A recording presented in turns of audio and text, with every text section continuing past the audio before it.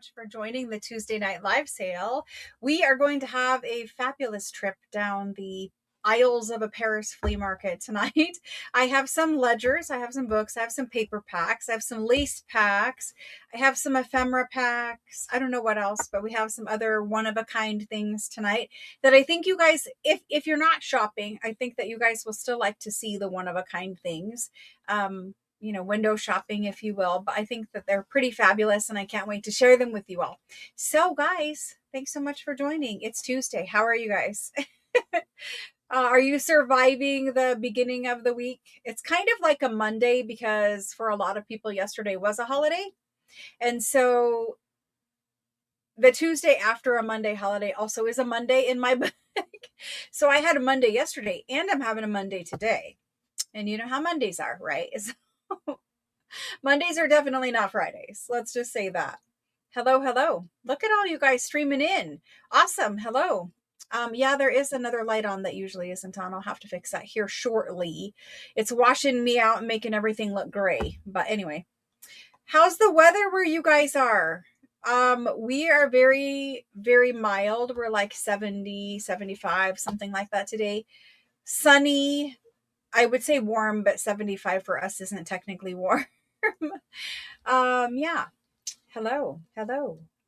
Look at all of you jumping in. Thanks so much for joining me. So we are going to get to the sale in about 10 or 15 minutes or so. Today is the start of a new sale cycle. So I sell for 2 weeks and then I ship. This week is week 1 and we're going to sell on Tuesday and Thursday. We always sell every Tuesday and Thursday. It's cold there. I know a lot of people are having blizzards too. I know. I'm so sorry.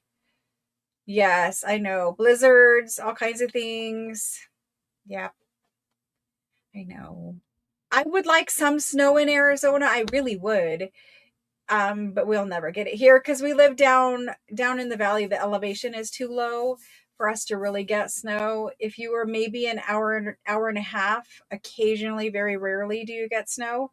But then once you get up to like Flagstaff where there are pine trees and stuff, a higher elevation, they get some snow. Not a lot, but they do get some. -6, it is very cold there. Yes, it is. Oh my gosh. Well, get a blanket, get something warm to drink, some hot cocoa, I don't know if it's too late for coffee, but tea, something warm to drink. Your favorite blanket, get cozy and snuggly.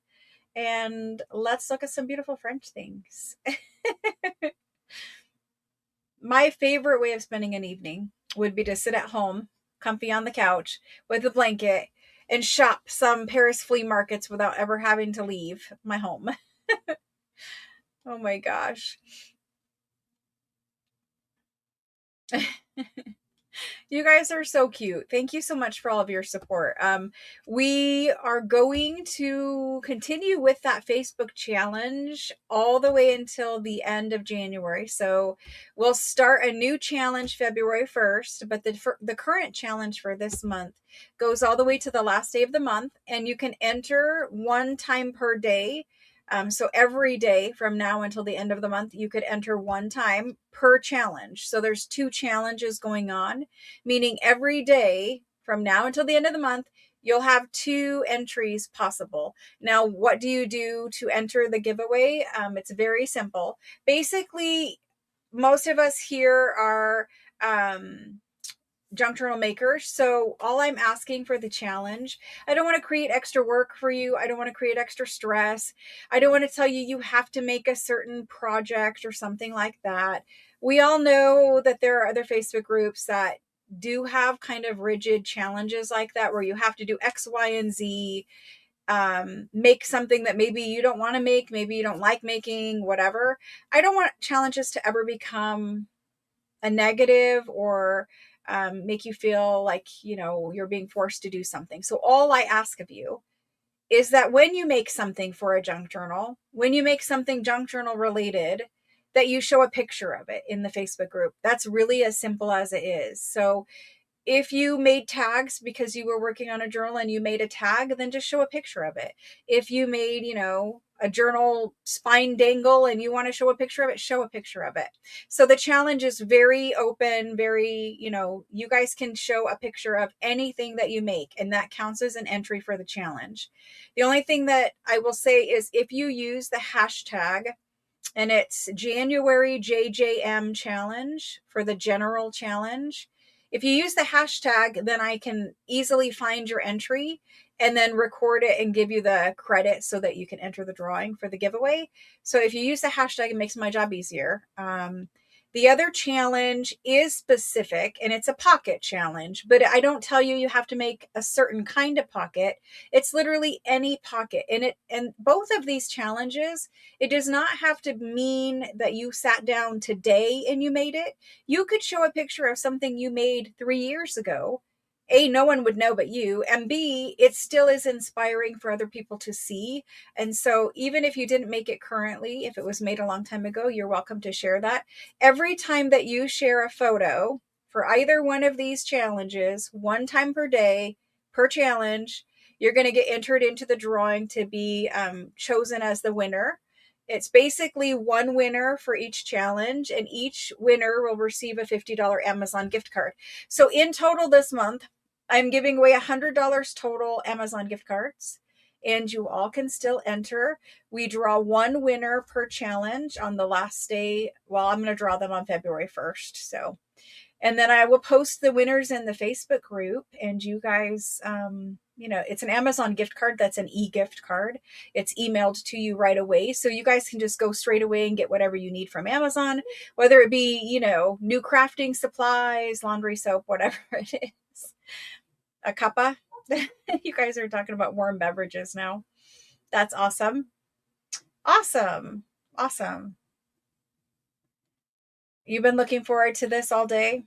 The new digis are not in Etsy, and we are waiting for the printer to give us back our prints. So I would expect shipping to be delayed. I don't know right now how long shipping is delayed, hopefully a few days, but it may end up being where we don't ship you until beginning of next week. If that happens, we can talk about it, but I'm waiting for the printer to give us the prints back for the digitals.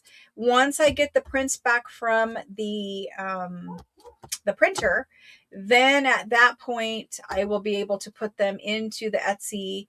I'm not sure if I'm going to get them in this week or not. I have a lot going on this week. I might have to do Etsy next week, but we can talk about that too when it happens.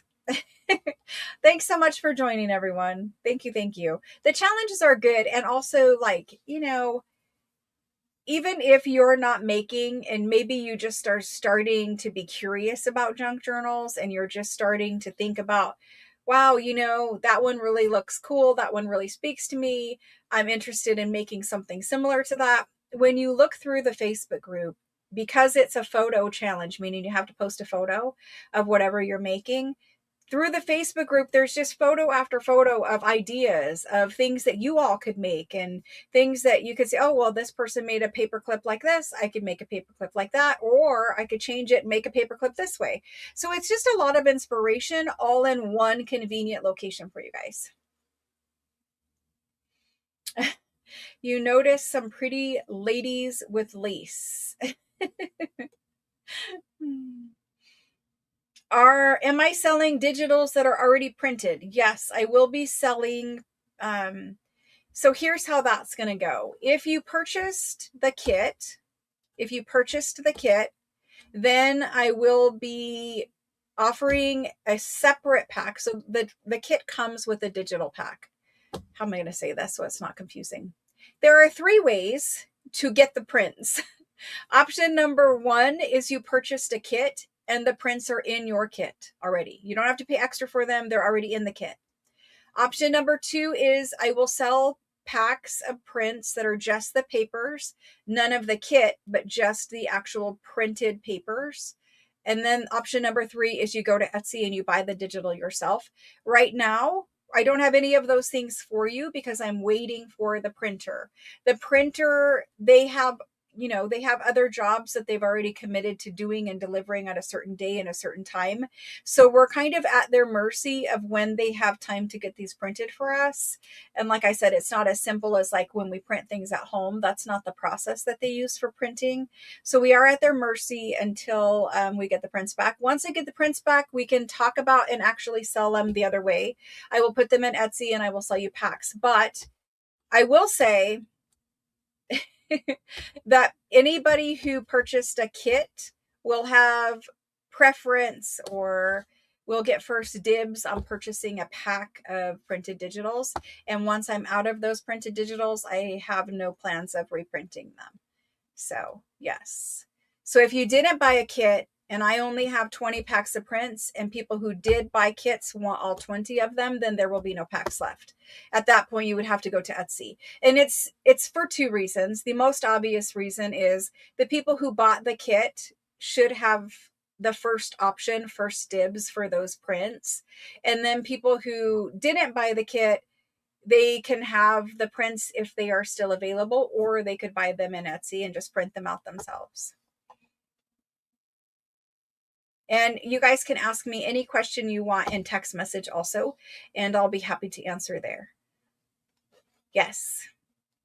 So if this is your first time here, in the top of the chat box and also pinned in the bottom of the description box, there is instructions on how to register to purchase. You register by texting me your information, and my cell phone number is pinned at the top of the chat box, and it's also in the description box. So register before you claim, and then when I sell items tonight, I put them directly into the live chat, and you guys claim in live chat. And you'll see how it works after we get going here, because you'll be able to watch it, observe it, and see how it works. It's very simple.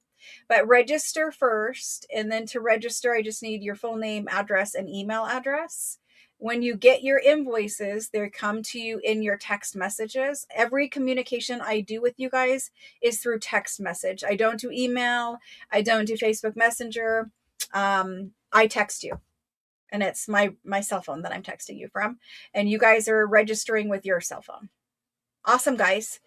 All right, so let's go ahead. We're 12 minutes in. Let's see, what are we waiting for? We're waiting a little bit. It looks like most of you, hold on, there, I'm live now. It looks like most of you got notices from Facebook and from YouTube. However, I know YouTube right now, so first of all, when you subscribe to somebody's channel on YouTube and you hit the thing that says send me notifications when there's new videos or new content for this channel, YouTube is supposed to be sending you a notification, but sometimes they don't. And there are two things that I think happen when you don't get a notification from YouTube.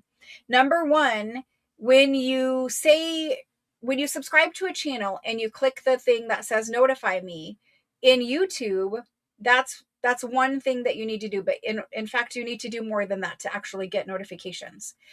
In your device, so your iPad, your phone, your TV, whatever kind of device you're using, you have to enable notifications from YouTube. So what that means is on your cell phone, you go to settings, you go to notifications if you're in an iPhone. You go to settings, you go to notifications, you go to YouTube, and you click allow notifications from YouTube. That's telling your phone that it's okay if YouTube makes a notification that they tell you on your cell phone. So number one, make sure your device accepts notifications from YouTube. Number two, make sure that you are subscribed to the channel and that you did turn on notifications on my channel in YouTube. If you do both of those, I think YouTube is pretty good about sending you a notification. But I do know that sometimes, whether it be cell phone issues or whatever, you guys might miss a notification. The other best thing to do is to be a member of the Facebook group, because I always post in the Facebook group what we're doing, what stage we're at, if we're shipping, if we're delayed, any kind of important notifications happen in the Facebook group. Mostly I post the sale links in there, but if I ever did need to communicate something to all of you, that would probably be where I did it. It would just be easier. I am still emailing some sale links and stuff like that for the time being, but I don't I don't look at email, so if you email me something, I'm not going to look in there. I ask that you guys text me when you guys have questions. Your invoices come through text. Your tracking numbers, your shipping tracking numbers, they are sent to your email, but that's it. So just email for tracking, text for everything else. All right, let's get started. So I'm going to switch the camera down, and then I'm going to turn off this extra light because it's making everything blue. And then we're going to get started. Yes, happy Tuesday. Happy Tuesday, everyone. There we go. If I seem tired, it's because I am tired. You can always look at my face and tell whether I'm tired or not. Oh my gosh. So tonight I'm going to do a little preview. Tonight we have some ephemera packs. We have these are lace packs to go with this month's kit. So there's different laces in here that are themed, or, most of them are neutral, but there's one in here that has red and white. And that one, we might want to use in the journal that we're going to make for February. So there's that. The next little pack that I have for you kind of looks like this. So this is one of the ephemera packs tonight. It's upside down, but it looks like that. That's one of them. Then we have some onion skin packs. Then I have some other ledger packs. So these are all new. You've never seen these before. This one I did 2 folios out of different ledgers. So you get several options there. I will tell you, tonight we have some French agendas, and these are from like the fashion stores, the fashion boutique stores, and they're French agendas. We also have some legal documents. We have some books. I have rag paper French dictionaries tonight. I know a lot of you guys asked me for those. I went to my bookshelf and found some of those. We have lots of things, and the most amazing things are French ledgers, and I have some absolutely stunning, beautiful French ledgers that I will show you here in a little bit. They have rag paper inside of them. They have fancy calligraphy. I have a blue rag paper book tonight that is wrapped with vellum. I have some pretty amazing eye candy tonight. Pretty amazing eye candy. I know so many of the things tonight I really wish I could keep, but I can't keep anything right now because we're getting ready to move. So there's that. All right, let's go ahead and get started. We're going to start with, I like to start out with books. They're on my desk and we need to get rid of them off of my desk. Yeah, we need to get them off of my desk.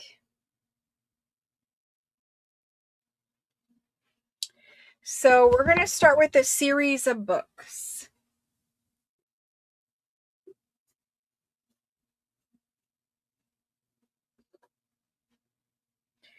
We're going to start with a series of books.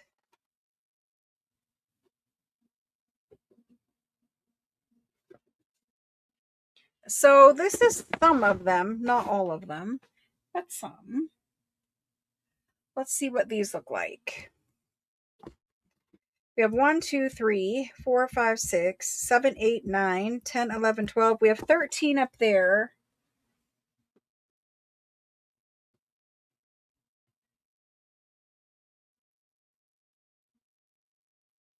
We have 33 of these ones. Okay, so there's 33 in total. They're all from the same series. This one does have a little bit different color right here, but it is the same series and basically the same book. But maybe they're leather aged a little differently right there. But these ones, they're all French books. They have rag paper in them. They're dated out here on the edges. But let's take a peek and see what they are. So these are leather cover, leather spine, beautiful leather covers. And then inside we have something beautiful to look at. This one was printed in 1789. 1789 in Paris. And on the inside of these, they have fabulous rag paper. This is my favorite kind of rag paper. Super thick, super lovely. We've got a silk ribbon bookmark there in that one. And these are more of like an annual book. So you'll notice the dates on the spines of them. That's the year that they were printed. They do have quite a few beautiful elements in them, but lovely paper, really lovely rag paper. I never flip to the right page. So it's like a volume, an annual volume of literary works. So there's what that looks like. We have some blue paper back here that I just accidentally flipped through. I didn't know that there was blue paper in them, but apparently this one at least has some blue rag paper back here. And I know how much you guys like blue rag paper. That was a complete, like, I did not know it was there. So we just found that together. But here's the color of this blue rag paper versus cream. So that's what that looks like. Hopefully autofocus is not still on. Let me double check that. We don't want autofocus on. Nope, it's off. Okay, so anyway, that one had some blue in it. I don't think they all have blue, but I'm not, there's 33. I'm not going to be able to check them all. But someone's going to end up with one with blue rag paper in it. And so, just gorgeous, gorgeous books. Lovely rag paper. I like the fact that for this series particular, the date is actually printed. It says year 1771. So the date is actually printed at the tops of the page. And I think because we're going to stick these in a junk journal, that's kind of cute that they've got like, super antique date up there at the top. Very nice. And then we've got, this is the next one. I'm just kind of going in order. You'll have to ignore, these are book crumbs, just little bits of paper. That's just a rusty spot. I don't know why there's rust, but there is. Maybe somebody had something metal in there, a little fleck of iron. But lovely books. Little bent corners there. Don't know what happened. That might have happened during shipping. Who knows? So you can see all of them from the 1700s. All of the ones in the bin underneath me are 1700s. So they're going to be beautiful. I definitely would take them apart and use the pages. Going to be beautiful in your junk journal. I'm going to measure them quick so you know what size we're looking at. Let's measure one that I haven't looked through. This one is 3 3/4 by about 6.5.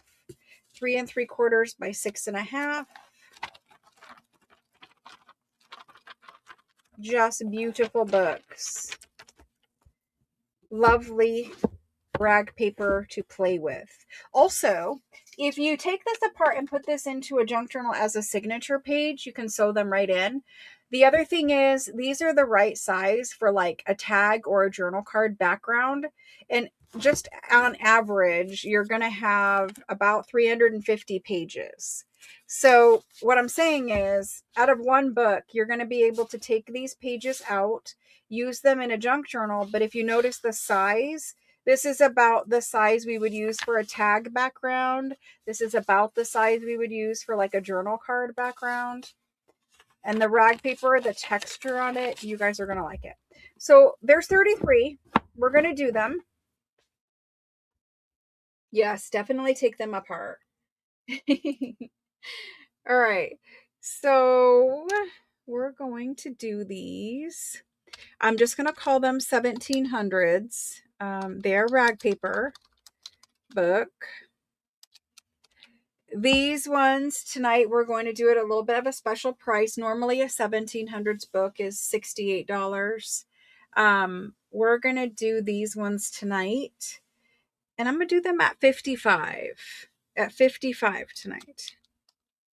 So I'm going to put these in. If you want one, you claim with your name. There's not a set year that they stopped making rag paper. It varies widely depending on country and all that kind of stuff. So here's the rag paper books. Like I said, there's 33 of them. You can claim as many as you want.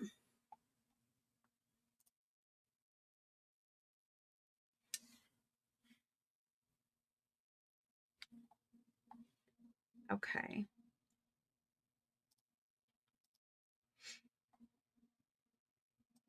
Thank you guys for your support. I love the fact that you love the rag paper books as much as I love the rag paper books. And there's so much that you can do with just one rag paper book. I mean, if that's, if that's what your budget allows is one rag paper book, that's the best way to get a bunch of French paper and especially rag paper to play with. So we did them as 1700s rag paper book. And the first person in for these is Karen. Karen L. Karen Lim. Thank you. And then Carol V. Thank you. Francine. Thank you, Francine. And then we have Cheryl. Cheryl E. Then Shauna. Thank you. Thank you. After that is Joyce. Joyce G. Then we have Rhonda. Rhonda B. Diana M. There's Diana M. Thank you, guys. Next is Teresa. Teresa M. Thank you. Then we have Lena and Lynn. Lynn R. After Lynn is Wanda. Let me scroll down. After Wanda is Paula. Paula DR. Paula Drift. Yep. After Paula is Tracy. Tracy H. After Tracy. Hello, hello. Uh-oh. Hopefully I didn't get you in trouble. Okay, so that's the list I have so far. We still have plenty of these books available because this was a large series of annual volumes. So there were 33. I'm just going to add this up quick to let you guys know how many are left, especially for rewatchers. We have 19 more. 19 more. Anybody want a duplicate, or not a duplicate, but a second, let me know, and we'll get you a second book. They are each different and they're from different years. So if you get more than one, you'll get paper with different years at the top of it. I don't think we looked at the end one. So there's that one. Lovely.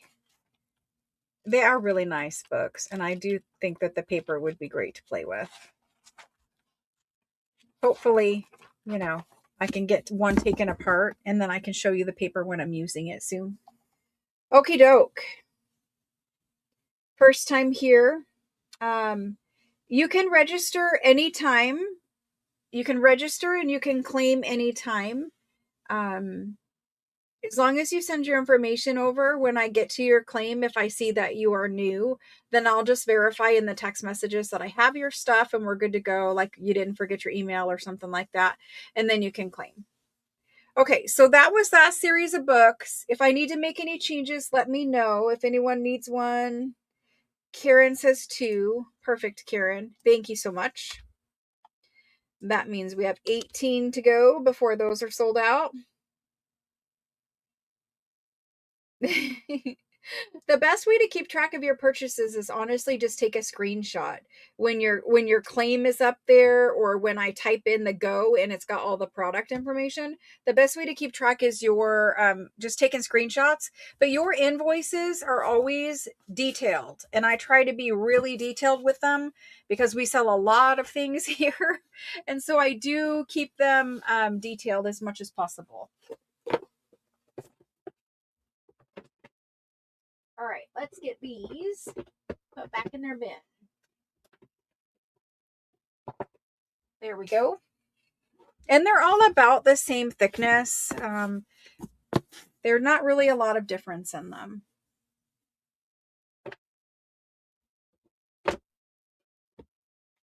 Okay.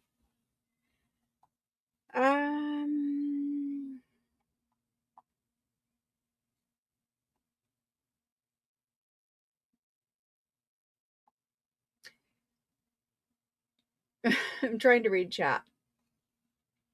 Never enough time. I have to scroll back up and see who Never Enough Time is. The YouTube handle things are always hard for me to keep, Francine. Always hard for me to keep track of.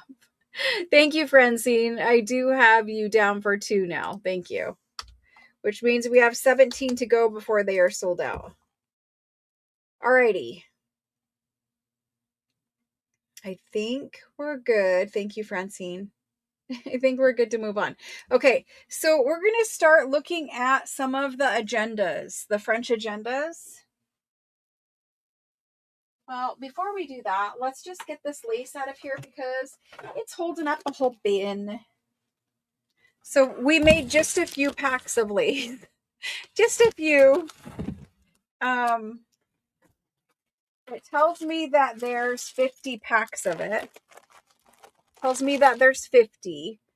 I know that the lighting is like super bright right now, and we need to adjust that. Yes, we do. Okay. So I want you to be able to see the color difference. So there's white in here, there's ecru, and there's more of like it's a white, but it's not quite like so optic white as this one. So there's a bunch of different colors. There's 5 yards total per pack. 5 yards. So those are the 5 that you're getting, and I'm going to open it up and I'm going to show you. Let's open this one because I can see it needs to be fixed anyway. So let's open this one. We're going to do a yard of each of these, and this is the perfect pack for your journal. The Valentine or February, it's not really Valentine. I themed it so that it could go Valentine or it could go roses, but this is the lace pack that will coordinate beautifully with your journal kit. So we're going to show you these. Beautiful little scallop edge lace, and this is a nice wide one, so you could do this down the edge of your page if you want. You could do this down the spine of your journal if you wanted a different look. You could do it down the spine. You could use this at the bottom of a page and have it kind of poke out and ruffle out a lot. This is a really great quality lace too. So you get a yard of that one. And I'm just going to leave those lay out there for a moment. A yard of that one. And I'm going to do from, this is the widest, and I'm going to do from widest to skinniest. Now this one, it's got all of its points pointing up. And the reason why the points point up like this is because it's been on a spool for a long time. These are all vintage laces. Nothing that I sell lace wise is made in China. Nothing that I sell, I try not to sell anything made in China, but these laces are vintage. They've been on a spool for a really long time. And when it gets to the bottom of the spool where it's got the cardboard base or the cardboard top, sometimes if it's a pointed lace, it does get bent. However, if you just wrap it around your hand or a cardboard, piece or something like that, those points do flatten out. So I'm going to try to flatten them here for you, but they do flatten out. This is the one that I use a lot because we had a lot of it to begin with. But you get a yard of that one. And I actually saw a defect in this one anyway. So we're going to be replacing this one, but that's what that looks like basically. Then you get a yard, I know. Then you get a yard of this one. This one is one of my favorites, and I think for Valentine's Day, it would be great. So there's another one of that one. And then we have this one, and this is like a great everyday lace. Like you could use this down the page edge. You could use this anywhere. So there's that one. Again, all vintage laces, all made in America. Here's this one. And this is the one that has the little bit of red border. And it's really just a thin little lace. But for our purposes for this journal, for the month of February, I think this is going to be awesome down the edges of pages. It's going to give us that little bit of red poking out the edge of the journal. And so if I was going to get this pack and I was going to use this on my journal, here's how I would do it. I would probably select this one to be the widest one. So I would put this one like in the center spread of my journal on the page edges. And then from there, I would probably poke this guy out there. And so you'd see him kind of poking out of the journal also. And then I like to do the narrowest one in the front. So I'd have that one poking out. And that's the way my page edges would look with all these three. That's a little harder to show you without pages, but those three would be what I would do. And then I would have these guys, like there's a lot here. So you have a yard, right? So you'd have extra. You would have extra from these if you did the page edges. Then this guy here I would use at the bottom of pockets or bottom of pages and poke that out of the bottom of my journal, as well as this one. And I would have those poking out. Then from there I could go in and I could take whatever was left of this guy and I could put that one poking out the bottom of my journal. And I like to do the tiered thing where I have the longest one at the bottom or in the middle of my journal so that it's in the bottom either side you look at the journal. That's what I would do. So there's 5 yards. I'm going to try my best to lay them back out here so you can see them. But there's 5. I love lace. Don't you guys love lace?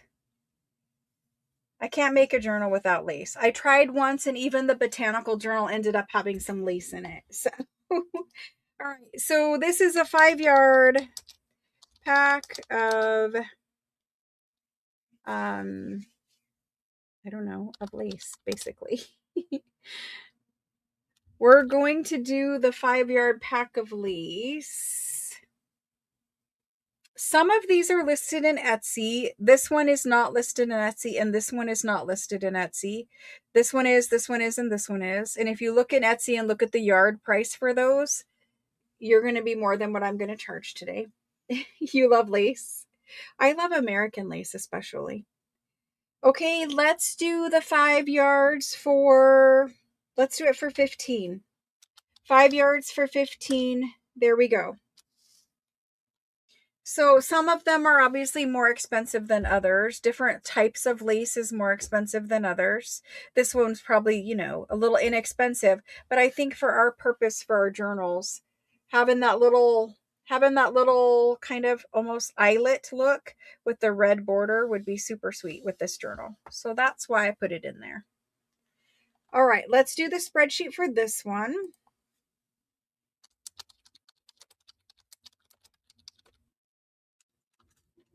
There we go.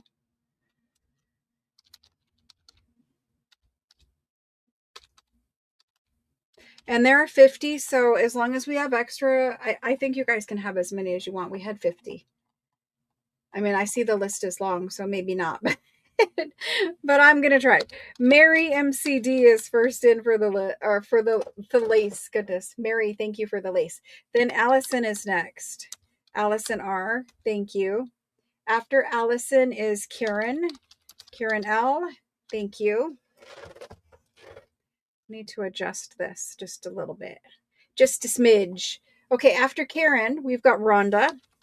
I'm going to put it for 1 now, Rhonda, but if I need to come back up and adjust for 2, I will. I want to share if we can. I didn't, I never know whether you guys are like in the mood for lace or you're not. I'm always in the mood for lace, but I don't know if you guys are. So after Rhonda, we've got John, and then we have Tammy. After Tammy and John, we have Joyce. Thank you, guys. Joyce G. Linda BES. Thank you. After Linda, we have Deborah K. Deborah K. Thank you. Then we have Tiffany. Tiffany B. And Marcella T. Marcella T. Then we have Faith Ann. Faith Ann, thank you. Then we have Lynn. Thank you, Lynn. After Lynn is Shauna. Same thing. I'm just going to do 1 for the first round and I'll come back up and get the second if we have extra. After Shauna is Jody. Jody M. Thank you. Then we have Teresa M. Then Cheryl E. Then we have Yvonne. Yvonne, first purchase, Yvonne, thank you. Then Diana M. Just remember you'll get an invoice texted to you at the end of this week / beginning of next week for this week's purchases. Diana M, thank you. Helen, Hello, Helen. There's Helen. And after Helen, we have Alice. Alice W. Then we have Maria T. Maria T. and Tori. Tori B. After Tori is Carol. Carol V. Scrolling up. After Carol, let me make sure I've got it ready. Yes, Karen. Karen S. Thank you, Karen. Catherine would like one. Thank you, Catherine. I'll get the duplicates if we have some. Then we have Rosalind. Rosalind, I don't know why I can't say your name. Rosalind, thank you. After Rosalind is Karen M. Karen M-O-R.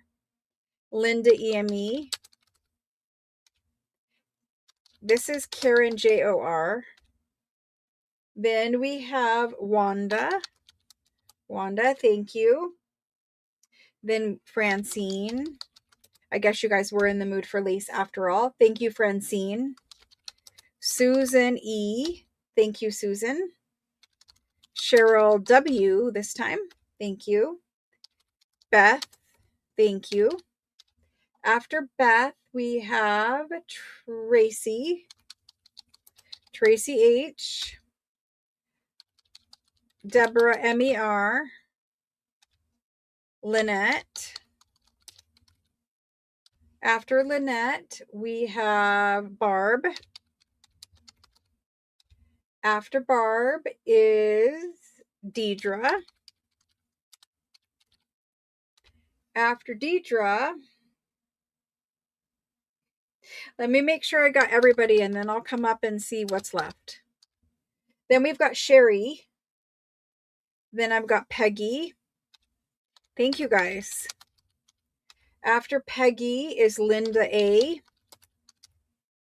Linda A. Kendall would like one. And after Kendall, I did call you Karen M. I did. You're on the list. Yep, Karen M-O-R. Okay, let me add these up and see how many. And then when I fill duplicates, I'm going to fill the people who asked for more than one first, and I'll work my way back down the list, same as if it was new.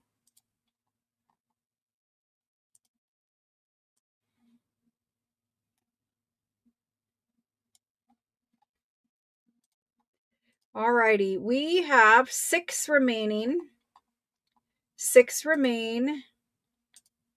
I'm going to go ahead and fill those from the first people who request. I'm doing this on a spreadsheet, so I'm not manually counting it. It's counted right from the spreadsheet automatically. But thank you for trying to count them for me. That's okay. I don't need it. It's all right. It's on a spreadsheet. Okay, so the first person who asked for 2 is Rhonda. Rhonda's going to get 2. All right, so that means 5 more. And then the next person who asked is Shauna. That leaves 4. After Shauna, we have Helen. That leaves 3. After Helen is Maria T. Maria T. That leaves 2. Catherine wanted 2, so that leaves 1. And after Catherine, we have Francine. That's who asked for them first, and so that's who got them.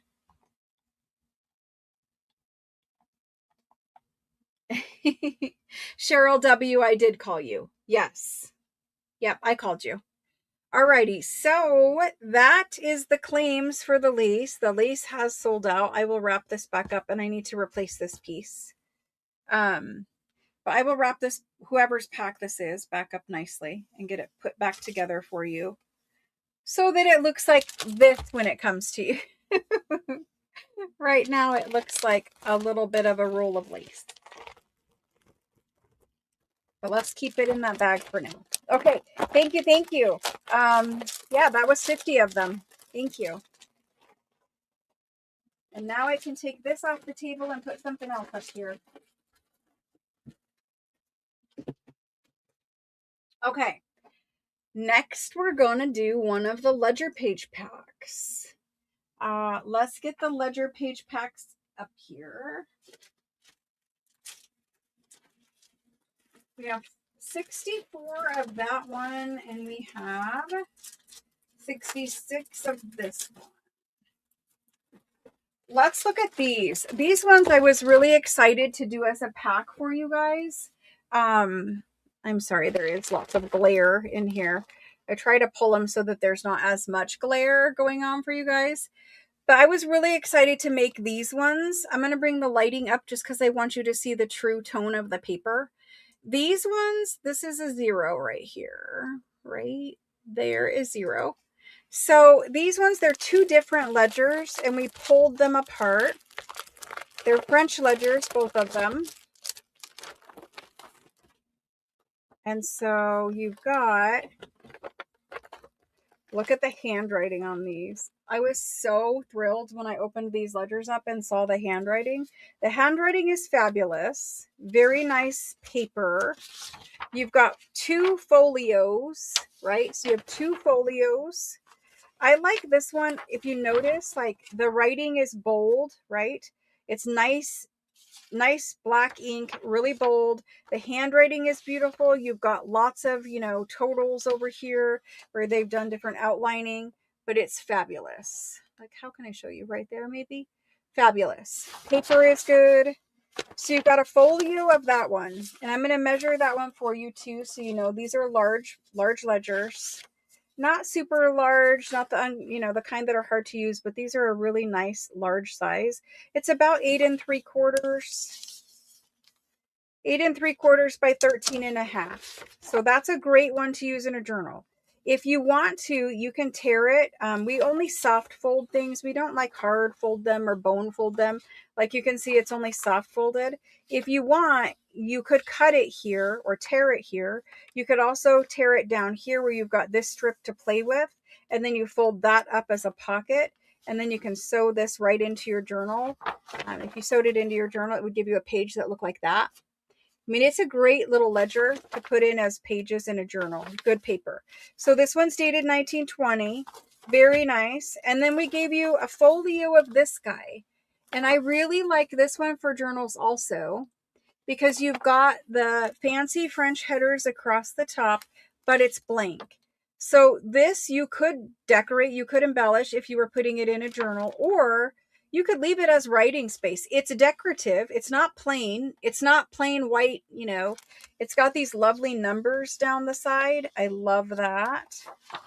Beautiful clean folios. So a folio is 2 connected pages. So you get 2 pages that are still connected. And you get this folio and you get this folio. So you're getting some blank, some writing, some with the headers and all the boxes and the numbers, and some that are your traditional ledger, right? I really like both of these. I couldn't decide on which one, so we just did both. And I put them together in one pack, so you don't have to buy 2 packs. You only have to buy one, and you get both. You can scan these and then print them back out onto other pages. You could scan them and turn them into a digital, but that's what we're looking at, trying to keep them so that you guys can see them.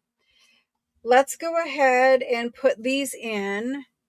Specifically, make sure that you're scanning and saving them for yourself so that you can print them out over and over again. And imagine the blank one printed on the backside of any type of digital that you bought in Etsy. If you just print this right here on the backside of a digital, I mean, that printed right on the backside of a digital is perfect. It's covering the blank white page, it's giving them journal space, and it's also decorative. So there's those. Let's get those in there. This is French ledger folio. I'm going to say 2 ledger folio because it's 2 different ledgers.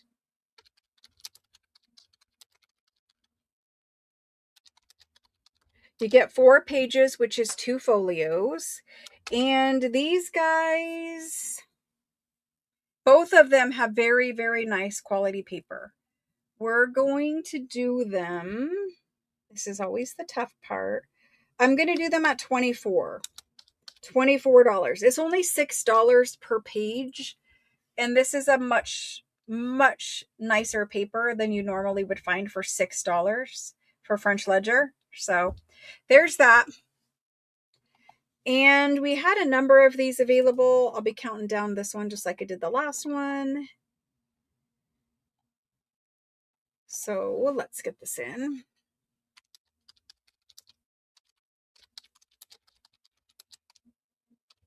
All right, we've got that typed in.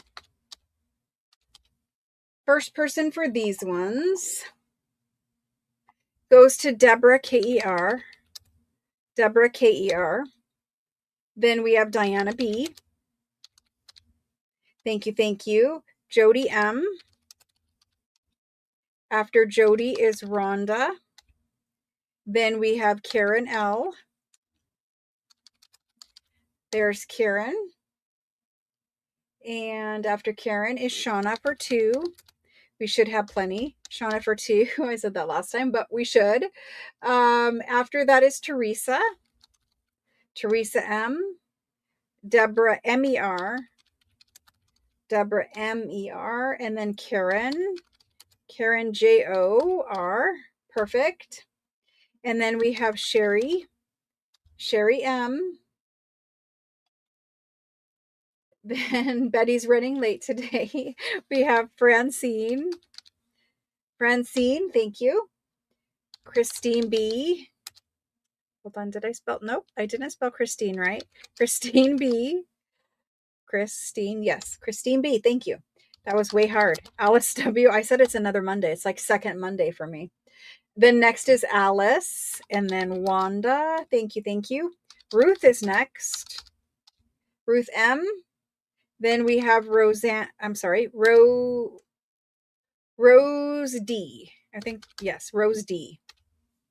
Perfect. Thank you. Then we have Cynthia. Cynthia. Perfect. After Cynthia is Rachel. Rachel N. Thank you. Then we have Lynn R. Scrolling down. After Lynn is Susan. Susan E-L-L. Tammy D. After Tammy, there's no lace left. I'm sorry, those packs have sold. The only thing I have left is the book, the rag paper book I showed at the beginning.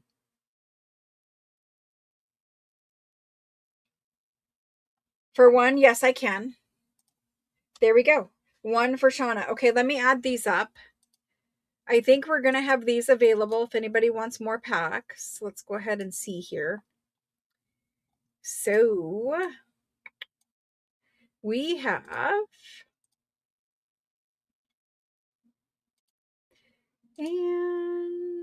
all right, so what did I say the number was to go from? We have 45 packs left. We took apart 2 whole ledgers. We have 45 packs still available of that guy. So we're probably going to have that one for a little bit, but it's a good one. And maybe when you get one, you'll feel the paper and you'll want more. But anyway, that one's still available. There's 45 packs left. We took apart 2 whole ledgers, which gave us 66 folios. 66 folios. All right, there's that. Let's go ahead and take a look at some agenda. There's those.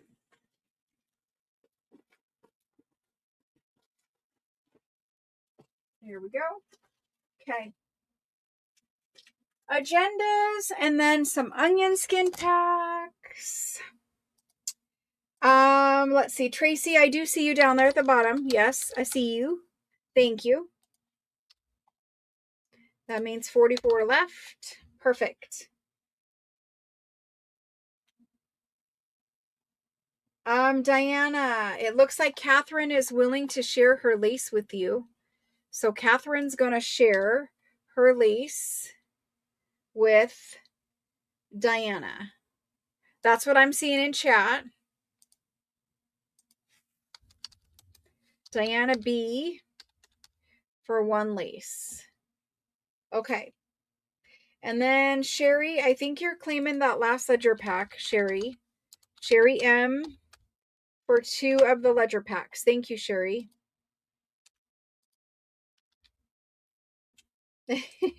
Thank you guys. You guys are being very kind to each other, and that makes my heart happy. Thank you. Thank you for sharing, Catherine. That was very nice of you. Alrighty. So, Wanda, can you have 2 total of the ledger? Of course you can, Wanda. Let's get Wanda on the ledger. Wanda for 2. Perfect. We have the best group of people here. We really do. You guys are amazing. Thank you. Thank you for being amazing. Not only to me, but to each other. Thank you. All right. So let's look at these agendas that I've been telling you about. And let me tell you how many total that we have too. So there's 3 right there.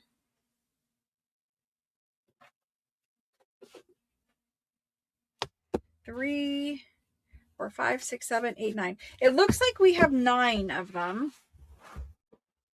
Looks like we have 9.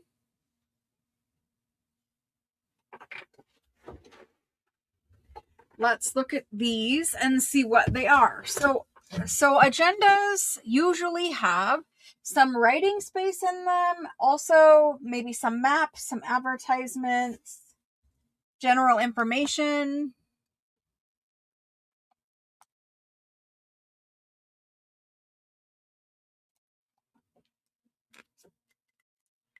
To take this lid off this Sharpie, and it's like super hard to pull off. Okay, so you'll notice that these come from different stores. So this was the Bon Marché. That's the Bon Marché. This one says, you guys can read it. And then we have this one is from the Bouvard, the Bon Marché actually. This one, La Belle, that's all I can say about that one. This is the Bon Marché again from the Bouvard. Same thing here. We're just kind of looking at them, giving you an overview. This one, it says like magazines from 1912, and this is the same. So let's group all of these ones that are kind of the same together. Let's look at those versus these. So these 3 are kind of unique and different. These are very similar. We're going to look at the similar ones last. Let's go ahead and look at this one. This one has a really beautiful cover, and I kind of wanted to keep it, which I keep feeling it and touching it and whatever and loving on it. But I left the camera really, really bright in here. Let me show you what the cover really looks like. Right now it's kind of washed out. The cover in person is dark and lovely like this. This is what it looks like in person. It's got all this embossing, debossing, all of that loveliness. You can see the rooster up there at the top. Hopefully you can see the rooster up there at the top. But that's the front. And then on the back, it's pretty plain. There's a metal rivet right here, which is holding something inside. But that metal rivet we'll talk about because it's kind of important. So here's this one on the inside. And for the inside, I'm going to bring the lights up so that we can see the paper. I want you to see the real true paper color. First of all, on the inside, just like on the outside of the cover, right down here, there's that beautiful image of that lady. So here she is again, right there. So there's that. This is rust. I'm assuming there's a metal rivet in there. This one is from the year 1918. So when we do these, there's only one of them. You're going to need to be the first person when I put it in to claim it. And then, we have other similar ones, but for this exact one, there is only one. This is the Bon Marché. It's basically a store, a mall, if you will, way back then. It's a very large shop in France, and a lot of fashions were sold there. Lots of women, that was their favorite shop, right? And it was kind of special to get to go there to shop. So this is a agenda that either was a giveaway, was free, or maybe they sold it. I don't really know exactly how it happened, but it's associated with that store somehow. So this is a maternity image. It's just a piece of art in a beautiful frame. These are over 100 years old. You are able to scan them and turn them into digitals as far as, them being over 100 years old. There is all kinds of different information in here. You've got your calendar. You've got some other art. You'll have stories. That's kind of neat. And then this is where you would write down your names and addresses, right? For your friends, I guess. I don't know. It says names and addresses. And then you've got more art. This is more about like a directory. So we're not going to spend a whole lot of time going through each individual section, but what I will show you is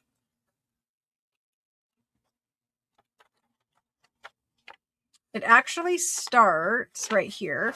So this is the first journal entry. So this is where someone kept track of how much money they spent, starting with the 1st of January. And they didn't write all throughout the book. They pretty much only wrote in the beginning. Right here on these, you're going to notice that they're a little pink color, right? Pink. And this is a thicker cotton fiber piece of paper. And its purpose was to act as a little blotter sheet so that when you were writing on this paper, it didn't leak over to this paper. So these ones are a really nice sturdy paper. I love the pink color of them, but they act as a blotter sheet. That's their purpose. And so at the top of the page, you'll have some information, some images. And again, they didn't write in every page, but between every single one of these tan pages, there is this pink paper. And I think that's really cute. So in January, in 1918, there was wars and events happening. So see, this is a blotter sheet. Maybe they wrote a letter right there and it bled through a little bit. But in the end of January, they've already stopped writing in their agenda. This paper, it's basically like it's just like a little note sheet for January. And I think those would be really fun to scan. And when you take these books apart, these papers will come out right here and you'll be able to scan that whole paper. So again, very cute. They're not, the rest of the pages really aren't written in. You can see there's advertising for Bon Marché in here. There's cartoons. The Bon Marché pink papers alone are really interesting and cool. And a lot of times the Bon Marché ones are advertising a specific sale that they, a sale that they were having. Very nice. Very nice. And so then in the back, so after you get through all of these pages are kind of laid out the same, right? You've got whatever you have on this pink paper, and then you have where you would write your information. So those are all pretty much the same throughout there. But in the very back, this is the note sheet for December. So every month will have its own note sheet for you to scan. In the very back, then you've got, it's a little directory, basically. A little directory. And I think these papers are very fun to use in collage, master boards, all that kind of stuff. You could use these papers in a journal. They're perfectly fine to use. So after we get through that part, right there, you get to the best part of this agenda. And the best part of this agenda is a fold-out map. So when you fold it out, it's going to fold out quite a number of times. And of course, I already don't have enough room, but I'm going to try. So it folds out. And it's a beautiful colored map.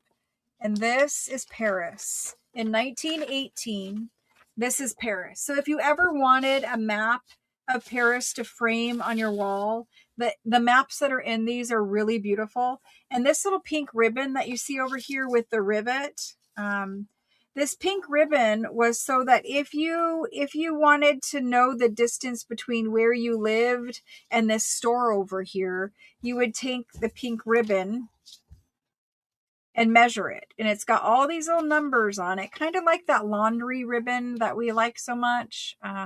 It's got all the numbers on it. And that's how you would tell, based off of the legend that's around here, you know, how far it was from point A to point B. And so that's kind of bound into the book, but you could take it out right there.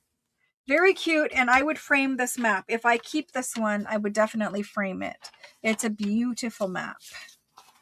And it's quite large, and it just folds all up into,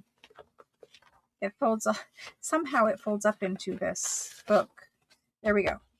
Folds up into the book with the ribbon, and that one's in really great shape. So again, the lights are very, you know, very bright right now, very, very washing this out, but that's that one. So we're going to type this one in. Your librarian training. Okay, so this is a French Bon Marché agenda. This one is very nice condition. It's like a blue-green, a deep blue-green. This one is 1918. Alrighty, so we're going to do this one. The ones with the maps like that in the back that are in really good condition and pastel colored, that map alone will sell for $75 in certain places, just as it is, just a folded map. So we're going to price this one at $125. It's also in very good to play with in there for journals. So $125 to the very first person on that one. And for all of these agendas that we're going to look at, they're all basically the same size. I didn't measure this one. But I like these pages specifically so that you could fold them and put them in like a junk journal. They're divided in half. They're the right size. You're just going to fold them and put them in a junk journal. So any of these agenda type papers folded in half just look like this. It's a great paper to put in a journal. This guy is going to go into the first person after the go, and it went to Jerry. Jerry, thank you. All right, so now that you've seen the overall, you know, what these things look like, I'll be a little faster when I explain them and show them to you. Thank you, Jerry.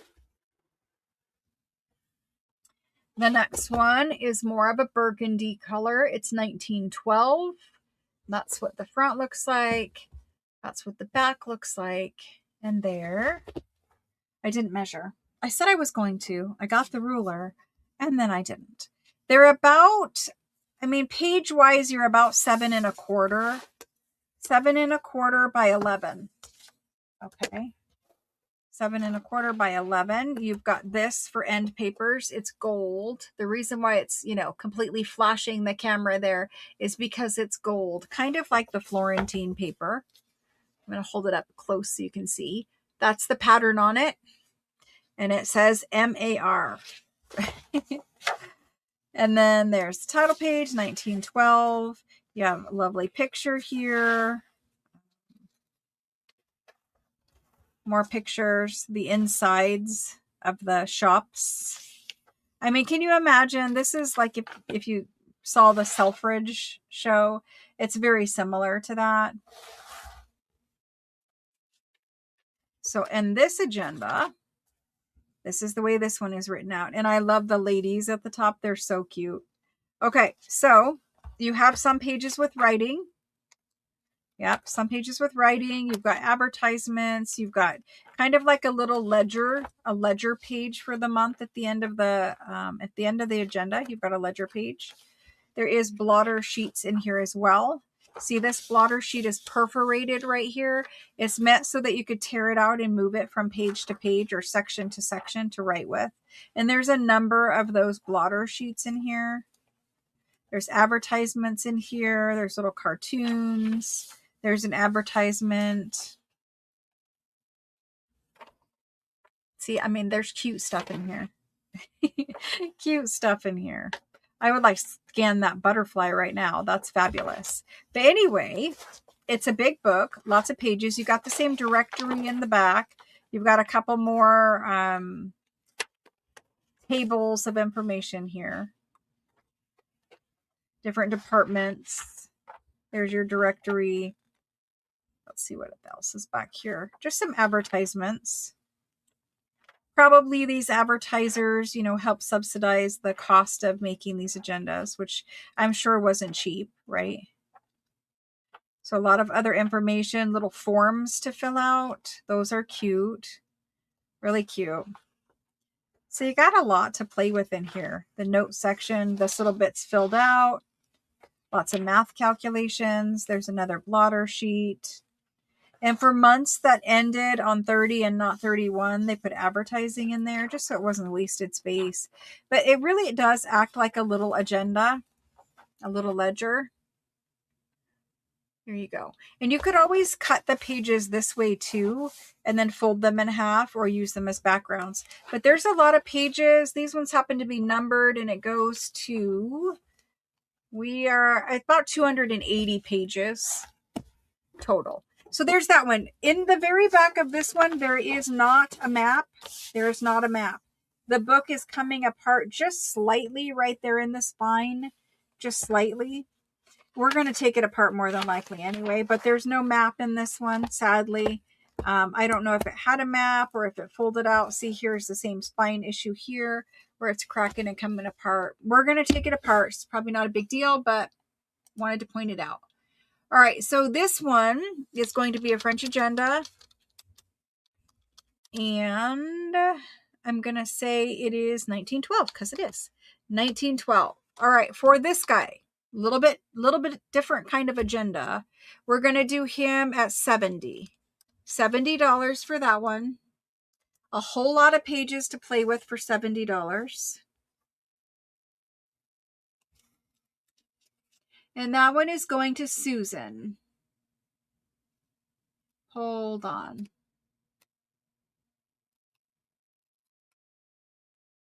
Khadijah, you sure can. And hello. This one is going to Susan BEC. Susan BEC. And Khadijah, let me get, anybody else want one of the books, the very first books that I showed? If you would like one of those rag paper books, let me know now so I can add you to this list. Let's go up here to the books and get Khadijah in there.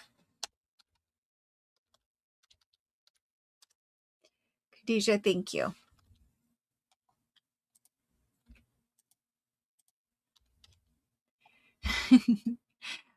It looks like Kendall would like to add a book and Rose D. Kendall and Rose D. Perfect. I will add you guys. Thank you. Kendall. It's always easier to add during the live than rather than try to add it later. Kendall and Rose D. Awesome, guys. Thank you.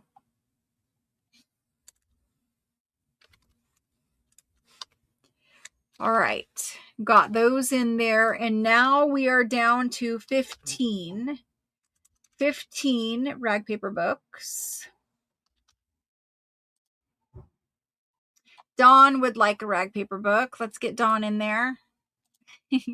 I know the very first item is a lot, you know, that's the one people miss because they're coming in late, etc. So Dawn, I've got you for the rag paper book. Thank you. Dana, you would like a rag paper book? You have a question mark. So it's the first item I showed tonight. Dana, I'm going to put you on the list. Let me know if that is not accurate, but I put you on the list. Now we have 14 left. Yes? Okay, perfect. Almost. Eventually by the end of the sale, I'm sure I will. You guys are awesome and helping me out with that. And I see Diana would like one. Thank you, Diana. That means we've got 13.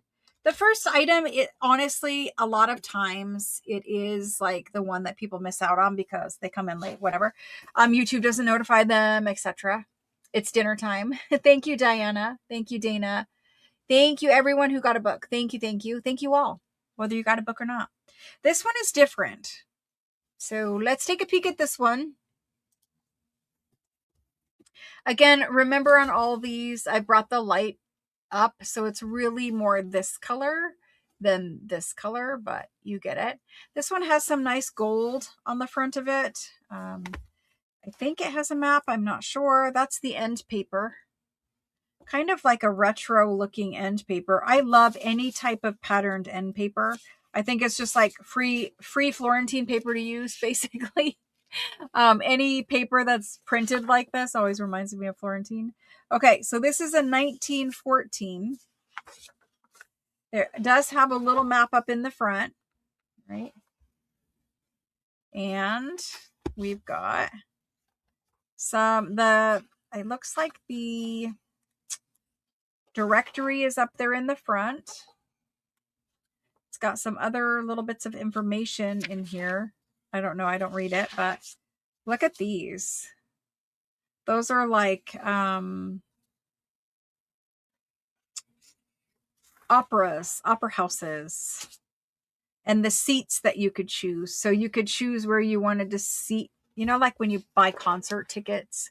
It's kind of like that when you buy concert tickets. So there's numbers on all of these seats, and you would be able to tell them when you were getting tickets where you wanted to sit. So that's kind of interesting. I haven't seen that in an agenda before. And then there's the calendar, and of course it's in pink. Love that. Love all of the fonts on that side. I don't know if you guys can see the fonts, but fancy fonts over there. Some pink papers. Pink papers. And then we get to the pages. Now this one, oh my gosh, starts in February. January has been torn out. It was torn out before I ever got the book, but I do appreciate the pink ads. So it starts in February. It's not written in here. Probably somebody eventually, they got it and they tore out all of the pages with writing. Oh, I know what this is. Now this is the scrapbook one. Somebody glued in, like they did little tip-ins of famous, I guess, actresses, musicians, people. So this one they did more of a scrapbook. I did intend to save this one to the end, but I've mixed it in now. But look at the ads. Okay, so you have all the ads. Underneath here, you still have your agenda paper if you want to use that, but you also get all of that fun stuff. So even if you just took this and you folded this, you folded this guy up and you put him into a pocket, that would be an amazing piece of ephemera. These are original from, early 1900s. Got lots of ads. Lots of things that you could scan. If you scanned these women and men, you could shrink them down and then you could print them out so that you could put them on the tops of tags. They would be your little photographs to go on the tops of tags. So we need to go back this way because I think this is full of these. I think this is full of these little pasted in people, basically. Famous actors, actresses, acts, basically, famous people in general. And see, these ones, they fold open, but they didn't want to squish it, so they just folded it in half. Lots of little bits of things to play with as far as music goes in here too, because I think some of these might be like sheet music covers. Very interesting, this one. And again, all the different colors of ink. And all these ones that you see, they're folded in half. So there is quite a few in here. Quite a few. Pretty much there's one on every paper.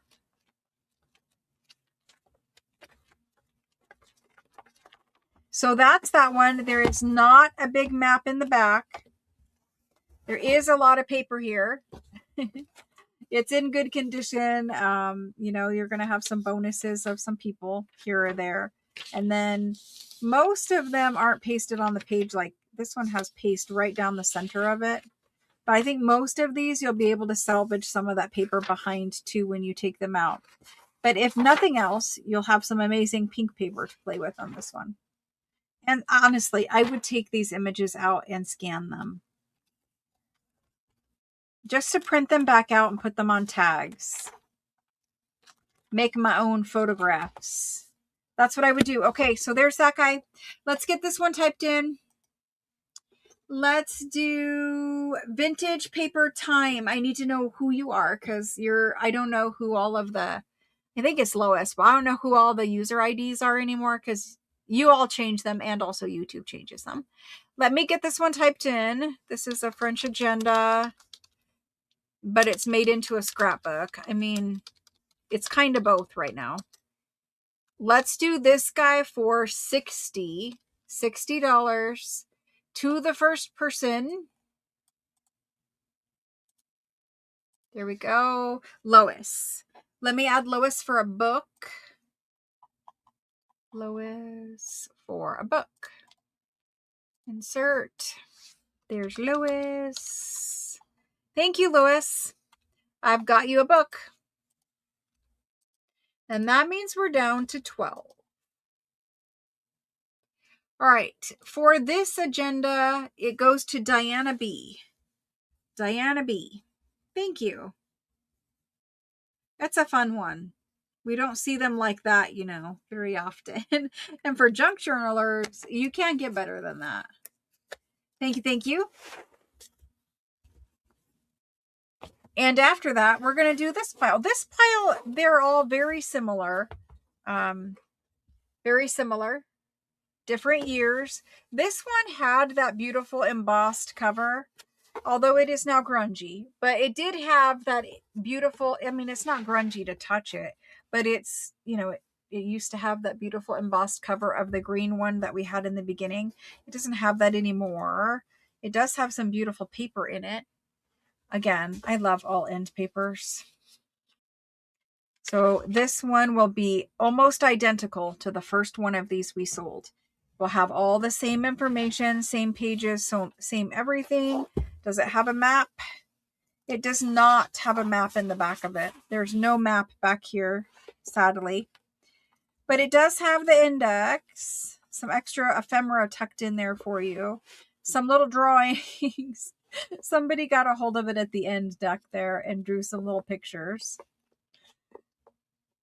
We're going to take a look at this. There is extra ephemera in here, and I don't know exactly what ephemera, but there is some receipts, a couple of receipts in here.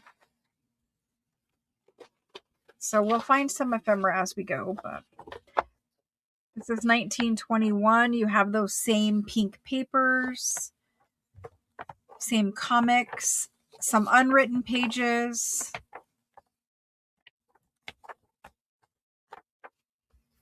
Here is another theater one where you would choose which seats you sat in. This one happens to be large and pink, and I think that would be fabulous scanned. So writing in the front, writing in the back, no writing in the middle.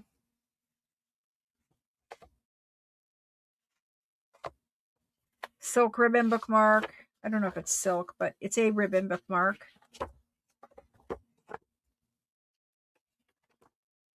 There's some little cartoons in the back section. And there was one other piece of ephemera somewhere back there. I saw it.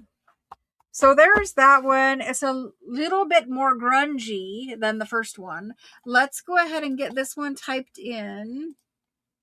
This one is going to be, let's do this one for 35. Okay. It's a little grungier. We're going to do it for 35. There we go. Christine B, I sure can.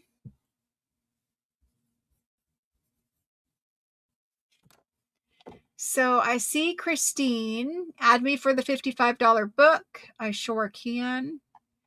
Let's get Christine on that list.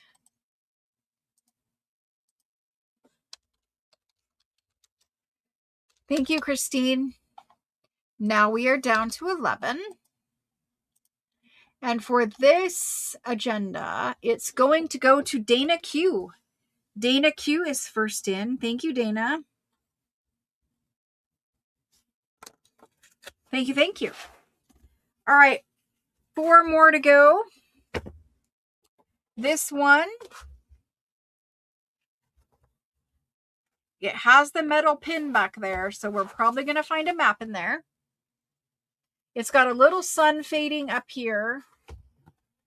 It's split from the spine here, right? You can see where it's kind of debound, just being held in a little bit up at the top, but it's basically debound. Now, if you're going to take this apart and scan it, it's already half done for you.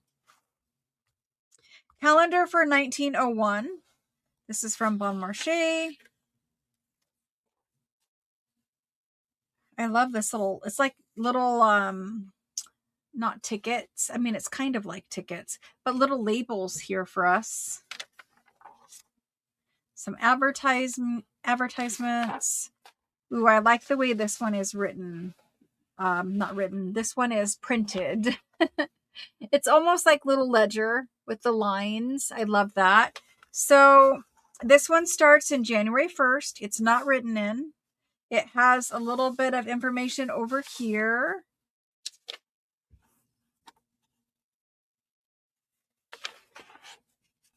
Has the pink pages in between all of the papers. And when I flip them, I'm flipping the whole folio, basically. This is the picture of the Bon Marché shops. You can see how huge it was in 1901. Like, that's incredible. That's a manufacturing feat all by itself. And so at the end of every month, you're going to have that notes section where they give you a paper that says January 1901 to scan that. That would be fabulous. So let's go ahead and go through this a little faster. You guys kind of see the overview.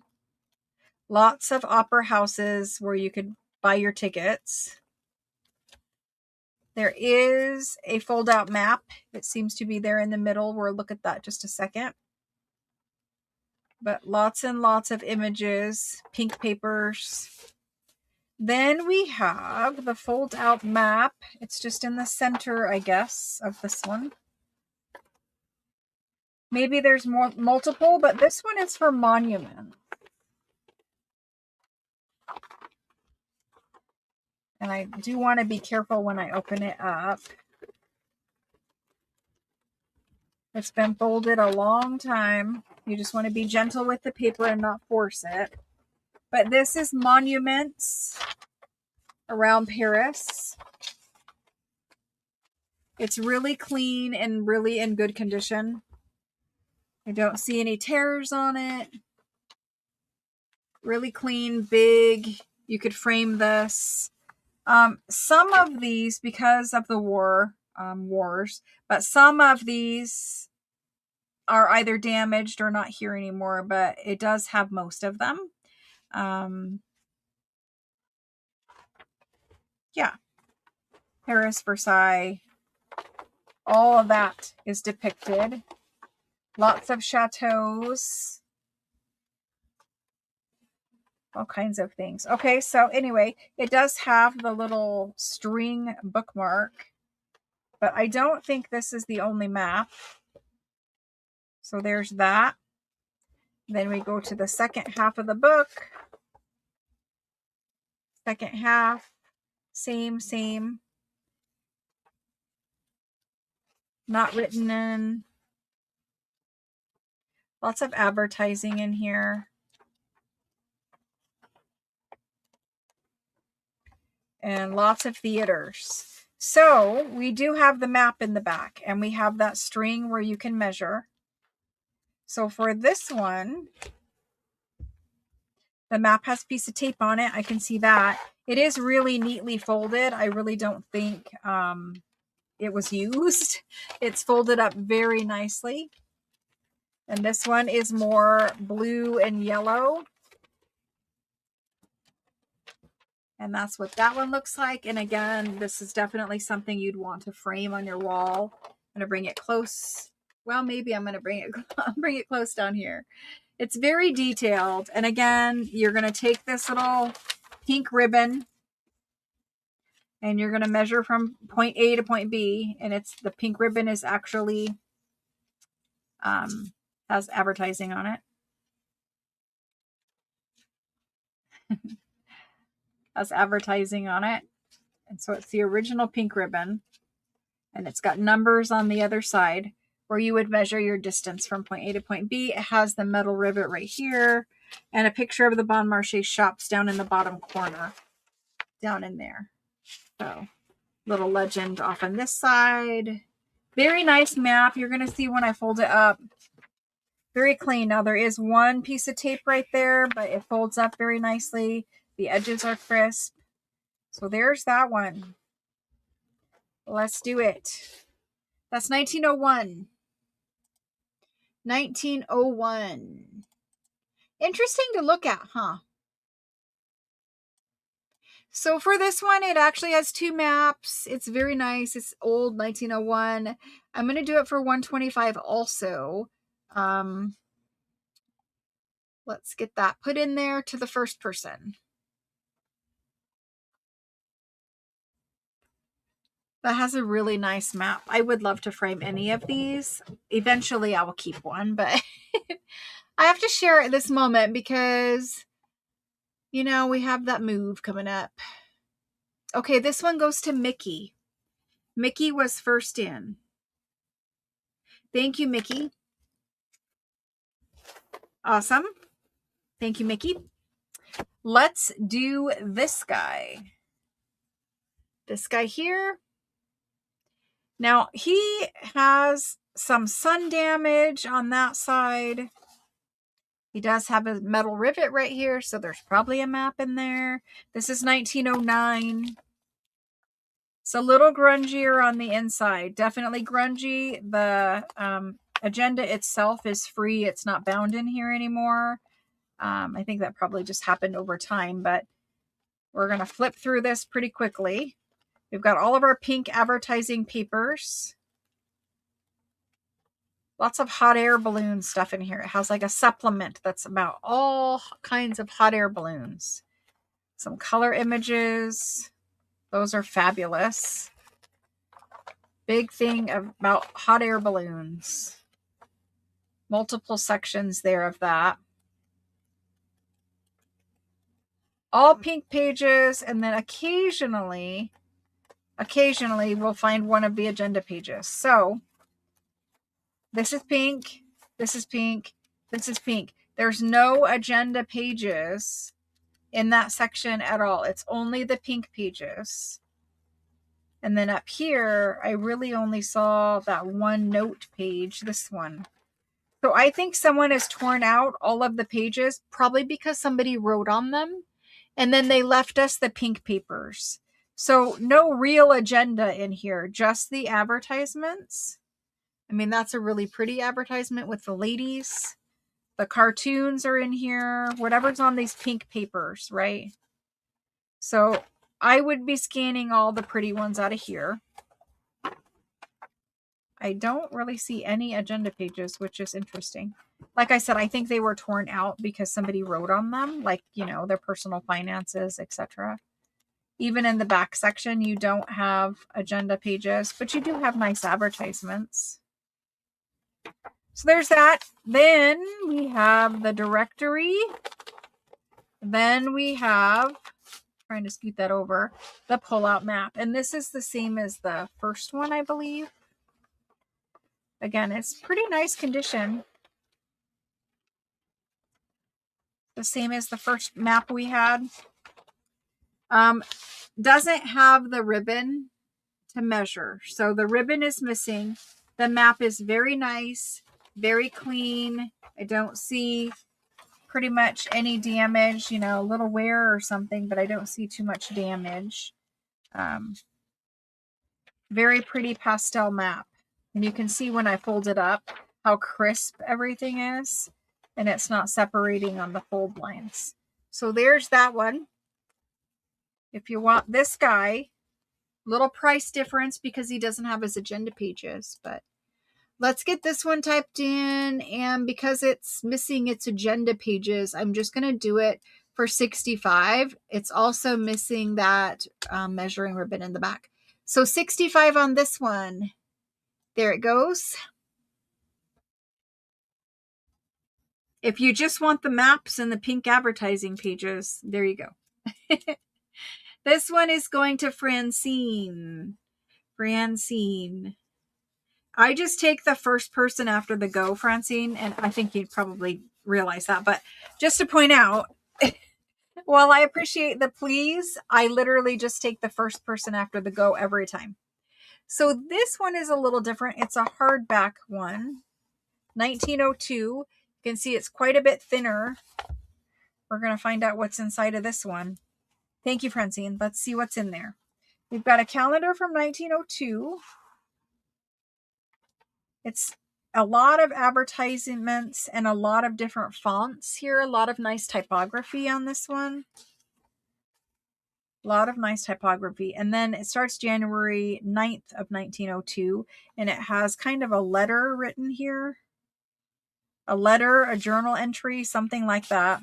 I don't think it has any more writing. I think these are all pretty much beautiful pages to use in your journal. There are some blotter sheets in between. Those pink blotter sheets that we've been seeing. Here's another one. That one had some recipes on it. And then we have a section of agenda pages. And then another pink paper. And then a section, and then another pink. So maybe this one only had blotter sheets for every month. I don't know. But there's the blotter sheets for it. And then in the back, my voice is going. In the back, we've got some tables with lovely numbers. Love those. And another calendar for 1902. So there's no maps or anything like that in this one. 1902. Let's get this one typed in. This one we will do for $60. It's pretty clean. Love the paper. Love the way it's laid out. Just not, not as frilly as some of the other ones. We're going to do it for $60.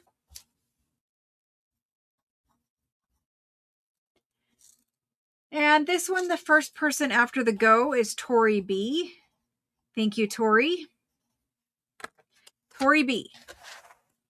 2 more to go. We have a 1916. Little bit of embossing. There's actually a rooster right here. I don't know if you guys will see the rooster right there embossed into the book. Does have the metal thing. We'll probably find a map. Don't know. Does have beautiful end paper. Would love to scan that. It's beautiful. We're missing a page here in the front. There we go.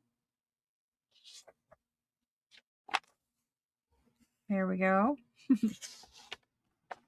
1916. Again, we're war times here. We've got all of our blotter sheets with the advertisements and all of our agenda sheets. I don't think it's written in. I saw very little. Okay. So very little writing. Very little. All right. Let's see what's this little pink mark here. Just the ribbon to keep your place, the bookmark. And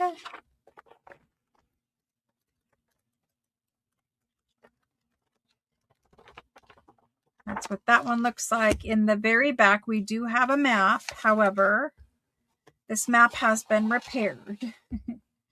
So when you fold it out,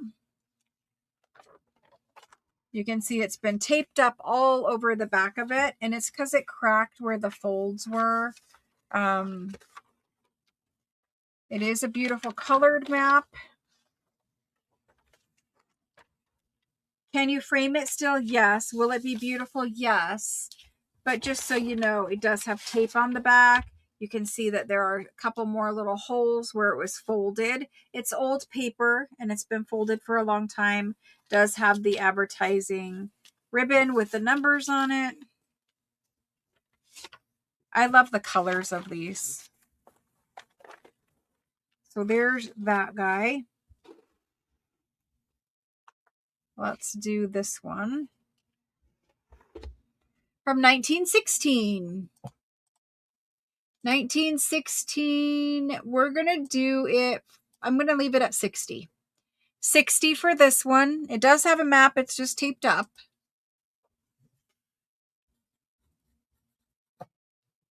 So there's that one.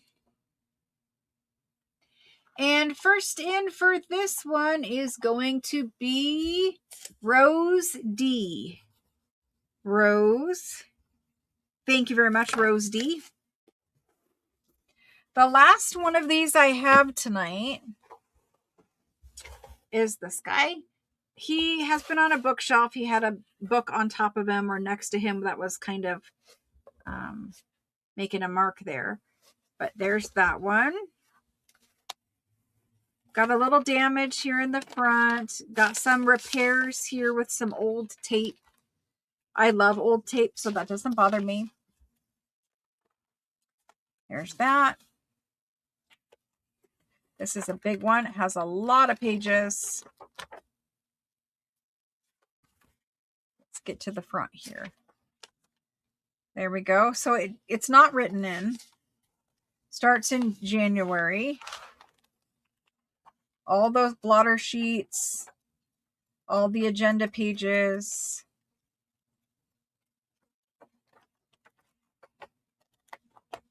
Opera houses. And a map in the back. Has the advertising ribbon with the numbers. You've got some spine damage there, but I think we're taking this apart anyway. And your map on this one is pretty good condition. It is the blue colored map.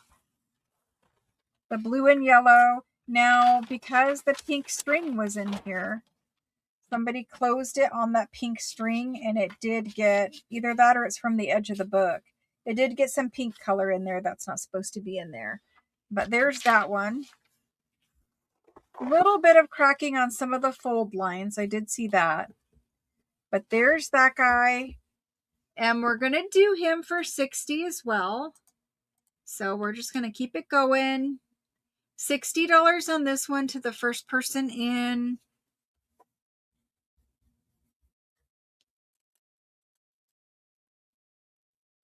And I will have to look for some more of these, but it is quite hard to find them. This one goes to Linda. Linda BES. Thank you. Thank you, thank you. Alrighty. I will look for more agendas with fancy maps and fancy pages and pink advertisements, but will I find them? I don't know. No one knows, but I will look. I'm sure eventually we will have some more. Okay, moving on from agendas. Thank you all very much. Thank you, thank you. I'm going to do two things quick. I'm going to turn down the light because you can see that's not the normal color of my desk. This is the normal color of my desk. Even that's a little bright. The next thing I'm going to do is I'm going to show you guys the ledger page pack that if you came in late, this is the ledger page pack that you missed out on. There are two ledger folios in this pack. I'm going to show you this just because I see that several of you did come in late.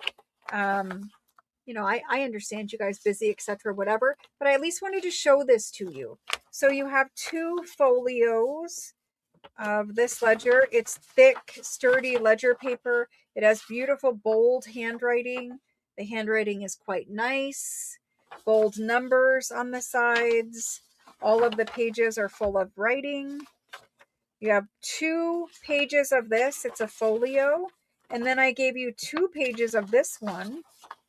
And it's blank and it has these fabulous numbers that run down the side of it with the headers across the top. So a folio of this one, which is 2 pages, and a folio of this one. So 4 pages total. These ones we did for $24.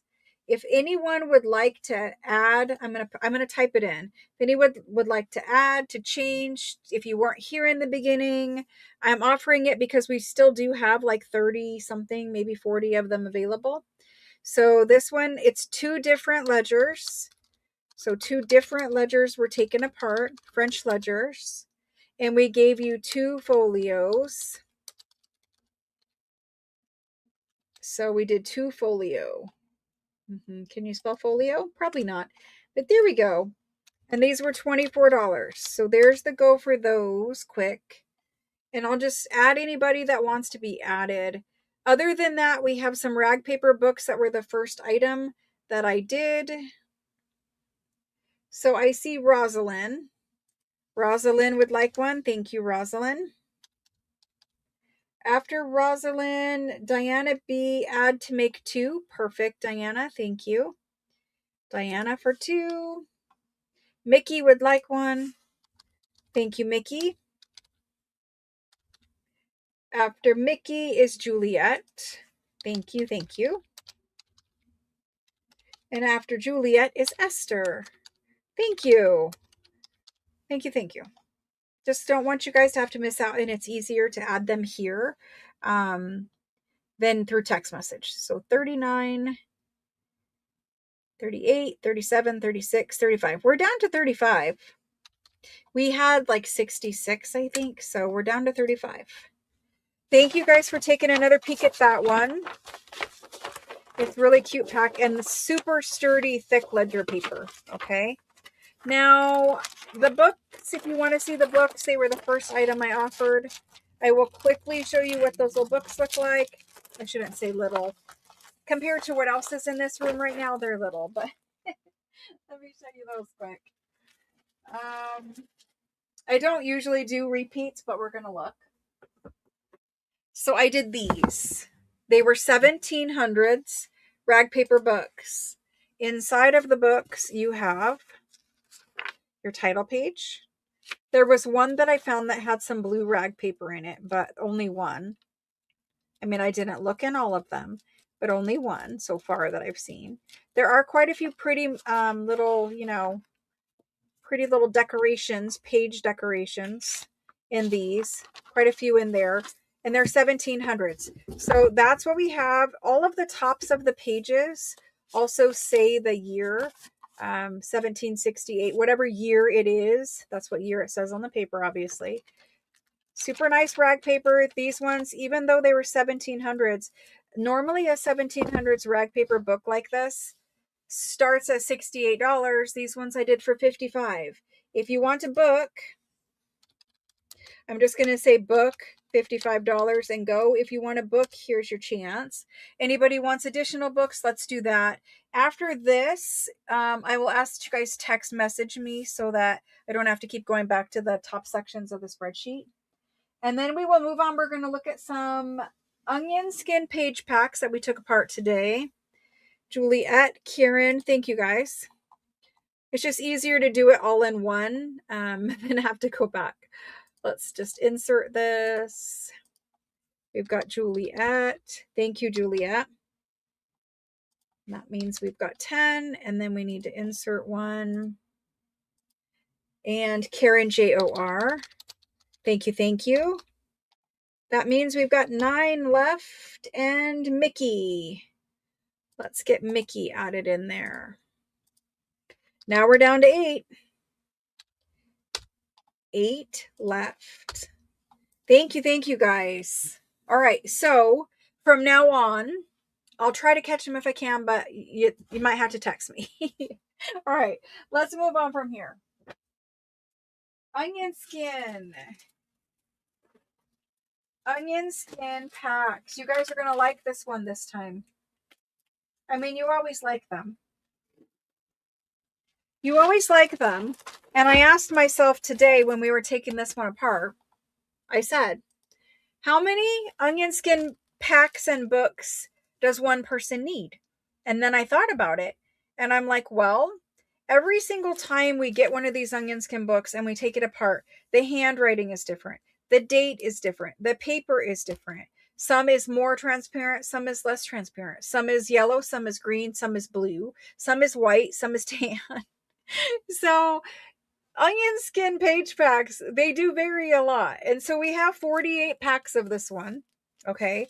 Took them apart. And I want you to look quickly here on this first one. See how you can see the handwriting. This is the top paper.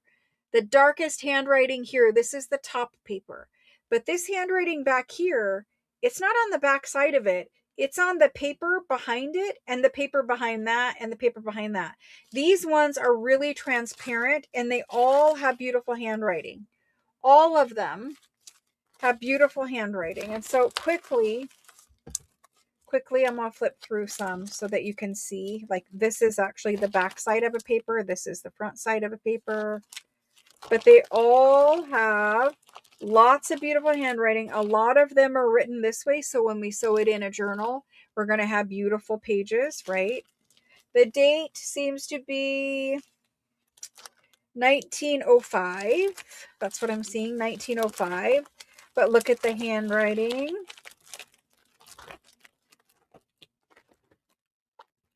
Lots of handwriting. Lots of full pages. There's some that we can see on the front. And I am going to open up, I guess, this one. And we're going to look at it. I want you guys to see how transparent these pages are. So right now we're looking at the front side of the paper. This is one sheet. You guys can clearly see my hand under there. These ones are very transparent, yet very strong. This isn't tissue paper. It's not going to fall apart on you. It's great to layer over top of things like we do with napkin decoupage. It's great like that. So I'm going to measure these quick. They're the same size as pretty much all other rag paper, or not rag paper, onion skin books, about 10.5 by about 8.5. But you get 10 sheets of this, and this one's only 16. You get 10 sheets for 16, which means you're getting a handwritten copy of a 100-year-old letter for $1.60. Like that's pretty, like you can't buy French ephemera for $1.60 a sheet. You can't. So anyway, I'm going to flip through this whole pack with you. That's the first one. That's the second one. It does have some blank there. Here's the third, and you have a letter this way and a letter this way. So they saved as much, paper as they could. That's the third. There's the fourth with 2 small letters. The fifth with 2. The sixth has 2 notes. The seventh has 2. See how much writing, though, and how beautiful. There's the 8th, a little less on that one, and that's okay. Having a little blank space every now and then is okay. And then we've got 9 with 2 letters and 10. But again, the transparency, how you can see everything underneath of it. This is what we're looking for if we want to collage over top of a masterboard, which you're going to see me do. It's on my film. So I have a short film list and a long film list. The short film list is things I am actively working on and want to do in, on camera with you all. And the long film list is ideas I have to do at some point. Short is to collage onion skin paper over masterboard. So you'll see that soon when I start and film 365 videos again. But you can see all packs beautiful. And so that's what we're going to do. They all have stenciled page numbers on them. All right. Oh my gosh. I would just about rather do anything than those 2 things, Shelly. Especially the first thing, as you guys heard. Let's go ahead and do these. These are French onion skin packs. page pack.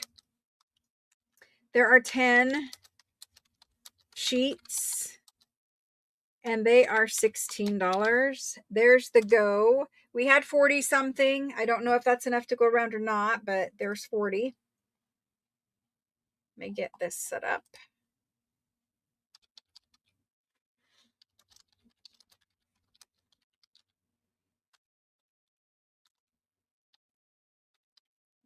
All right, first person on this list.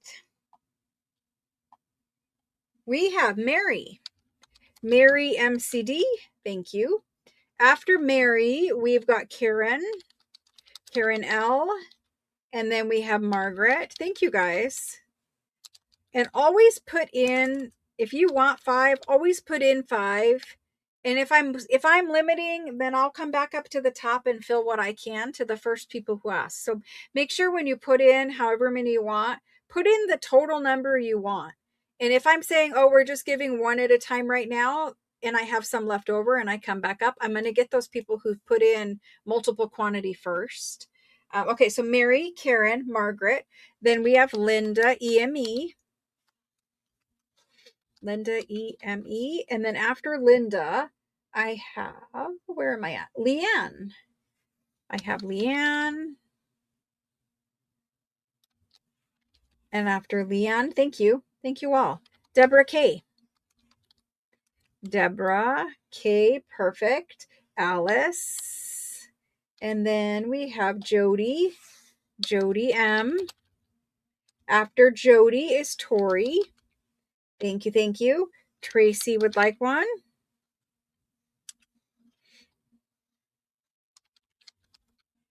There's Tracy. And after Tracy, I've got Diana B.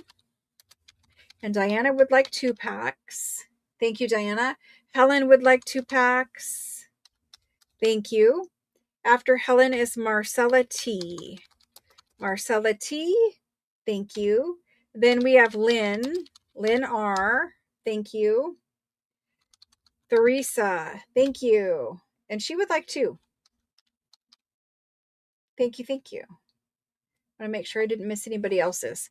Rose. There's Rose D. Then there's Kendall. Thank you. After that, we've got Susan. Susan B. EC. Then we have Catherine for 2. After Catherine is Marcella B. So we've got Marcella T and Marcella B. And Marcella B has 2. Catherine has 2. Carol V has 1. Dawn has 1. After Dawn is Deidre. After Deidre is Wanda for 2. After Wanda, I've got Susan ELL. Thank you. Juliet for a pack. Thank you. Esther. Thank you. And then Vicky. Vicky GRE. Thank you. And hello, Vicky. Mickey is next. Thank you, Mickey. Yes, Juliet, I do have some blank onion skin. I often have it. I don't know if I have any packs made up right now, but yes, some is coming. We have an entire blank book also. Mickey. Then we have Violet. There's Violet. Violet, thank you. Mickey, Violet. Oh my gosh. Shelly, your comment is going to make me want a husband. If I can find a husband that does all the laundry, wow. That is amazing. He's on the move, huh? As soon as that buzzer goes off, that's amazing.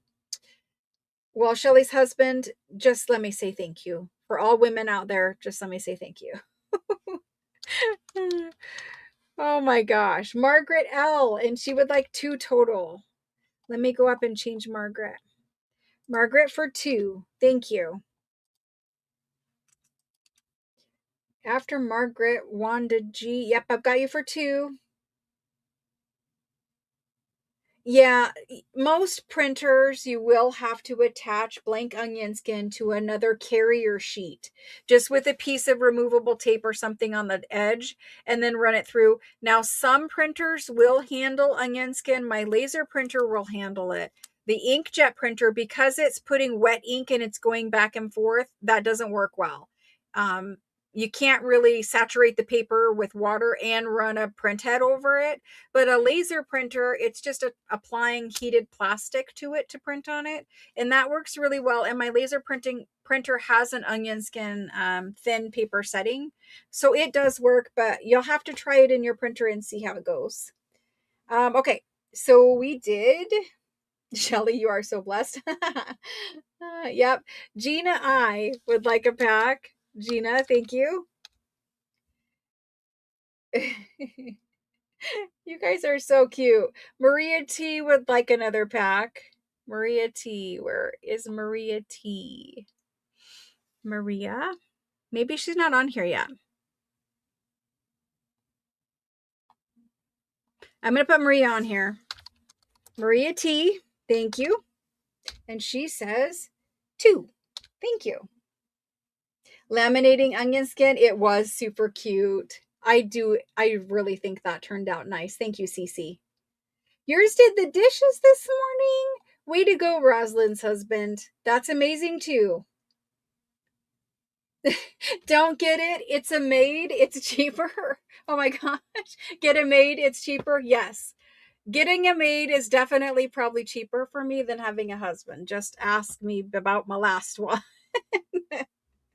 um, Definitely getting a maid would have been way cheaper than the last husband. Let's just say that. Okay. Oh my gosh. I just want a travel companion at this point. I don't care about the dishes and the laundry and all that kind of stuff, but hopefully he has his own home and he can stay at his house unless we travel together. Just someone to, go see Europe with. That'd be fun. Anyway, uh you want a husband that does anything to help? That's so funny. Oh my gosh. We could talk about this topic for forever. Okay. A part-time housekeeper. Oh my gosh, you guys are so funny.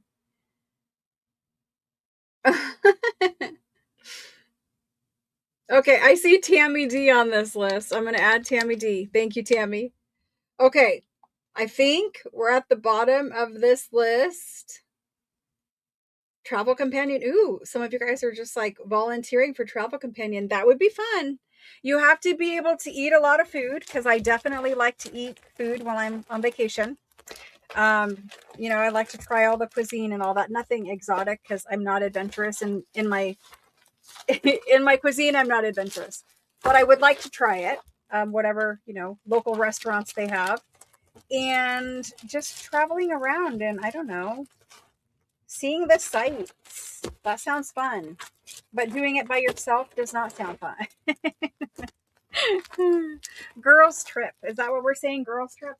Thank you guys for the onion skin. Let me add up this total quick.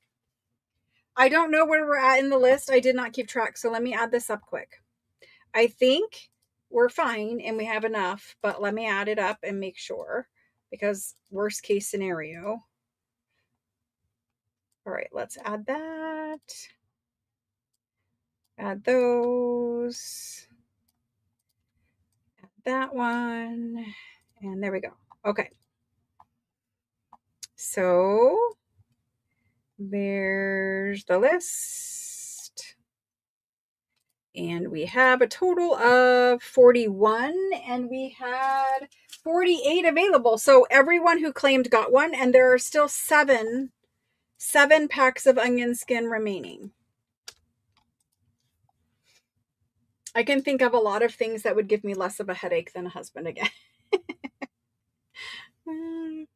Aw, Shelly, that's awesome. That's awesome. Food is the best part.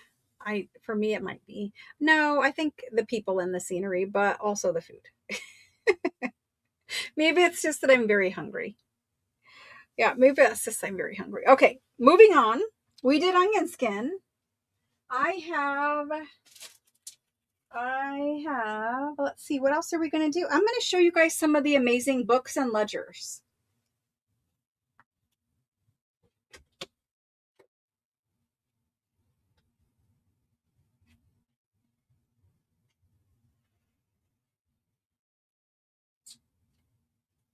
So I found some very special books.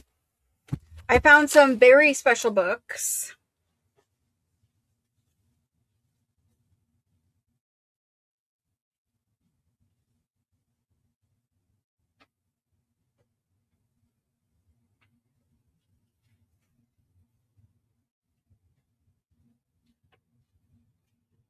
I'm going to bring a bunch of books in here and we're going to look at them, but there's not like hundreds. It's more or less 4 or 5 selections. These ones I'm taking apart and making page packs for you guys.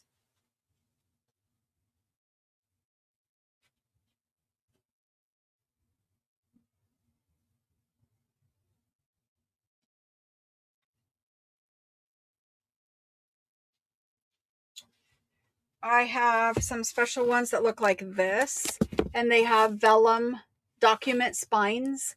Like somebody actually repurposed vellum documents for the spines of these. That's pretty cool.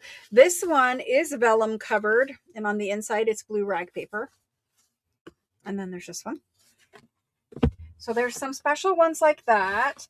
I have a couple ones that look like this. Somebody just emailed and asked, or texted me and asked about some very distressed books. There's a couple, not many, couple of those. All right, let's start.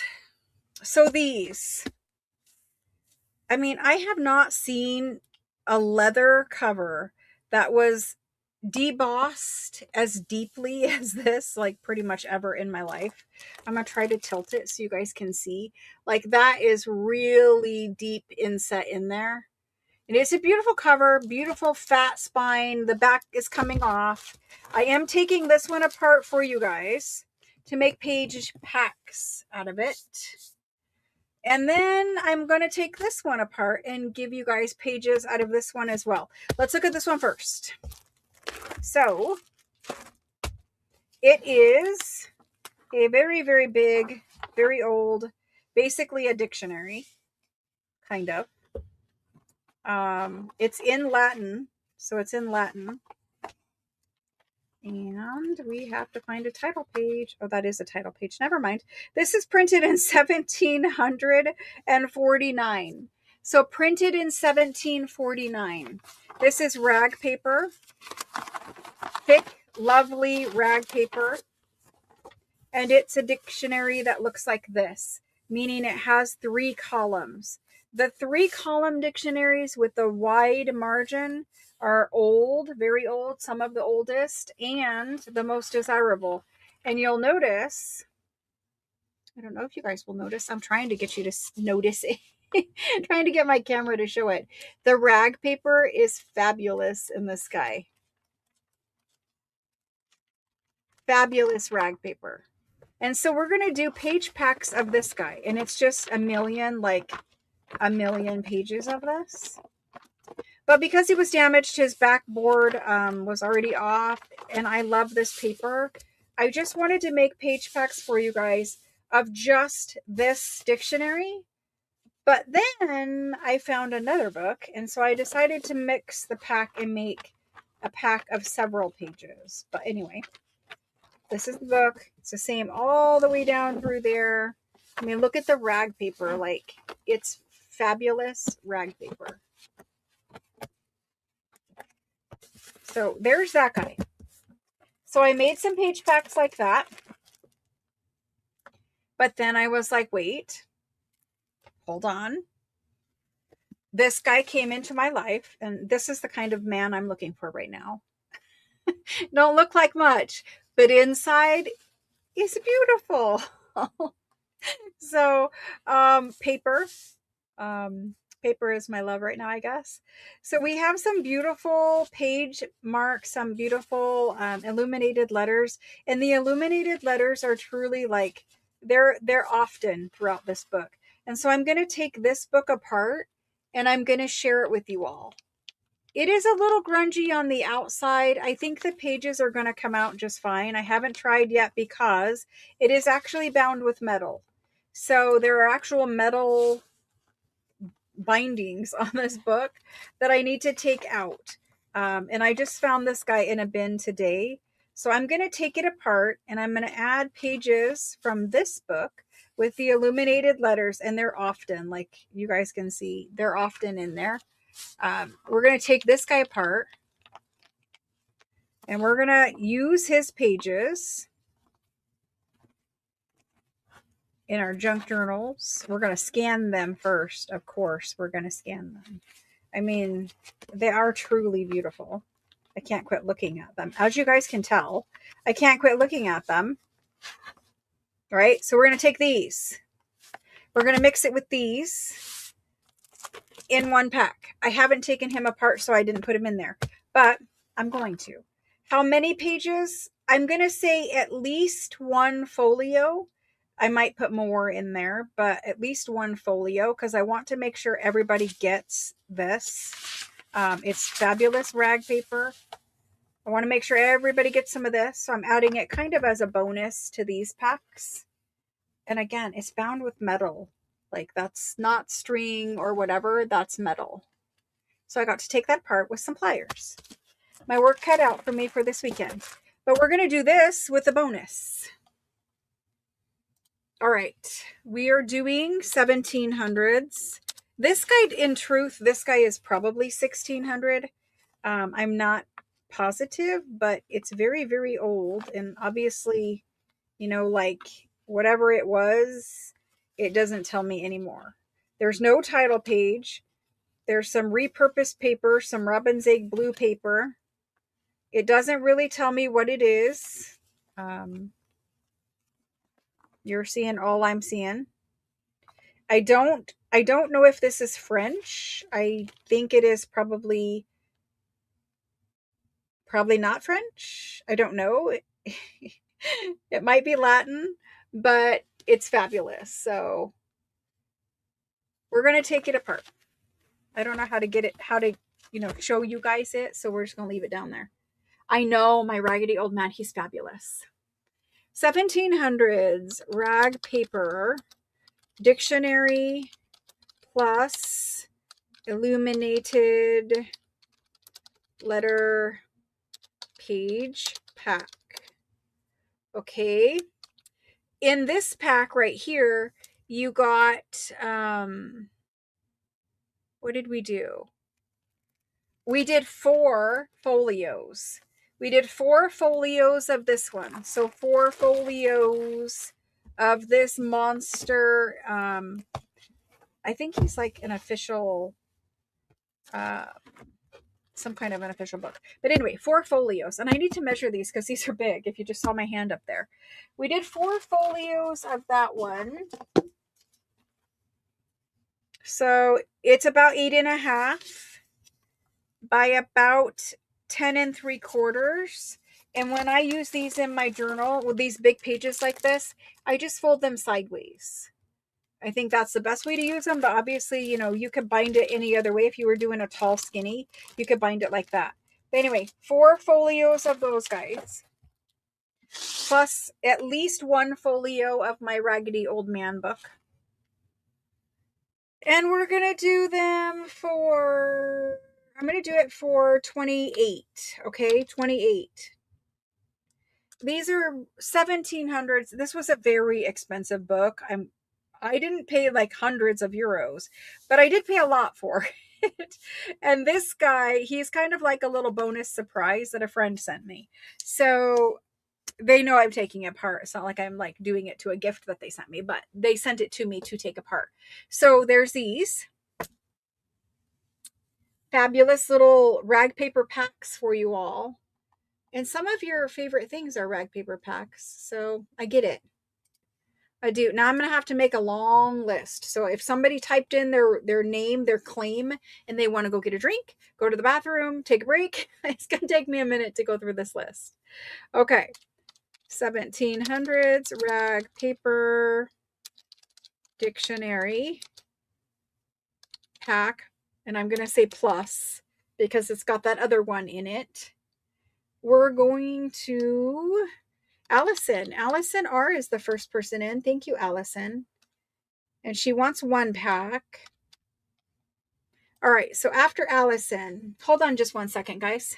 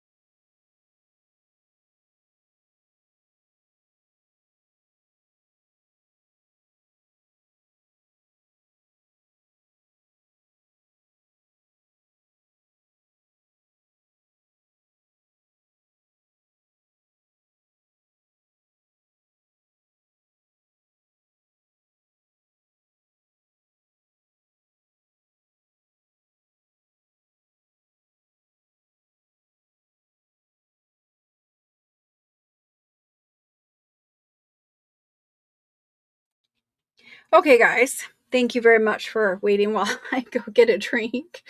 Okay, so Mary MCD is next. Allison, Mary MCD, thank you. After Mary is Karen S, thank you. And then we have Rose D. Let me scroll up. After Rose, and then Deborah MER, thank you. And she wants 2 packs. I'm going to put the 2 in there for now. However, if we don't have enough, because I don't exactly know how this guy right here is going to play out yet, if we don't have enough of him, I will do it as 1 pack per person. But for now, I'm going to just put in the multiples. So there's Deborah for 2, Jody. I am going to be scatterbrained for a minute. Jody, and then Shelly. Thank you, thank you. Mickey, thank you. Ruth M. Joyce G. Karen L. And she would like 2 packs. I know there's enough of this guy. I just don't know how many we're going to get out of there. It seems like a lot, but we just need to see how he comes apart first. So there's Karen and then Wanda. After Wanda, we've got Tiffany.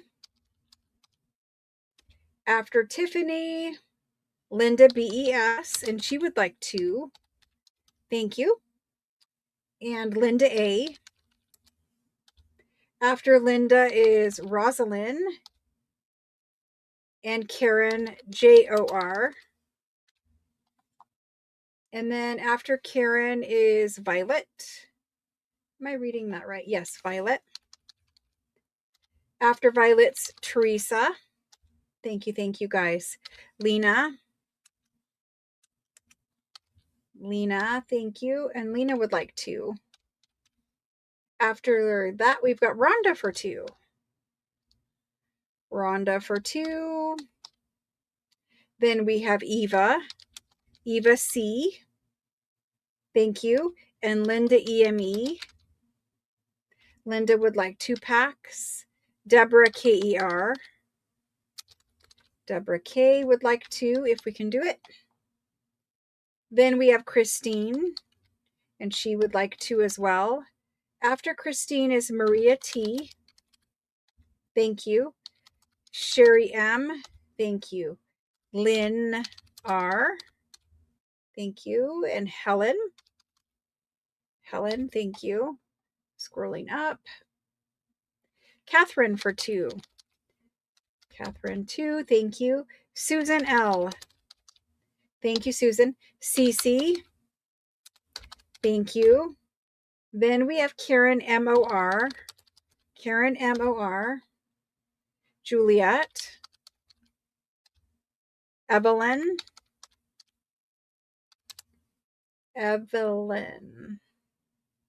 L. Sorry, I had to really phonetically spell that one out. Oh my gosh, I'm such a goof. Sarah T. Dawn D. Thank you. After Dawn, we've got Diana B for 2. All right. Thank you very much. Then we have Shelly. This is Shelly R. And then we have Marcella B. Thank you. Thank you. Carol. Oh my gosh. Kendall is next. And Kendall would like to.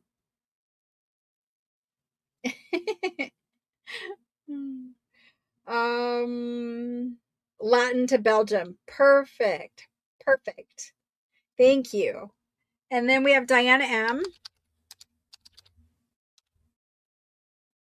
And Tori B. Yay.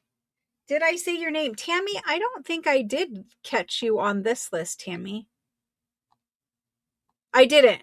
I'm going to put you on the list, Tammy. And you can claim with the word me if it's being mean to you. Let me go ahead and add up this list and see where we're at.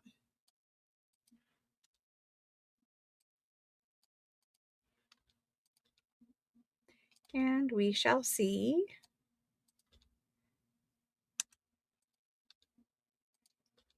Like, I know I have plenty of the large one because it has like 1,600 pages in it.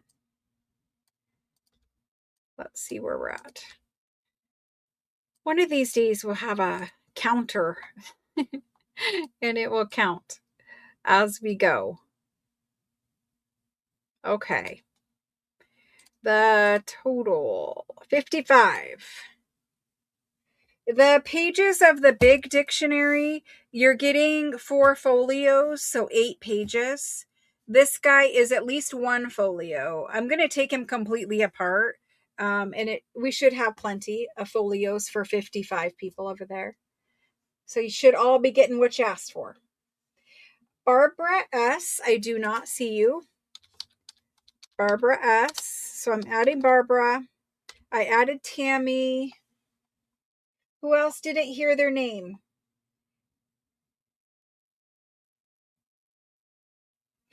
Did I skip Tammy or did it not come over?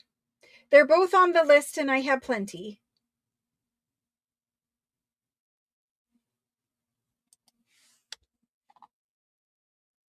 Can you please have 2? Yes, you may. Barbara for 2. Yes, that's fine. I've got you, Barbara. Thank you very much. And Tammy, I added you for 1. Let me know if that needs to be different. All right, so we should be good with those. Thank you very much. I appreciate that. We'll get to work taking the rest of this apart.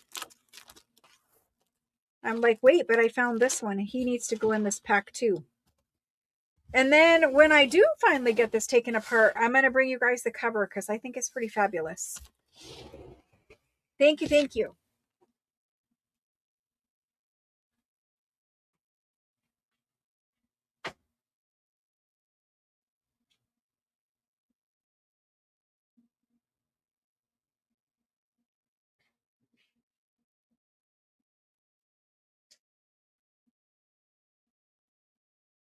Did you turn the lights on?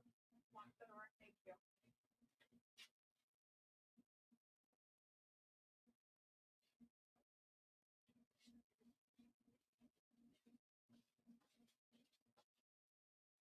All right. I have dictionaries.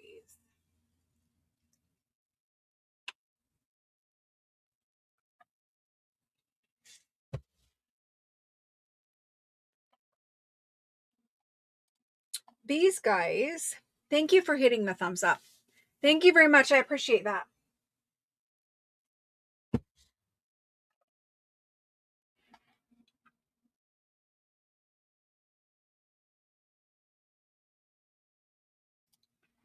Karen J-O-R. I think I did get you.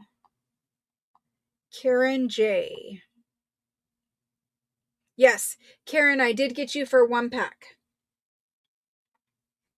Okay, I have just a couple books that we're going to do quick. These ones, very special, not your average book. I didn't bring any average books tonight, only fabulous books. Okay. There are, this one actually goes like this. So these are all French dictionaries. I believe they're French. We'll have to look inside to make sure that they're only French. But we have this guy over here, dictionary. This is dictionary, but this is A to Z. This one is only A to K. So dictionary good, dictionary good. This is only A to K. And then I have a full volume over here, A to H, and then I to Z. So full volume over here. We're going to start with the full volume and we'll go through the rest. These are beautiful, large books. They're full leather. They've got gold on the spine. If you're looking for ones that you would like to hang on to on your bookshelf for a little while before you tear them apart, these ones are beautiful for that. Let's measure them quick. I needed to go take my pills, so thank you for letting me do that again.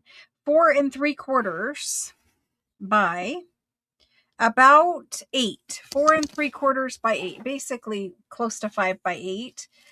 Inside, you've got super old marbled paper.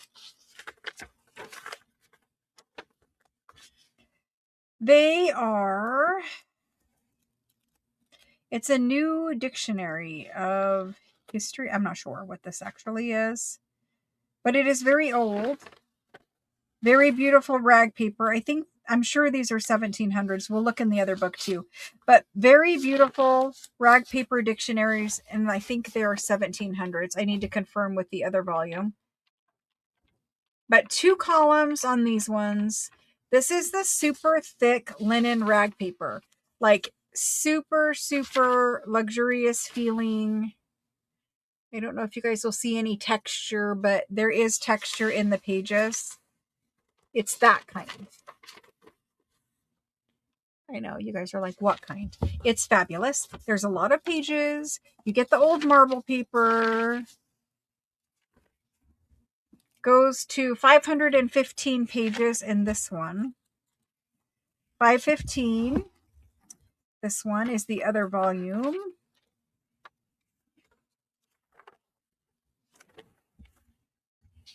And 1784. Printed in 1784. So again, you just have beautiful rag paper pages. Thick, lovely, like stand on its own rag paper pages. And because it's about 5 by 8, when you take these ones, if you can get yourself to do it, when you take these ones apart, you're going to sew them right into your signature. 5 by 8 is the perfect page size for a signature. It's not the same size as like a sheet of printer paper. It's a little bit smaller to add interest so you have different sized pages in your journal. So that's what these look like. Just amazing rag paper. That's what we're going to do first. Okie doke. I need to bring this mouse over here before I fall out of my chair. These are French. 1784 rag paper dictionary. And I'm going to do them as a set. However, if they don't sell together, then I will offer them A or B. But honestly, you're probably going to want both of them. These are really nice. Like the spine, the gold, but also the hubs, and the hubs are ribbed. Like they're very nice books. So there's those 2. This is A because it starts with A. This is Z because it goes to Z. I'm going to put them in there individually, but whoever claims both is going to get top choice, right? So if you're number 5 on the list, but you said both, you're getting them. So basically both takes precedence. We're going to do these at 1784 these are such beautiful condition. I want to ask $195 per book. So $195 for A, $195 for Z. Going in now. These are ones I would totally just keep on my shelf. I love them. These actually went to Karen. Karen has that super fast internet. Karen L. Karen L. And she got both. Thank you, Karen. Thank you, thank you. And it's a 1784.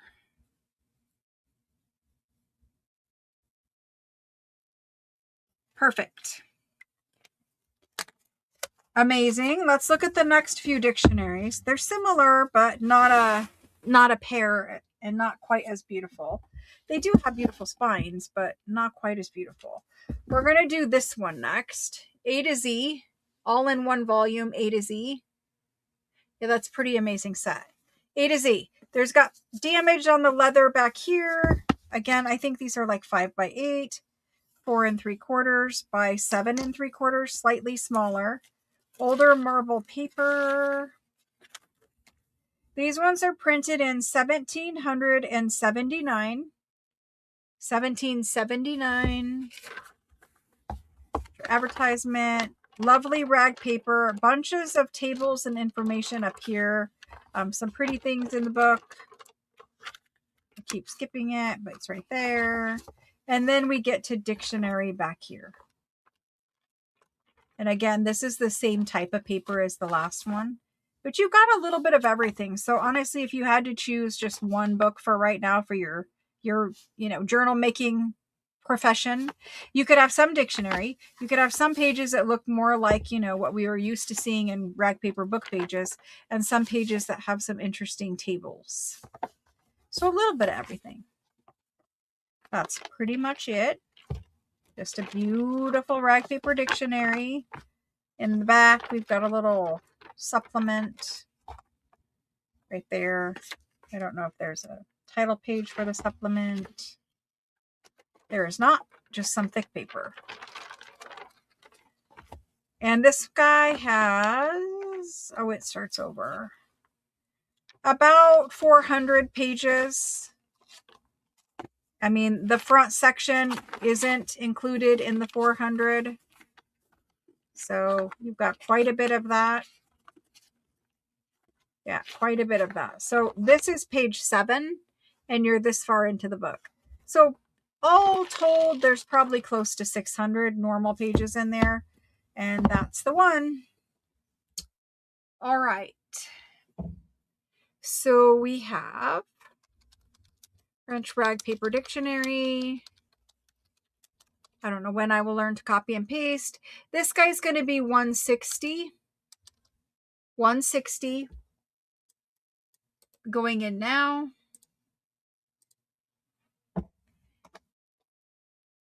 That's a pretty one. Very pretty. I could take him apart.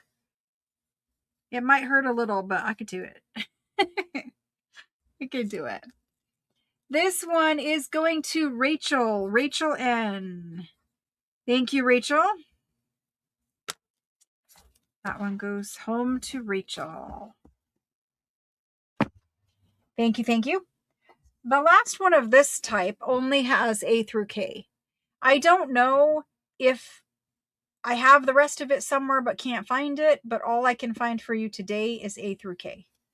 So again, it's a really beautiful leather book. Does have some scuff marks here on the spine. Beautiful marble paper inside.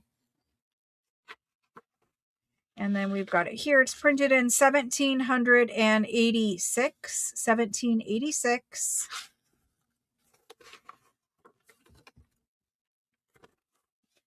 Beautiful. I love it when they have fancy things. And this one is laid out a little bit differently. Love that. Beautiful rag, the same rag paper in all of these books.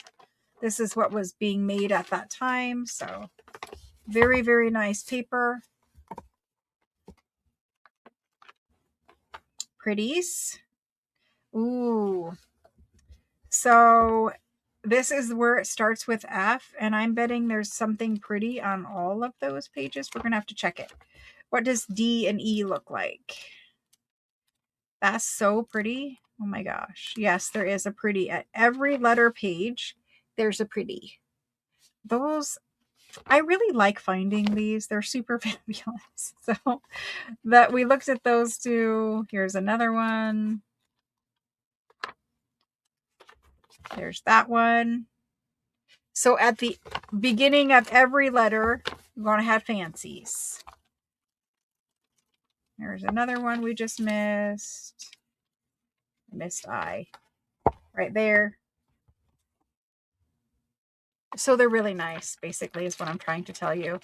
And then I think you have like a little supplement or something in the back here. But yes. Look at this. So pretty. There's K. I keep missing the start of this. Vocabulary. Okay. Geographical vocabulary. Very cute. Lots of pages. Some good marble. There's A through K. Much more decorative. I know. I love the sound of the pages too. I do. Okay. I'm going to do this one for $1.95. Okay. It is very decorative. $1.95. Somebody will have fun scanning all those pages with the beautiful, beautiful things at the front of them. The top of them. Oh my gosh. I can't even talk. I just need to shut up. This one goes to Jerry. Jerry, I love your taste, Jerry. That was a good one. Thank you. Awesome. One more dictionary, then we're on to something different. I have very fancy ledgers, and I need to make sure we have time for those tonight. So one more dictionary. This one's a fatty. He's also about 5 by 8. He actually is 5 by 8.5. He does have marble paper in here, and I have never seen marble paper this color. Never. And a little bit of a repair here with the book cloth. Then where they've reattached him. He's printed in 1828. He's French and English. French and English. And that's what his pages look like. This is more of a cotton rag paper. So definitely rag paper, but the more whiter cotton kind of rag paper. Very toothy. Love the way it feels. It's a great paperweight. And you just have hundreds and hundreds of pages like this. I mean, I don't know how many, but a lot of pages. Like 800 pages. 900 and something pages. 900 and something pages. And I said it was printed in like 1803. Oh, 1828. 1828. It has had some repairs, but we're going to take it apart anyway, so that's not going to matter. What they've repaired is they've done some spine repairs here.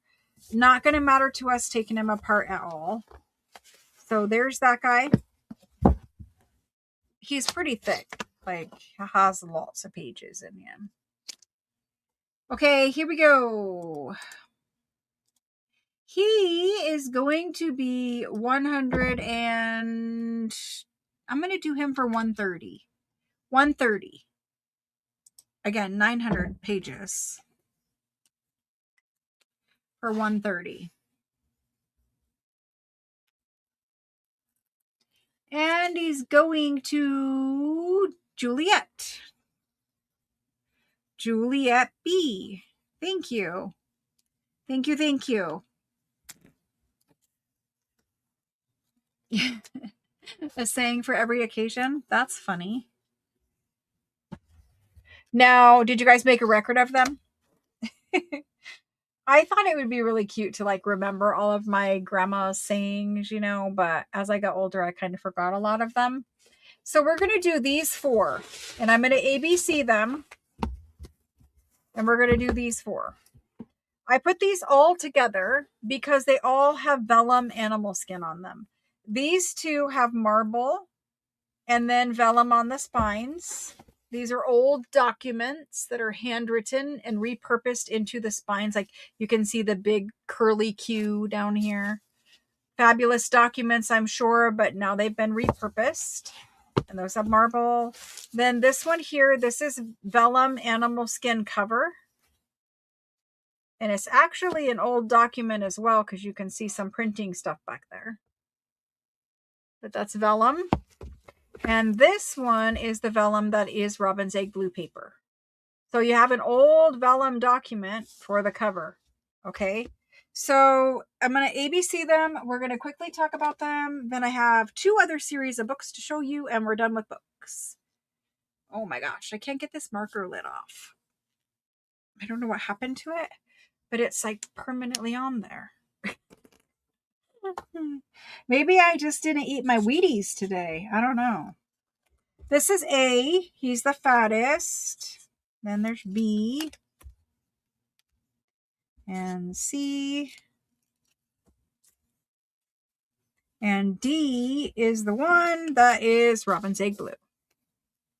Okay. I'm going to try not to close this cap too tight, or we'll never open it again. A measures about 4 by about 6 3/4. B is the same. C is about 4 by about 6 1/2. And D is about 3 3/4 by about 6. Okay. A and B are the same series. You'll notice that there is blue rag paper for the insides, blue rag paper.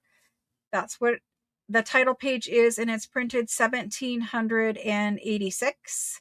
1786. This is very thick rag paper. Lovely old rag paper. Trying to get us past the advertisement. This is where the book starts. And then throughout the book, you'll notice the spine is loose there. I don't have a problem with that because I'm going to take it apart anyway if it stays, but don't have a problem with it. The paper is so thick, it's really hard for me to turn it to you guys, turn the pages for you.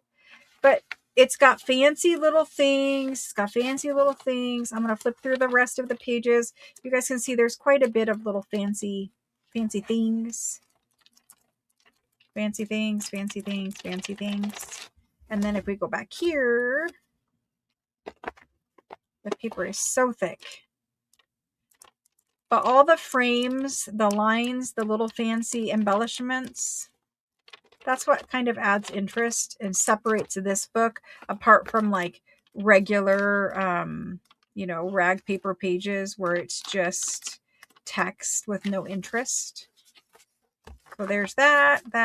We have a lot more that I didn't flip through. And blue rag paper. That is A. I need to put him back together. There he is. This is B. B again. Printed in 1784. Okay. There's that.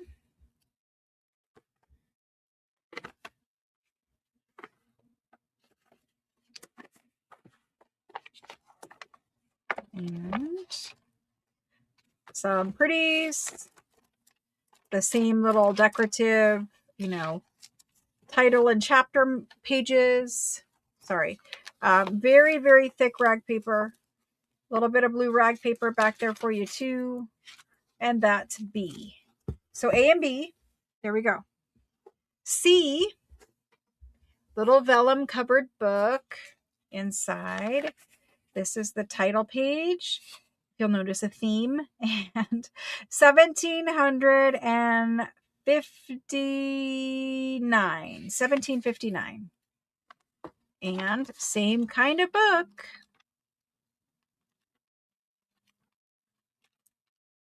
Yep. Pretties.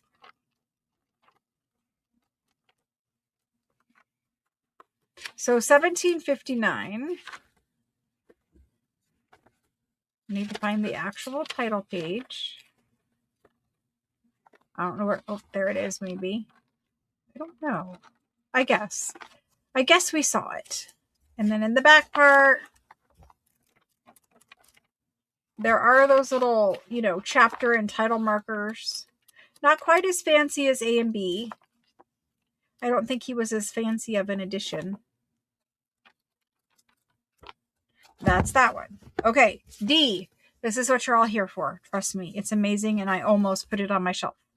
But I decided to share with you. There we go. It has a book plate in it. I don't see a date on the book plate, but I'm sure that this was in somebody's library for quite some time. It is all robin's egg blue paper. Up here in the front, it's less robin's egg blue, but as we get back, you'll see more and more. And it's probably because it wasn't really acid-free glue up here. But there's where it starts. All of this is robin's egg blue. Robin's egg blue. Like every page in this is robin's egg blue.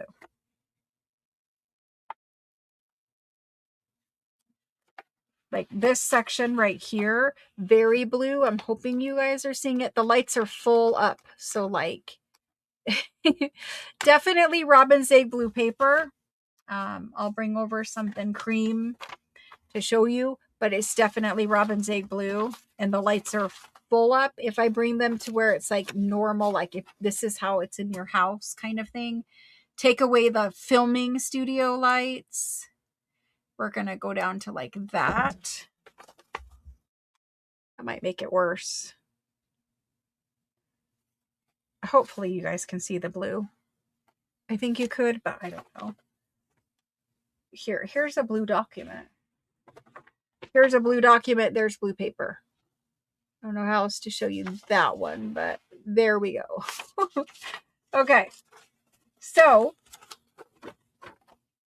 you guys can see it's blue. Hopefully. I don't know. These cameras, I cannot wait till we move. And I just got some news on that, and I'll share it with you guys at the end because I'm about ready to cry. Anyway, beautiful blue paper in this book. Beautiful old vellum document on the cover. It's super fabulous. I don't really, there's like 230 pages. I don't know exactly what the book is. I don't know. Someone else can look it up, but there we go. So A, B, C, and D. Yes, you can tell us with thank you because I'm always stressed. I'm like, but if they can't see it because your lighting and your cameras aren't working well. Anyway, A, B, C, D. Let's do A and B first. They are very similar books. 1700. A is the fattest. So we're going to do this one. It's just really special. The way it's covered, the book inside is fabulous. The rag paper is fabulous. So this guy is going to be 95. Okay. He's 95. Because there's less paper in B, B is going to be 65. C, fabulous little book. C is going to be 65. D is going to be 145. Now he's robin's egg blue paper, so that's what the difference is. It's rag paper. It's really thick paper. I don't know if you guys will see it, but there it is. Okie doke. Thank you. Let's do the books. Books go. There we go. I have some very, very large books next, and then those grungy kind of worn books.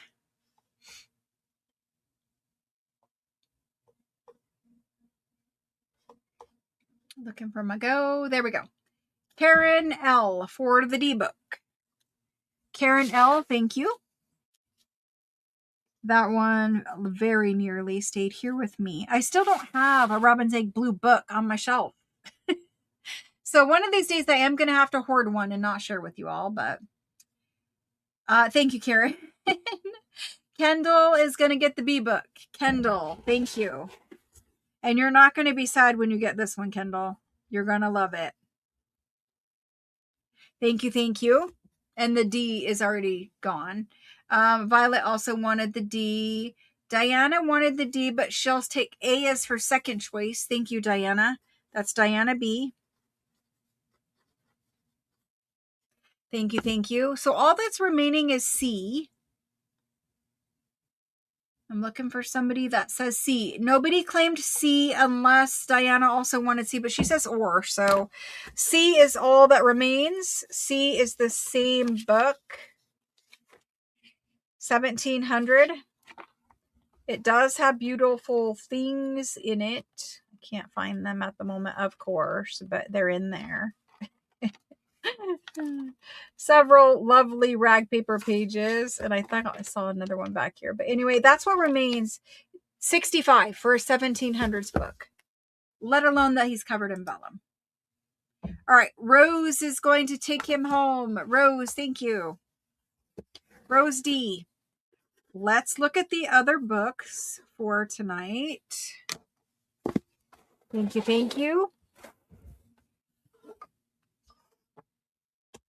Okay, these, and there's actually two separate ones here, but they don't have any covers on them. So those two are separate. Then there's these two. Both of these. So these are definitely on the grungier side. They're definitely on the grungier side. However, they are those books that we all love the paper of. The definite old rag paper pages. That's these two. And so we're going to look at them. Even these are the super old curly edge rag paper, the thick fibrous kind of rag paper. Even these are like that. So this is like the natural decal edge where you're going to see the little feather edge. I thought this was two pieces of paper, but it's not. You can see the text impressed into the page. These ones are so toothy to feel in your hand. So these two, after these two, I'm going to measure and I'm going to A-B them. That is 5 1/4 by 8 1/2. This guy is about the same. 5 1/4 by about 8 1/2. Let's A-B them quick and then we'll move on to the next two. There we go.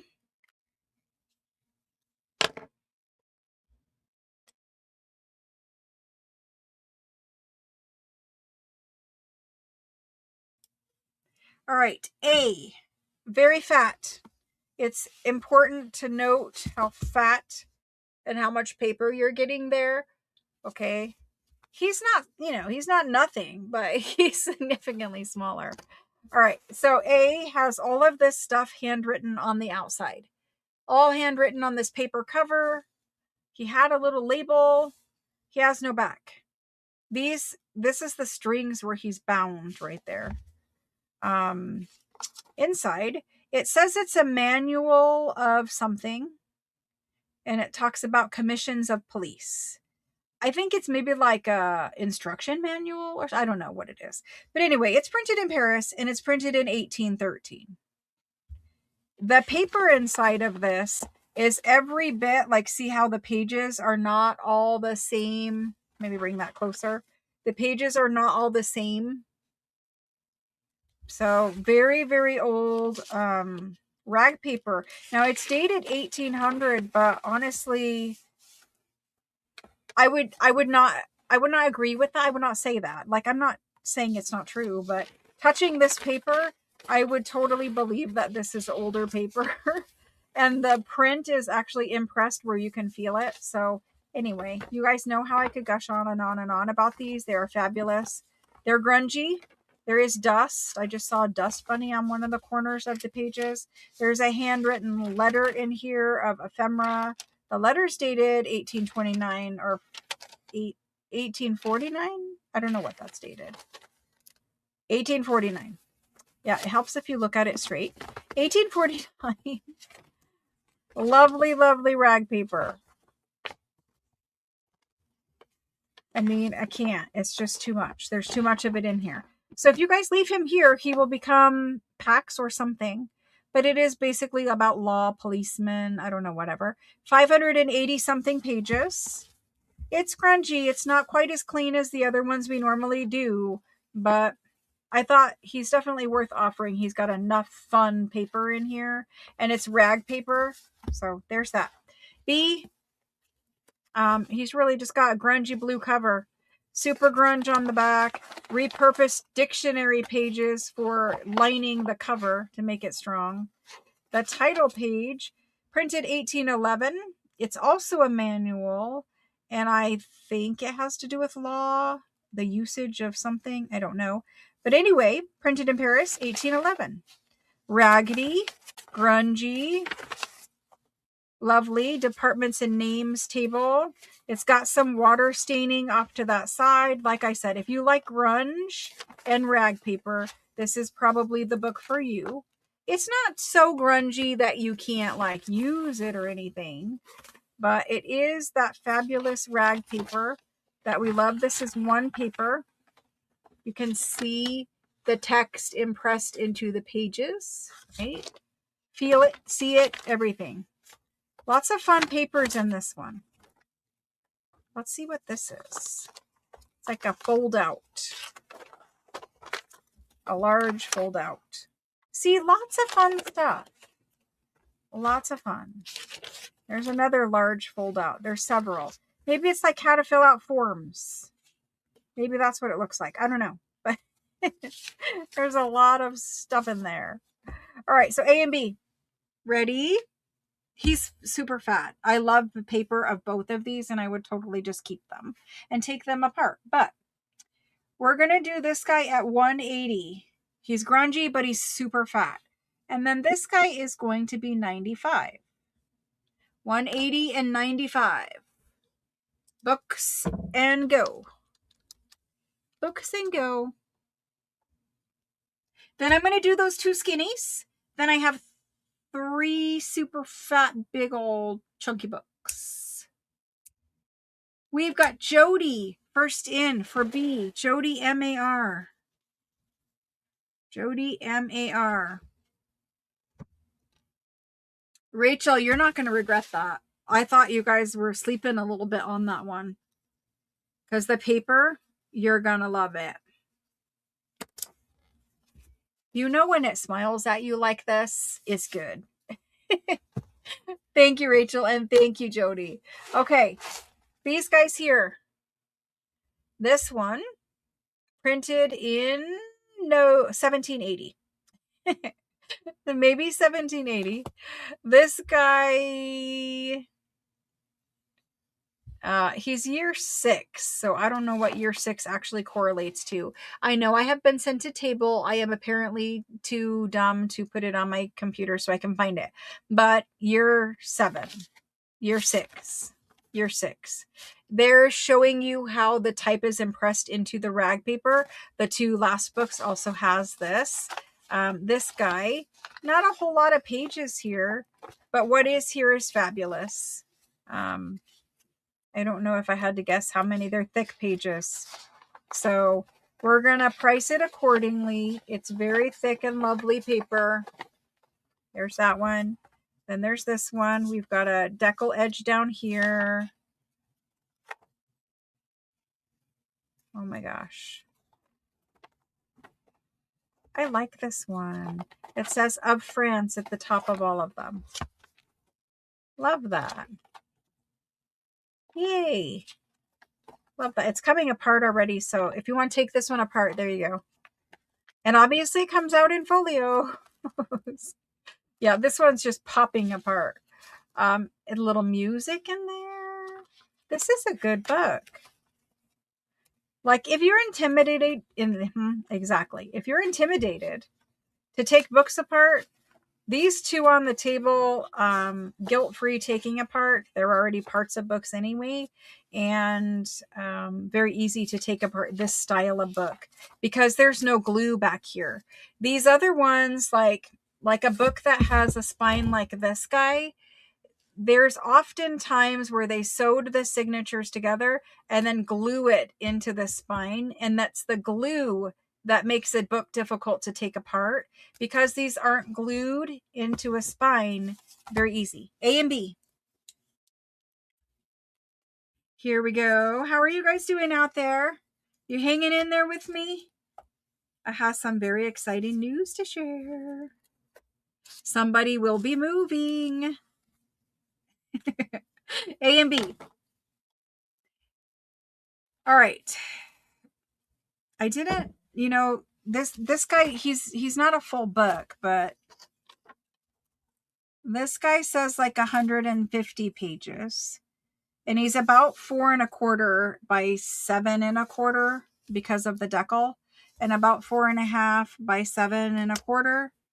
Let's just do these so that they're fun and you guys can get them and take them apart. I'm going to do this one for 35 and I'm going to do this one for 20. Get them, take them apart, play with them. What I can tell you is each one of these pages is probably worth on average $2.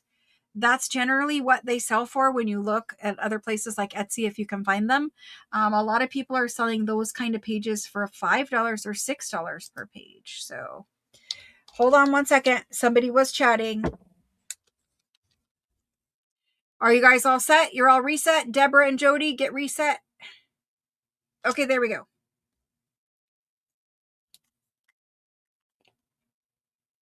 And there's the list. Oh, wow. That jumped very fast. I need to tell my friends to look for some more that are partial books so you guys can play guilt-free. Okay, Gina I is taking A. She is first in after the go. Way to go, Gina. Gina I. Perfect. Thank you.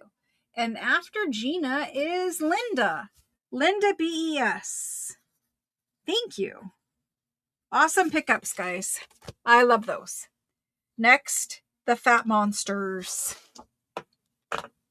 The Fat Big Monsters. Fat Big Monsters. And this guy, his back is off, so I'm going to do my best, but it's not really that impressive because his back is off. But there we go. Fat Big Monsters. Obviously, these are very old books. Okay, we're going to look at them one at a time. I'll be kind of, I will try to be kind of quick with this, but it's a big fat book. Like, if we're going that way, we're easily 2 inches. We are about 7 by about 10 inside. This is old 1700s marbled paper, and they have rubbed it with an agate stone. And rubbing it with an agate stone, it's never shiny, but it does have just a tiny little bit of sheen as opposed to the flat marble paper where there's no... Basically, rubbing it with an agate kind of darkens these colors a little bit. I don't know. It's a little bit nicer, and it's obviously a premium finish than the ones who are not rubbed with an agate stone. Now, this one, it has a little inscription here from 1734. It is from 1728. So it's a book printed in 1728. I'm going to need to bring the light up. I want you guys to see the watermarking on this. There is actual, this is 0. Yep, sorry for blinding you. This is 0. So there is actually water damage to all 3 books. Okay. The reason why I'm showing them to you is these books would typically be hundreds of dollars, hundreds and hundreds.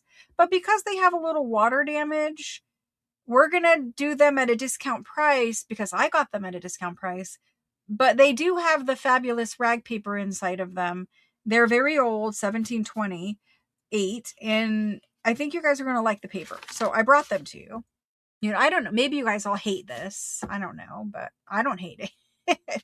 So I brought them to you.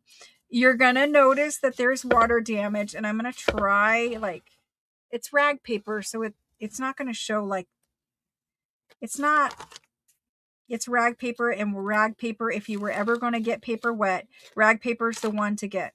You will notice there's not active mold or anything like that, but you will notice some watermarks.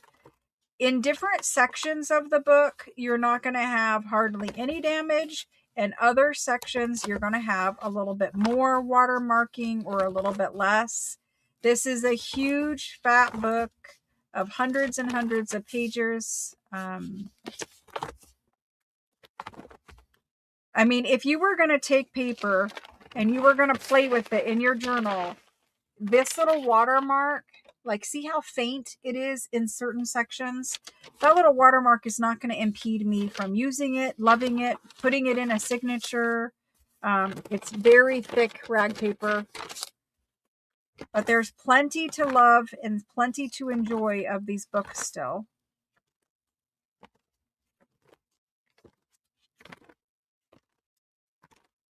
The darker spots, there's nothing there, but that's where the water sat the longest. So basically it got wet, it evaporated, and water pooled right there. It's not falling apart. The paper isn't flaky or anything like that. It's all good and sturdy paper. Like even one of these really dark stained ones, the paper, totally sturdy. Like you can pull it. It's totally sturdy there. It's just going to have a little coffee dyeing, a little tea dyeing, right? You could even coffee or tea dye these if you wanted to, but I don't feel like we need to do that. I think they're pretty the way they are. But see how the pages want to like stand up on their own? Like it's because it's very thick rag paper. So we're going back and back and back, and we're still not even there. Like hundreds of pages at a time. Lots of book pages here. Okay, we're almost there, almost there, almost there. And now we're to the very back. That's the worst of it. That's it. Yes, some watermarking. Yeah, it is what it is. I will say that if you guys leave these here, I'm going to take them apart and put them into packs. But the paper is lovely. You're gonna like it. What did I want to say? I wanted to tell you how many pages. How many pages total? 700 and something. Just over 700 pages. And if we look at the title page again, I'm sure there's more of those in there. I didn't see them because we didn't flip every page. We flipped sections. So the title page says this is the science of notaries, of lawyers. So maybe it's a book about law. That's all I can tell you. I think they're worth picking up. And I'm not sad that I did. They make them look authentic, you know. We try to fake it by distressing and inking our edges and whatnot. Well, that's just what these are. So I'm going to show you the book edges. This is dust. There's the book edges. So you can see this is the bottom. This is where the book sat in some water or whatever. And this is the spine. So there's that guy. He's our first one. There's two others after this. Oh my gosh. We all have those. And actually, Deborah, I'm not trying to like be serious when you're trying to be cute and funny. But at the same time, all those wrinkles, we earned them. We earned them by smiling. Smiling causes wrinkles, but aren't we glad we did smile and have those good times with our children, our family, everything else? So anyway, this is the 1728 book. And it is rag paper. And I think this one is French, right? What is it? Yes, it's French. So let's do it. It's a nice large book. Remember, like this is a large guy. We're going to do him for 180. Okay. There's 700 pages. He's a large book. And even at 180, it should probably have a 580 price tag. It's 1728. So we're doing it. There it is.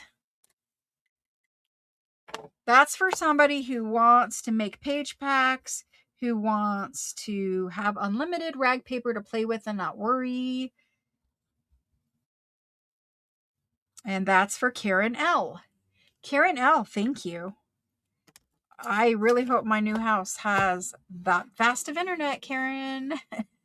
Thank you, Karen. Alrighty, moving on. We got 2 more to get through. I'm gonna try to be a little faster because now you understand what the water staining is. This guy, obviously he's in worse condition. Outside is worse. You have some watermarks.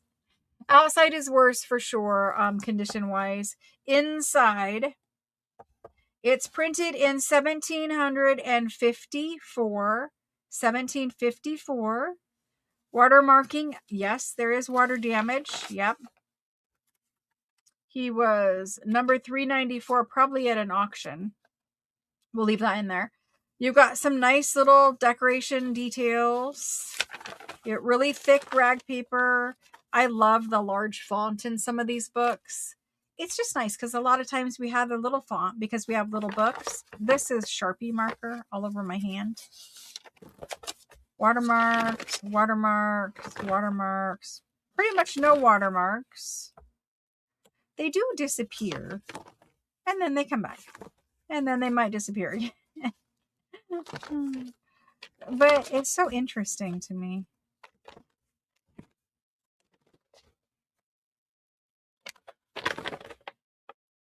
I like this. Some different fonts used, some decorations. We're skipping huge sections.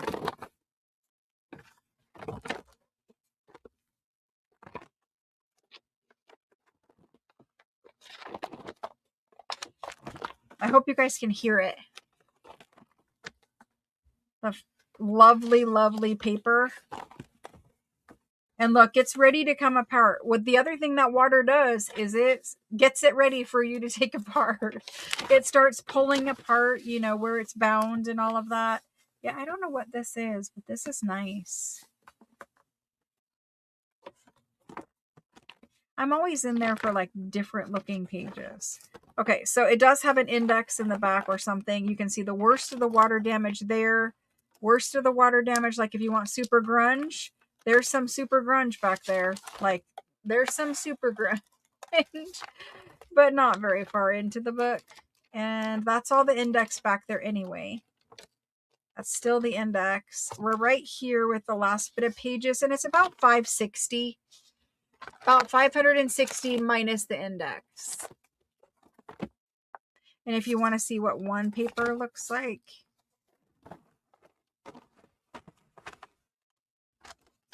you hear the crinkle? Let's look at one back here. Yeah. All day long, I would use this in a journal. So there's that guy. He's a good size one also. Here it goes. Let's do this one. Rag paper, French book. With watermarking. I don't know how to say that, but you guys get it. He's not in as nice of condition on the outside. A little whatever. He's going to be 140. 140. 140 for him for 560 pages. If you're coffee dyeing or spraying with spritzes or sprays, literally doesn't matter. Kendall, you're getting that one. Thank you, Kendall. Yay. One more to go. One more book to go. This guy is bigger. Quite a bit bigger. Got a hair in my mouth. It's my own, attached to my head. This is 8 inches wide by about 10 3/4. 8 by 10 3/4. You have gold. I mean, I love the covers of these. I would have to repurpose these covers and make them some kind of grungy frames. But you get front and back. Remember, the lighting is way up. There's no spine. The back is detached. Going inside. Water damage. It's printed in 1776. It says it's the costume of something. People of antiquity. like the clothing maybe of people of antiquity. You're going to have to decipher that, but that's what I get out of it. Lovely. Very large font. Very beautiful decoration. The Friend, I don't know. Lovely. Introduction. Let's skip the introduction and get to the... Oh, yes, it is. It's the clothing of antiquity, I believe, because it talks about Egyptians first. So it actually talks about women of Egypt. Women of Egypt.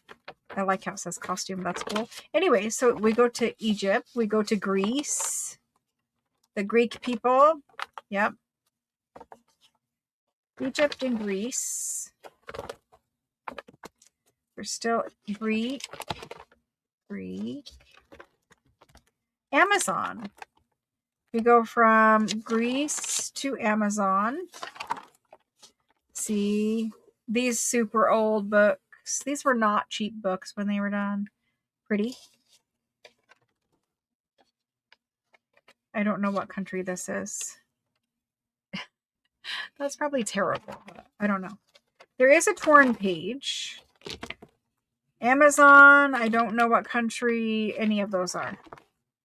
But lots of countries. I think that's Persia. That's Israel. Roman. So the people of these places. I see. What a nice book. I will say that the bottom down here does have natural decal to begin with. Like the rest of the edges seem to be cut, but I'm seeing quite a few pages down here with natural decal. So that's kind of cool. Ooh, see the watermark right here? Maybe you can't, but there is a watermark that you can visibly see in the paper. Love that. You do have some old watermarking here. Nothing to be afraid of or bad or anything like that. And you do have some plates back here. And I saw these earlier and I kind of wanted to cry. Because, you know, I don't really like the plates to be watermarked, but whatever. Here's my plan with these. Because I had to think on it a minute. I'm like, I'm just going to coffee dye the plates. That's all I'm going to do. They're rag paper. They're thick rag paper. I'm going to coffee dye them. So it is showing you how they used to dress. Some of their artifacts. Just coffee dye these. And there's a whole section of them. So,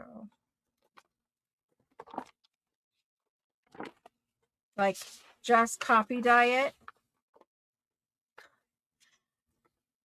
Very cute. Even their jewelry. And there's more, but...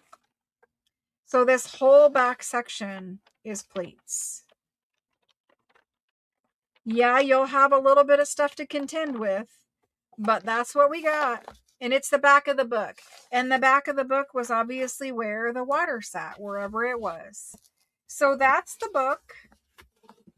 The largest one that we've had. And we're going to get this typed in.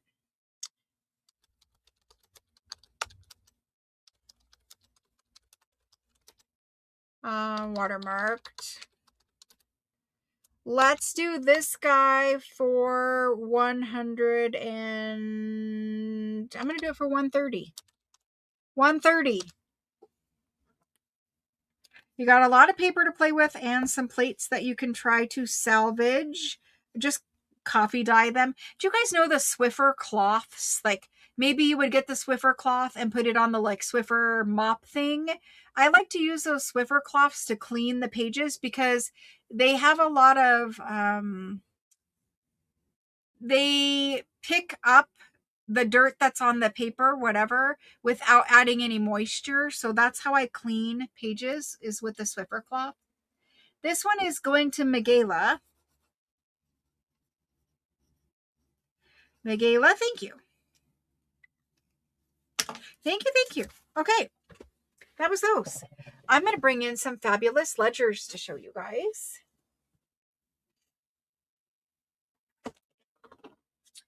Fabulous, fabulous ledgers. I'm going to show you some that are going to want, you know, like, I'm going to want to keep them. You guys are going to want me to make page packs out of them. I'm trying not to like dump it on the floor, but you know. Let me go grab them.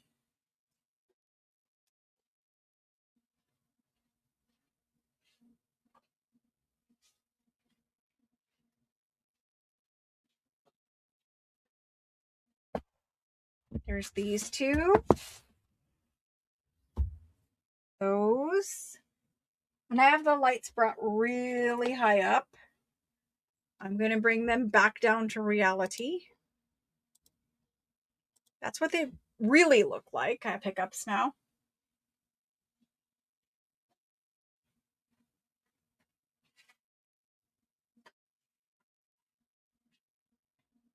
Then we have these. A few more to peek at. And then there's probably 4 more after that.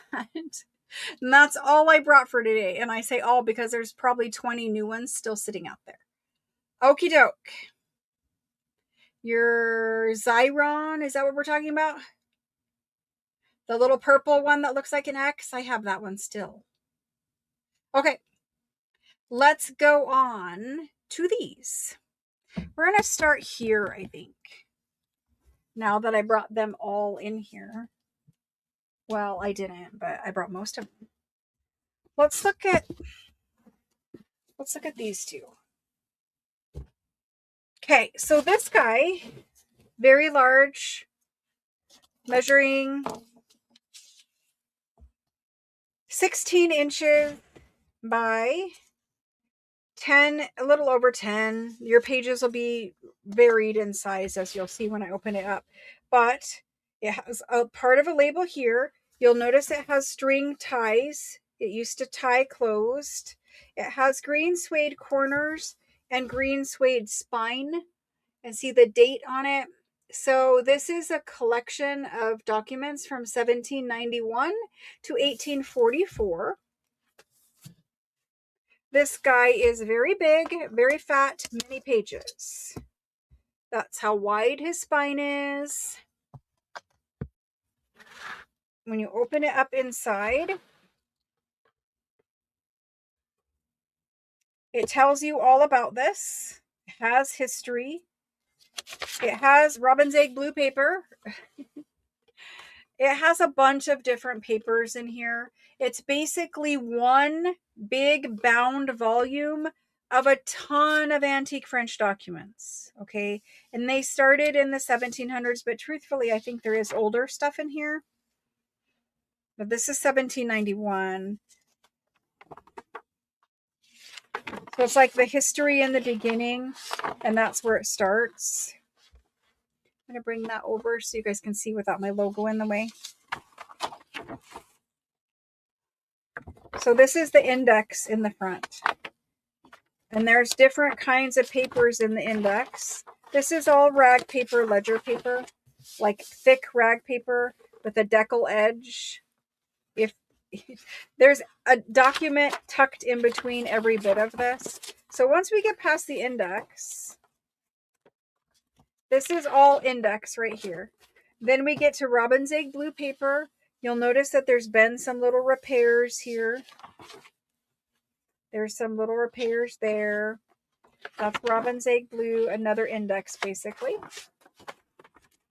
Then we get to the documents. There's just tons and tons of documents. A lot of it is robin's egg blue. All of this is robin's egg blue. Here's a big document that's 1791, robin's egg blue. There's these ones that are all, there's many pages of this that's robin's egg blue. There's some plans in here with some maps, robin's egg blue. This is cream. Other little bits of information. Robin's egg blue. A document there. Like there's so much that we can't even stop to focus. All of this is robin's egg blue. You can see this is cream added in here.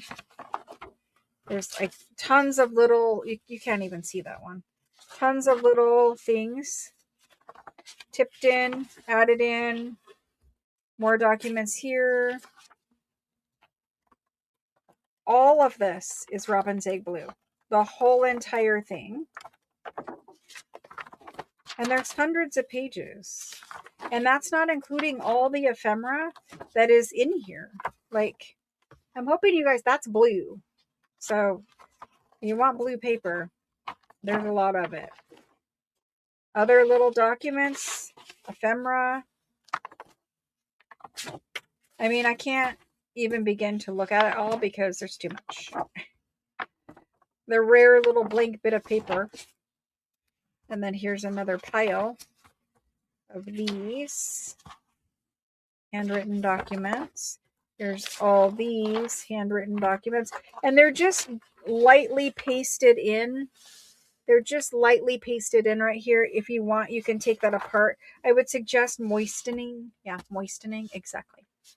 Moistening it a little bit before you try taking it apart. But here's one of those blue letters. You can see it's a folded blue letter with the postal cancels. There's just ephemera everywhere. Ephemera, ephemera. All Robin's Egg Blue ledger paper, though. You'll see when it's ivory. I'm going to slide it over so we can focus just on this side. So these are ivory documents on Robin's Egg Blue paper. But just tons of ephemera tucked in here, there, and everywhere. And this Robin's Egg Blue paper is so thick and lovely.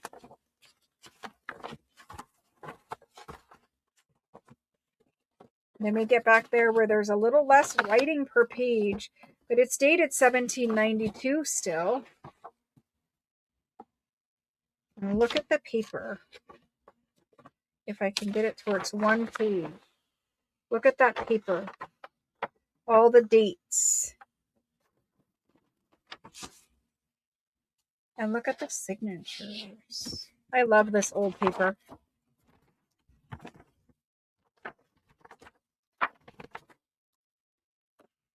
Another document.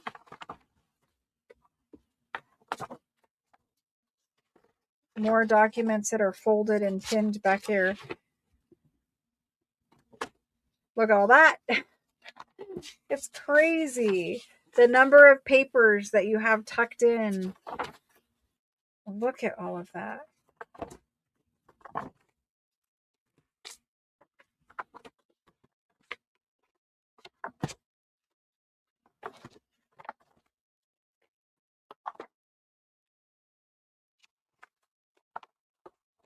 These are big flip out pages here.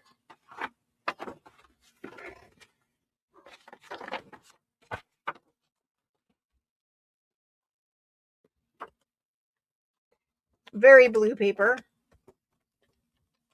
More ephemera.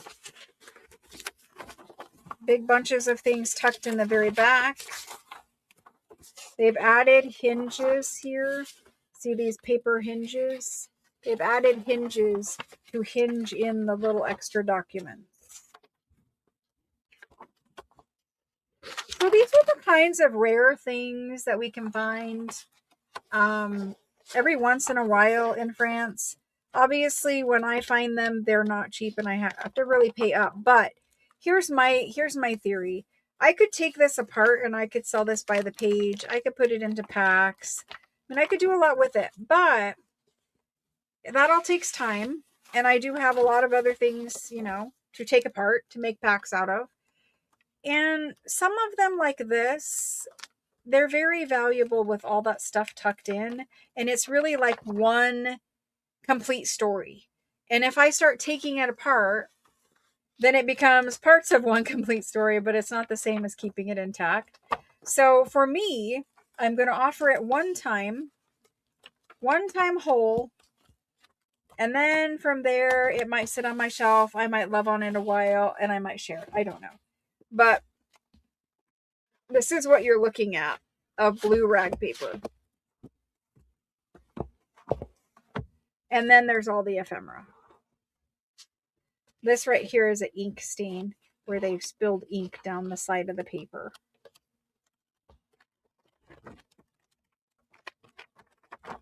Much fatter than a phone book. Okay, there it is. Who wants to take him home? Who wants to take him home? All right. Here we go. This is a large, oversized French Robin Zig blue ledger book. It's whole with ephemera, lots of ephemera. Because they're honestly, I could take the individual documents out and sell them for quite a bit of money. So with ephemera. Okay. Here's what I'm going to do with him.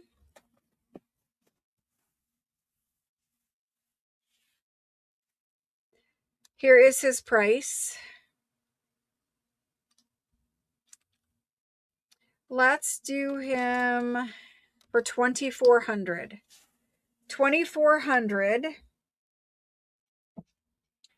He has all of this blue paper plus all of the ephemera. And it looks like they're numbered, but the pages are only single numbered. And it probably is about 300 pages. It doesn't have full numbers in the back, but it goes to 282 there. I think it's 300 individual large sheets of Robin Zig blue. So meaning it's 300 of these. It's 300 of these. Like, that's not small. And that isn't included anything else that isn't numbered or isn't like it's a document. It's taped in. It's not taped. It's glued. These are glue spots.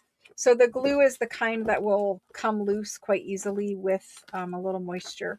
Oh, there's a map in here. See, I don't even know what is in here because I didn't even get to look at it all, but you guys can figure it out. There's an old map in here. It's got secrets hiding in it. You guys are going to have to find them. Okay. There we go. Somebody's going to get an amazing birthday, Christmas, Valentine's Day, Mother's Day. I don't know what. Of a ledger. I'm going to price it at $2,400. It's in now. And I'm going to label it.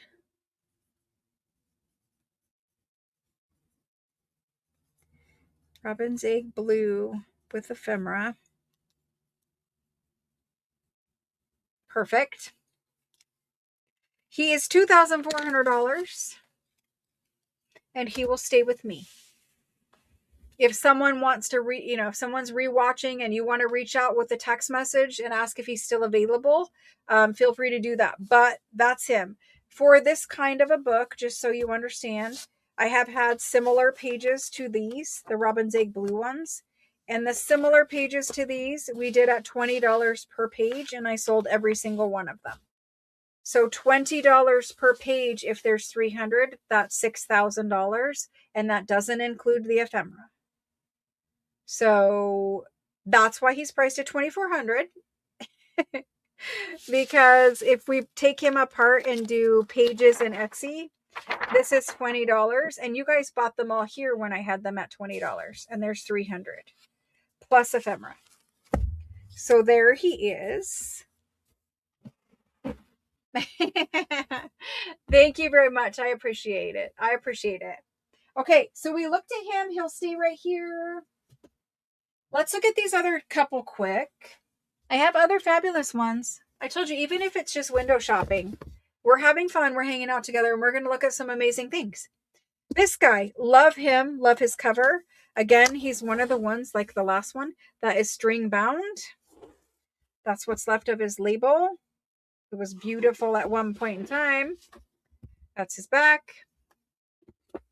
He measures about 9.5-ish by about 14 3/4. Open him up. Again, he's a very old rag paper ledger. Oh, he is also Robin's Egg Blue. He is also Robin's Egg Blue. I forgot that he was Robin's Egg Blue. All right, well, as an alternative, maybe more budget friendly than the last one. I can't guarantee that, but maybe. He is Robin's Egg Blue, so I'm going to bring over the cream colored paper. Definitely Robin's Egg Blue. Okay. That's a ledger. It is very fancy writing. I'm looking for a date. We'll find one eventually.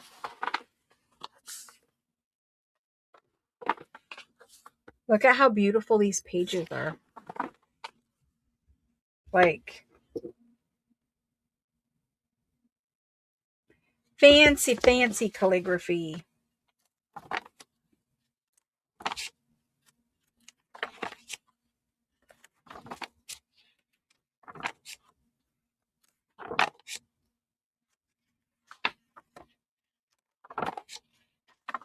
Very fancy calligraphy. Oh my gosh. Look at that bold writing. Okay. I love it. I love it all.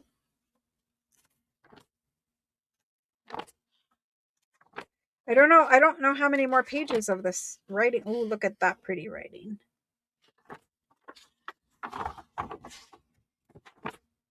So we're on page 50, 53 to be exact. And then we go blank. So you have 53 Robin's Egg Blue written, and they were very beautifully, heavily written. And then we have blank Robin's Egg Blue paper. It's thick rag paper, and it's in beautiful condition,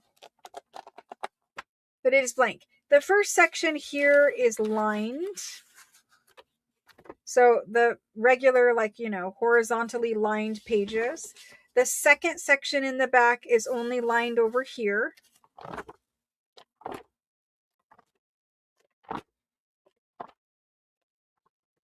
And then the third section is completely blank.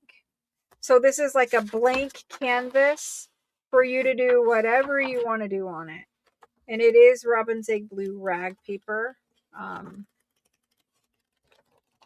And a lot of it there. But in all, this is how the book breaks down. There's this much blank, like full blank. This much is lined with the columns and the horizontal lines. So either the columns or the horizontal lined. And the first 56, which is about a little less than a third of the book. It's something like that. A little less than a third of the book is the fabulous writing. And I think if you take a look at the writing, like, we can't. We just can't. I mean, I would never be able to handwrite like that. So that's where we're at with this guy. And he is beautiful, and he has a beautiful cover. And there we go. All right. Let's do this one. I know. He just disappeared. It's probably 1810-ish, so I don't know. I think it is dated, but I don't know how to read it because it's year 12. So year 12 from the French dating system. You guys can Google it, but it'll tell you very quickly what year 12 is. I believe it's like 1810-ish period. Okay, so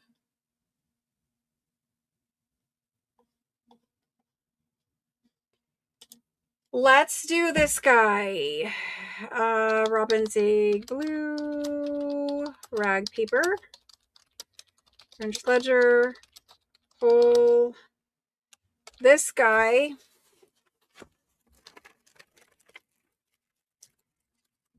So he's really going to make the other one look attractive.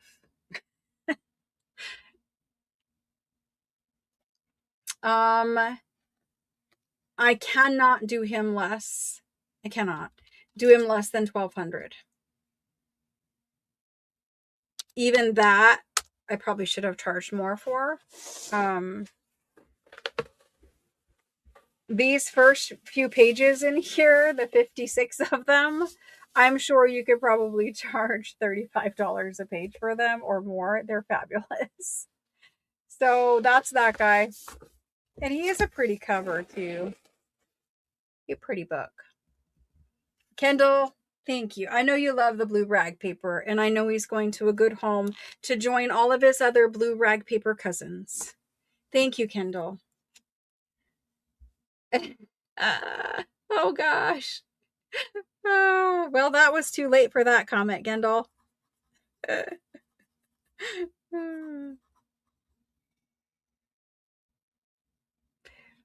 Yep.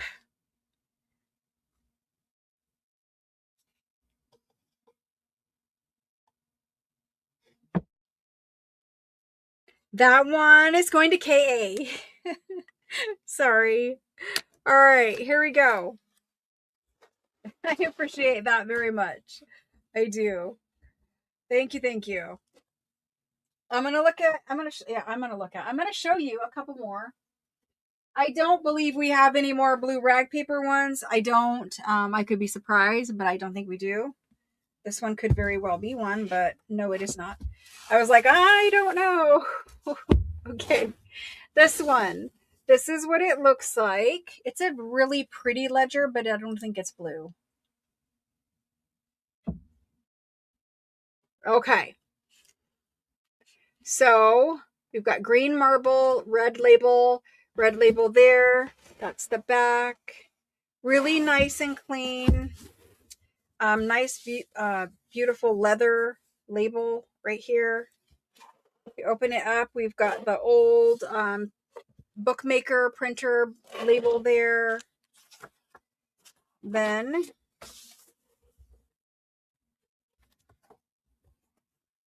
this is a great one. It's dated 1829. Right here, 1829.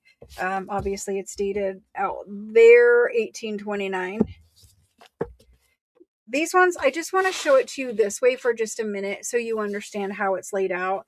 All of the pages are full of writing this way. It's not the kind of ledger where you'd have like the little number column.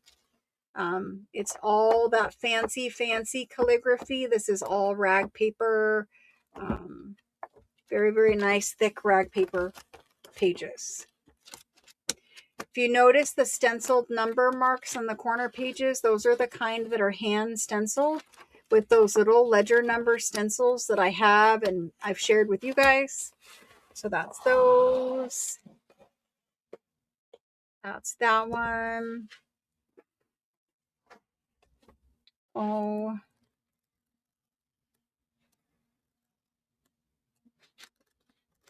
Well, Kendall, we need to do what makes us happy. And I found that when you're doing what makes you happy, the rest follows. So, how many pages of this guy do we have? They're all handwritten. Lovely signature strings where you're going to be able to pop this guy apart very easily. Ink spill. Lovely ink spills.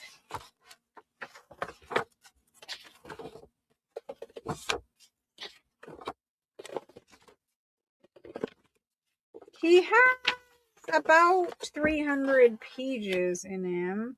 Well, he had 300, but they cut in an index. So 258, and then they've made a handmade index, and they've stenciled all the letters on, and I really like those stenciled letters also. And it's rag paper, so it's nice and sturdy. Not too many accounts in here. So there's that, and all the way at the back, we have nothing. So anyway, we've got 258. Very large rag paper pages. The thick, beautiful, like the legal document papers, that kind of paper, that's what this is. This super, super thick but rag paper. Hopefully you guys can see. Pretty. Ready? And it's just a pretty book overall. I know. And it's because they did use cheater sheets where they would put one underneath. Okay, so here's this one. This is a French 1829. It's old too, like 1829. Rag paper ledger. This one is very beautiful all the way around. Nothing to complain about. Super, super great book. We're going to do it at...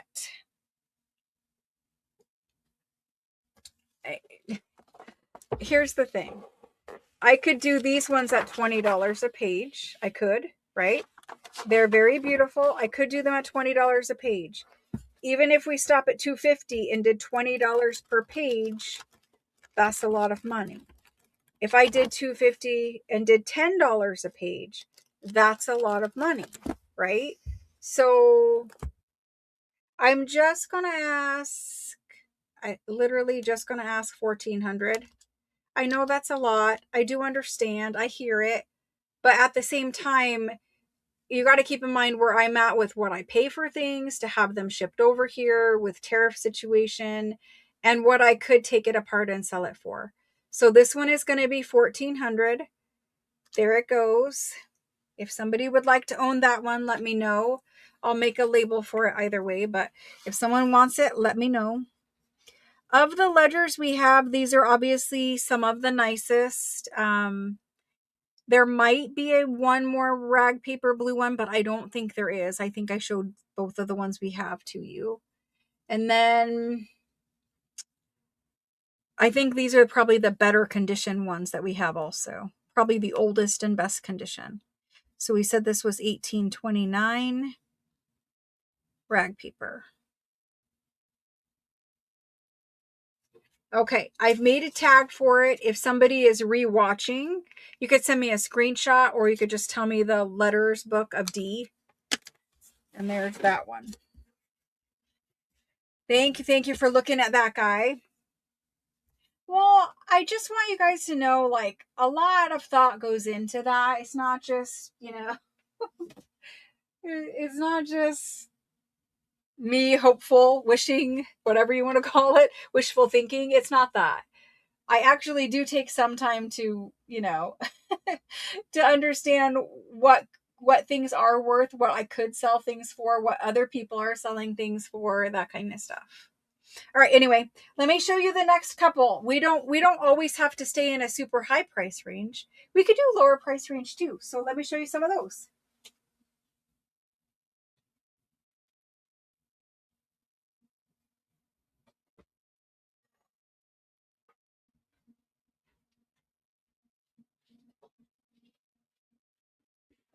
All right.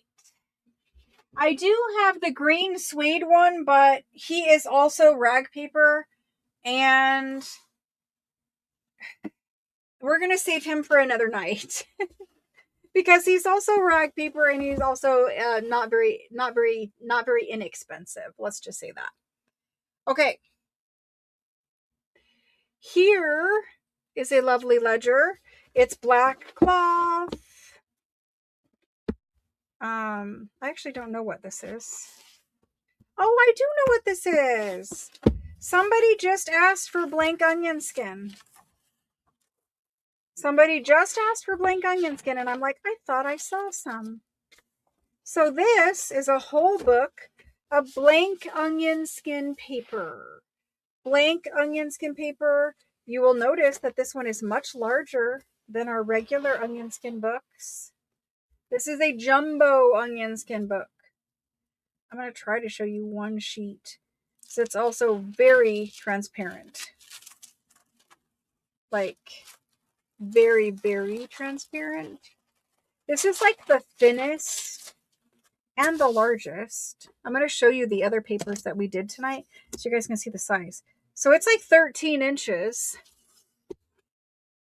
13 by about 8 3/4. So just for size comparison, here's the size of onion skin we did earlier today. So much larger onion skin. I didn't actually know where we put this. I saw it come in and I didn't know where we put it. Okay, so numbered page, stencil numbered at the top. It goes to page 500-ish pages. I see 490 something. 496. It is all blank. Little foxing, little marking wherever. Some pages are perfectly clear. Some pages have foxing. But it is all blank. So whoever wanted blank onion skin, this is a whole book of it. And I am going to do the entire book. So if you want this whole book of blank onion skin, and I've actually never had one this size. They've always been the smaller ones. Kendall, it does suck. I live with it every single day and it's very painful. It kind of can suck the joy out of a day if it gets that way, right? If you I don't want to say if you let it, but there are days where it has a mind of its own. It can definitely suck the joy out of that day. Okay. Let's do this one. This is a large French onion skin book.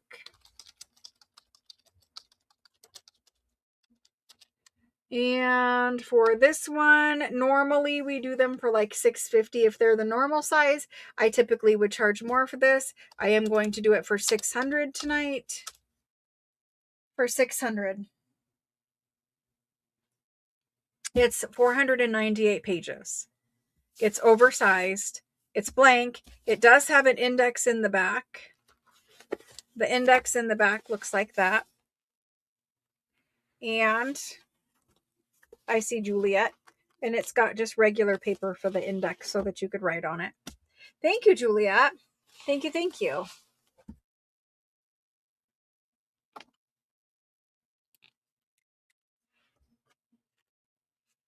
Alrighty, let's make Juliet's book a tag.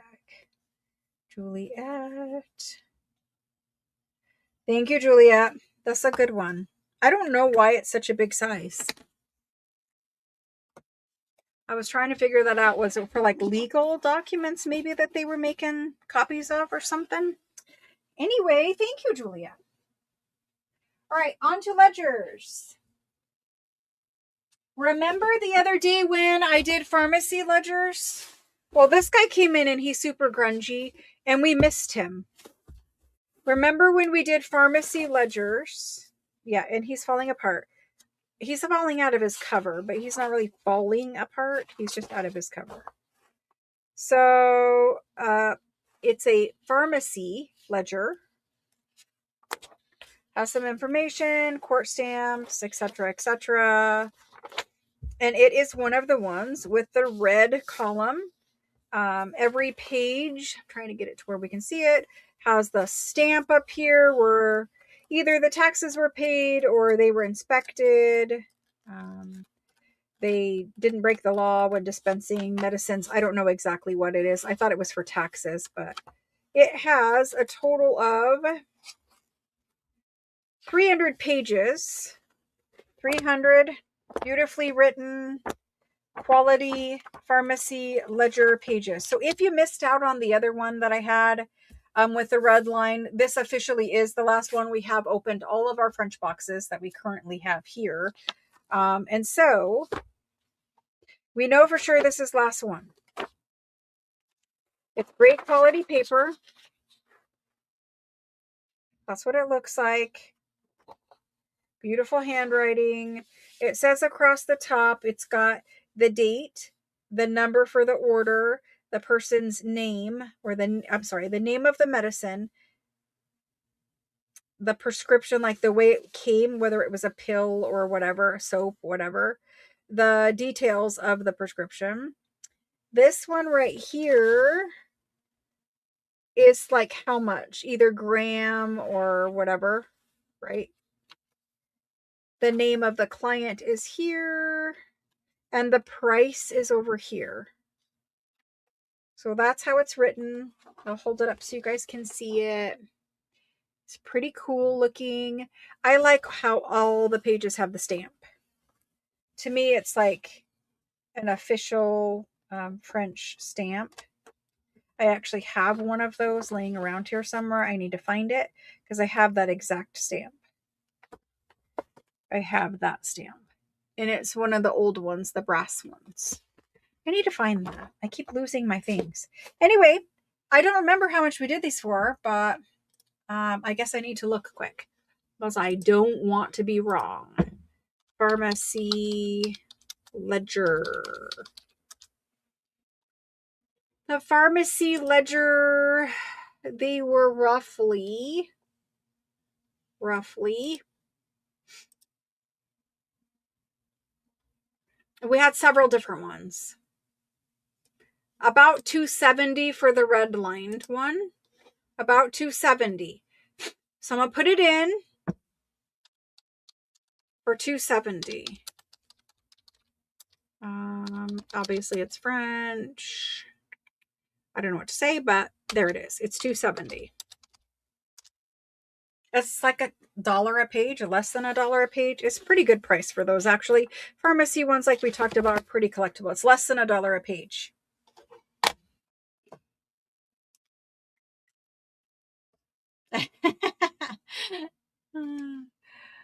I was to remind you that I did not get one last time. Okay.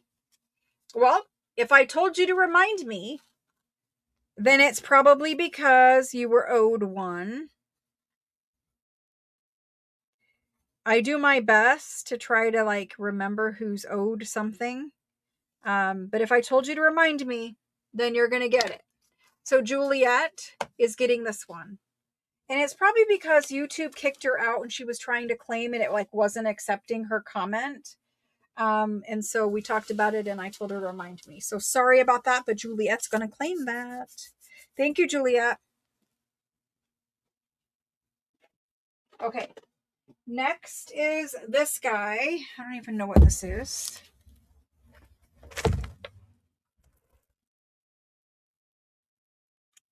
Okay. It's a tax ledger. I believe it's a tax ledger. Thank you. Thank you. Thank you. Oh my gosh. Next one. Oh, perfect. Thank you. Thank you, guys. Thank you. Thank you for allowing that to happen that way. Things happen. And I appreciate you guys being kind and you know, willing to roll with whatever's happening, whether it's YouTube or me making mistakes or all the things above. All of the above. That's I need to stop talking now. It's 14 1/4 inches long. I have one more hour. 14 1/4 by, I'm going to say 9 1/4. It's kind of just a blank label on the front of it. It doesn't really say anything. The spine is pretty much off the label is pretty much off the spine. Open it up inside. It's got some interesting marbled, whether it's real marble, it's thick paper. I love this blue label over here. Love that bookmaker label. And it's a tax ledger, I believe, because it says like the tax of 15%, the tax of 25%. The names of all the people, names and addresses. It has little bits of ephemera pinned in.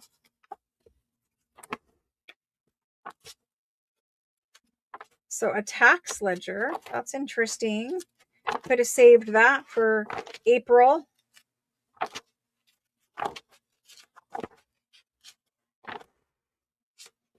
Try to get on camera, woman. But lovely, lovely.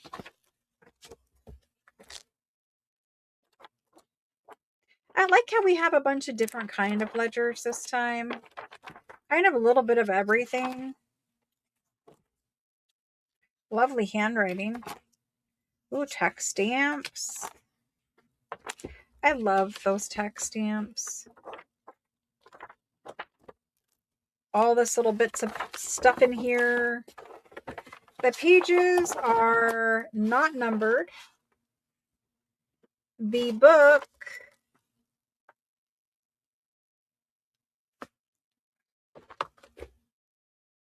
it says 1782 here and 1802 here. I don't think that's, no, it's not dates. No, it is not dates. I don't know what the date is.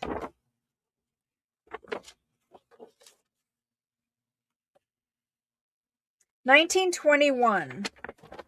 1921 on their little receipts. Yeah, 1920.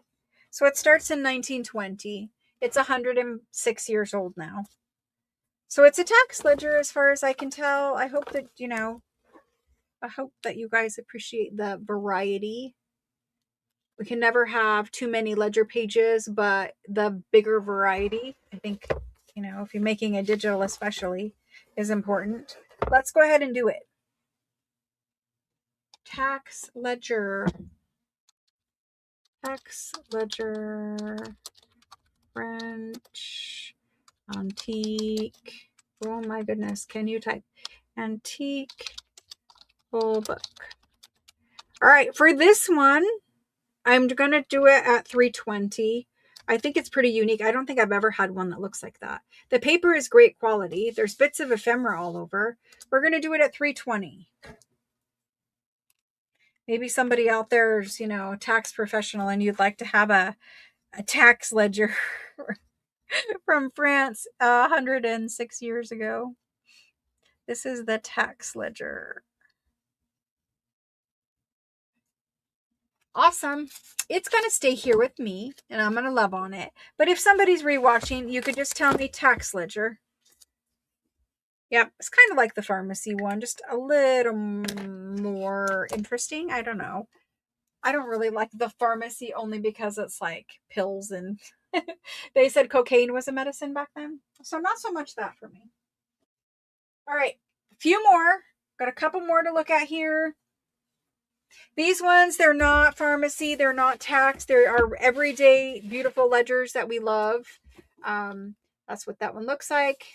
It's got some wear on the cover. Inside, we've got some lovely paper.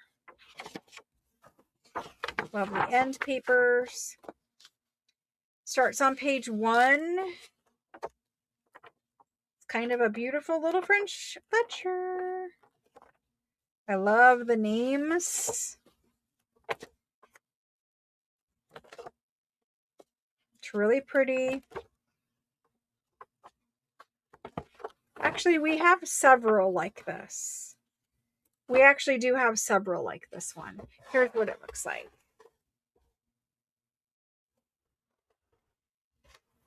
Uh-oh. Diana B for the tax ledger. All right, Diana, thank you.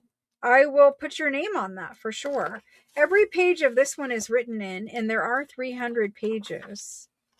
And every page is written. Lots of nice headers at the tops of those pages. Yeah, beautiful. I mean, if you want one that's French ledger with the headers that are printed and the larger, more bold tops of the entries, this is the one for you. And it's great quality paper too. So we're going to do this one. Let's do this one. Let me put Diana's name on that because I will forget too. Thank you, Diana.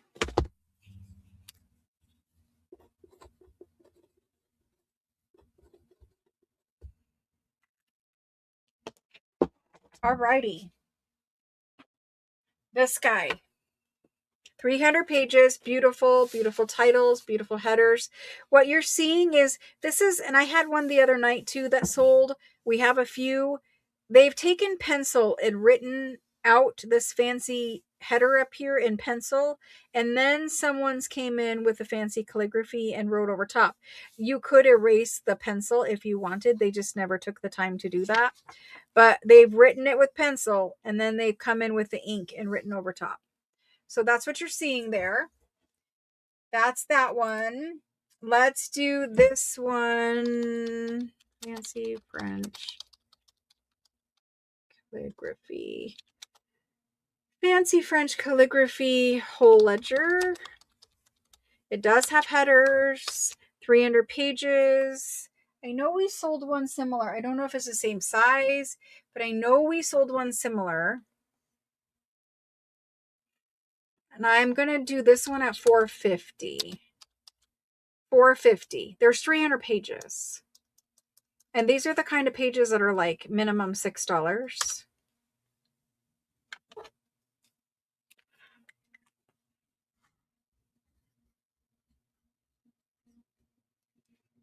I love ledgers. I cannot get enough of the ledger paper and the rag paper. I'll make a whole entire a whole entire journal out of ledger paper and rag paper. This one is Fancy French Calligraphy for $450. I've making a tag for it. If you rewatch it, it's Fancy French Calligraphy whole ledger. And that's really all you need to text me. Oh, never mind. Allison. Thank you, Allison. Allison has decided to make him hers. Thank you, Allison. It's really a good one. Good pages. Thank you, thank you. Alrighty. Let's see what else is under the desk. And let's get a sip of water.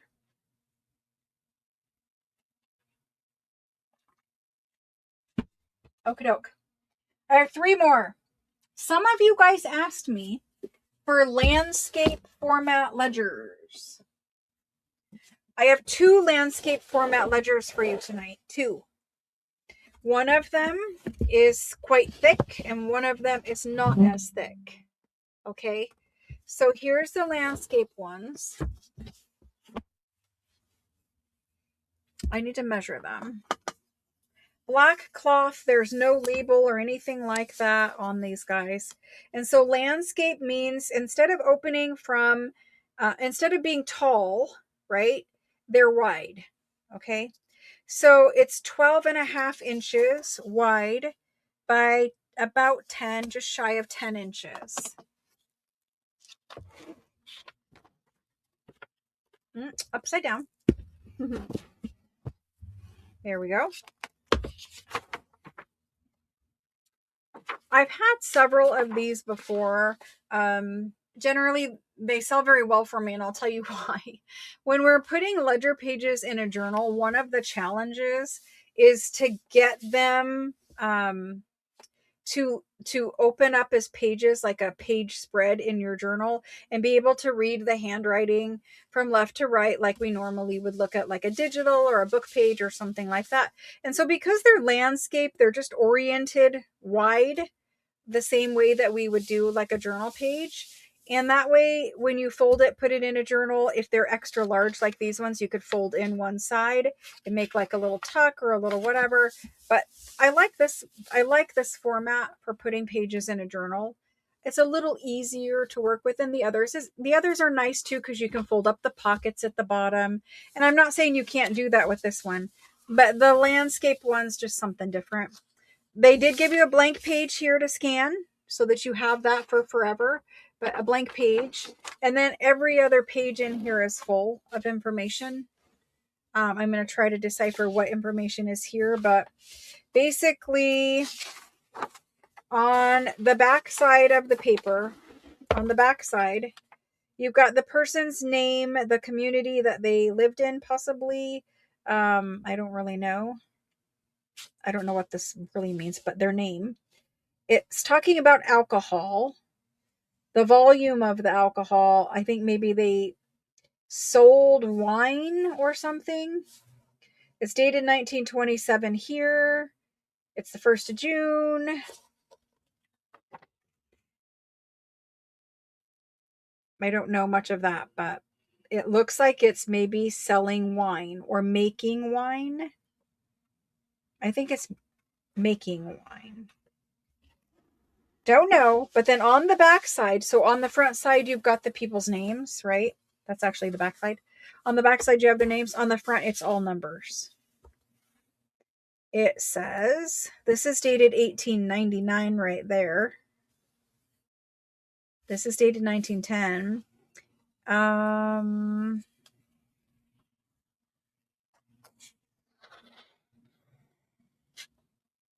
I don't know. There's a whole big bunch of numbers and a whole big bunch of writing. You guys are going to have to decipher it when you get it with Google Translate. The name is the type of alcohol. Yes. The name is the type of alcohol. Interesting. I don't know. Maybe you guys can decipher it. But a big old bunch of writing, a big old bunch of numbers. Like, okay, so here. Does that look like people's names or does it look like alcohol's names? I think that looks like alcohol's names.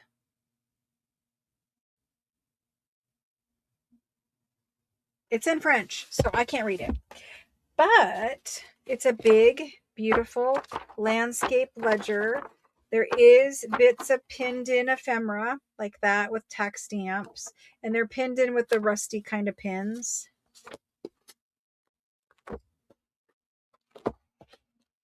This one probably has 300 pages. I don't want to crinkle those. Probably has 300 pages, and it's really beautiful. And they're all pretty much written. You might find 1, 2 blank ones, but it ends in 1927, so it's about 100 years old. About 100. About 100 years old.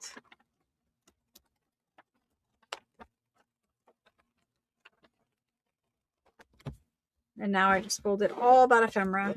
Hopefully not, but let me check it just to make sure. All right, there we go. That's the first one. The second one is very similar to that. A winery ledger? Maybe. Maybe, Allison. I don't know. I'm trying to figure it out, but Google Translate escapes me at the moment. Okay, let's get this in here. This is a landscape ledger. Landscape format ledger. Perfect.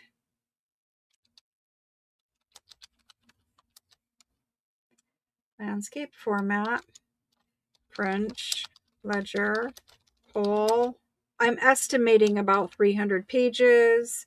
If we were to do it at even $5 a page at 300, you're quite a bit of money in there.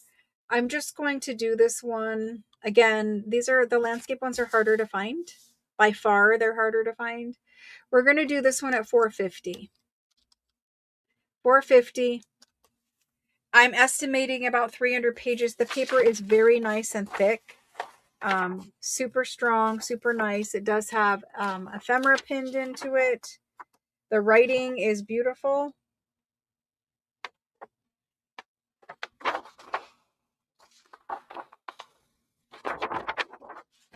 So if you're going to put it in a journal, you can make one page a normal page and then fold it in. Like I said, you could fold up a pocket if you want to fold up a pocket.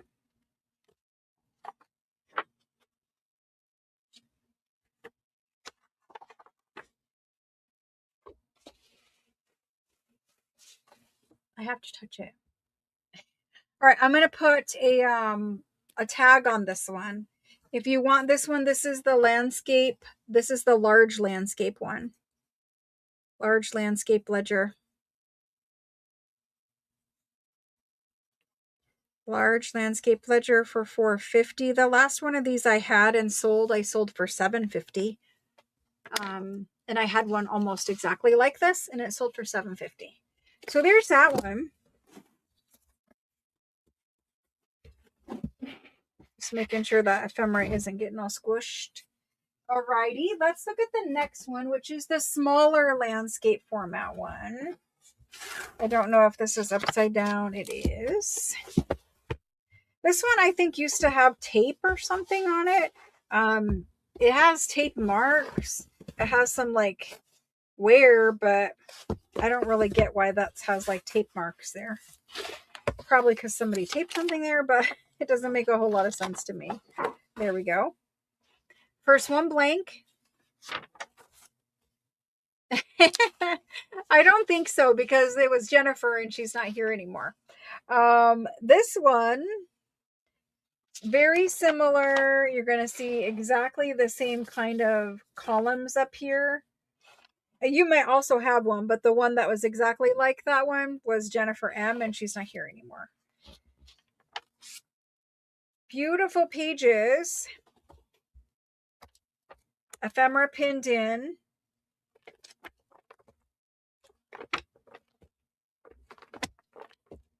Same kind of ephemera.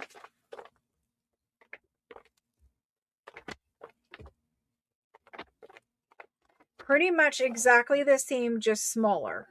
Less pages, not smaller size, but less pages. It's ending in 1931, and it also starts in 1931. So this was them keeping track of whatever for about a year.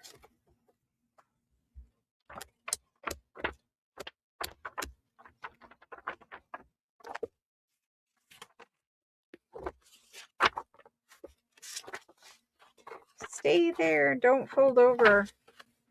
And when they're pinned, it's like a little bundle of things. 1, 2, 3, 4. There's 5 in that little bundle. All right, well, we talked about the other one. This is really just a smaller version. Okay, here we go. This is going to be a landscape French ledger, ledger. Oh my gosh, ledger. For this one, I will do it for, I'm going to do it for $320. Not a huge price difference, but I'm going to do it for $320. Okay, landscape French ledger, $320. There it goes. Maybe no one wants it because no one bought the last one, but at least I showed it to you.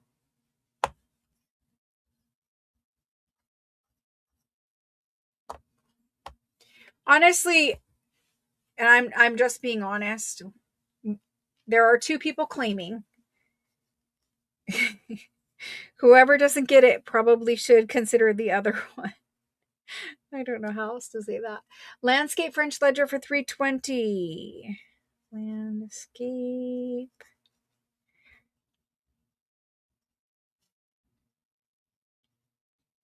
Okay, this one, first one in is Karen L. Karen L. Thank you very much. Rachel.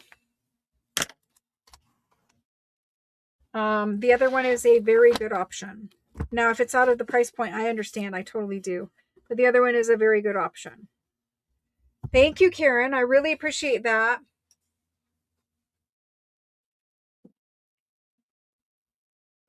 The one we just did, the one I offered you before.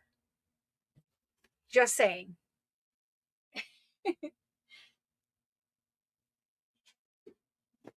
Just saying. I was trying to move some ledgers because I have to move myself. And thank you. I appreciate that very much.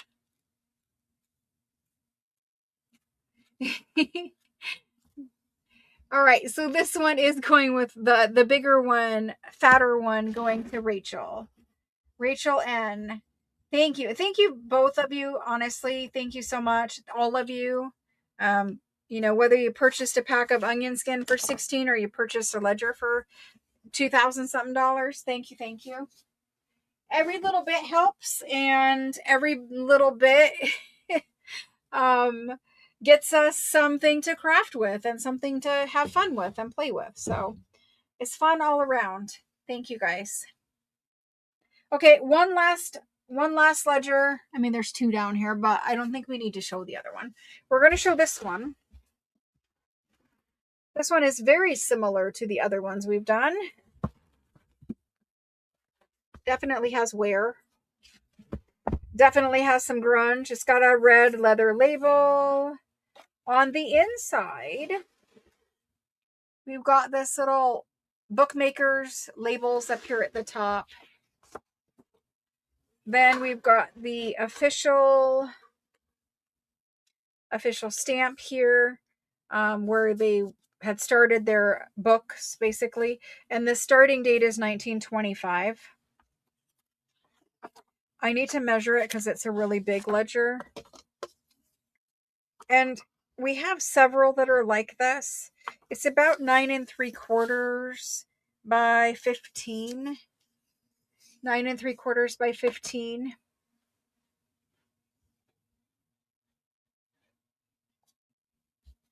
All right. Lots of beautiful handwriting. I'm going to show you sideways for just a minute because I think it's important to see it this way, just so that you see like every page,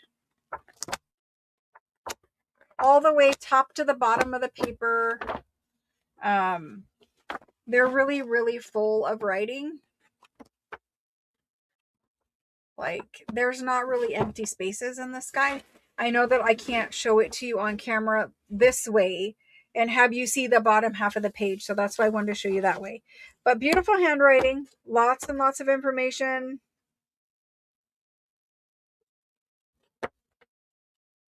I was trying to see if I could make out any words to see what they were doing, but different people wrote in it and with various different handwritings. This one is super fancy. Santa Maria Cafe. I don't know. That one I could make out, but that's about it. So anyway, we're going to do this one. Total number of pages in this bad boy are 500 pages. 500 pages. And some ephemera, apparently. I keep seeing it, and I don't know what it is. Just like a little... It was actually taped right there, but the tape was gone. A little bit. A little bit.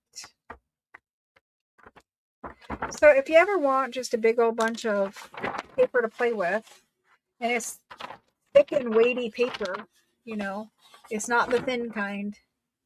Here we go. Here we go.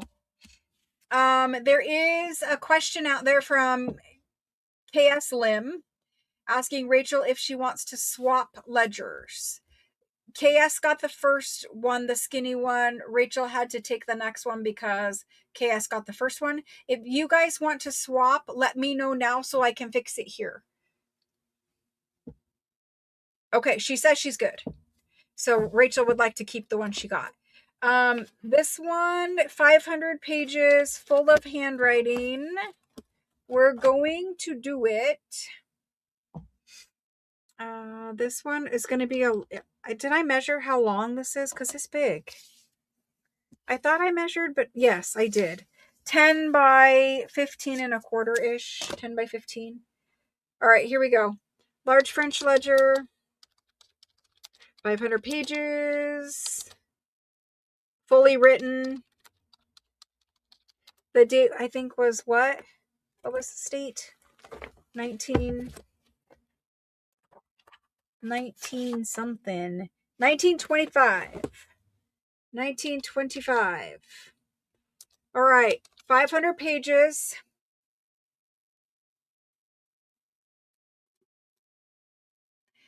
500 pages. I'm going to do it for 500. 500 pages for $500. There we go. Now, normally, this is like $6 a page. They're nice, they're fully written, and there's a lot of detail on them.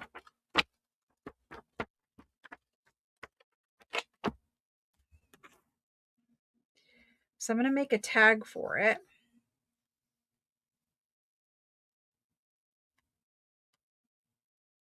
You can cut your Florentine paper to any size that you want. I mean, I would cut it to something that you can store easily. Like if if you feel like cutting it down just so it will fit in a shelf or a cubby or something like that. Um, I like to keep, when I cut mine myself, I like to keep it so I have like, you know, probably like 8 by 10, just so I can put them in a journal. I can fold them in half and put them in a journal. But if you fold it exactly in half and exactly in half again, it should make you 8 7 by 10 inch pieces, which is also great for putting in a journal. All right. This guy is going to be the 1925 500 page, the large ledger, and he is available for 500 if anybody is rewatching. No, they don't all. And you have to remember the lighting isn't fully up either. But they don't all have the tannish colored paper.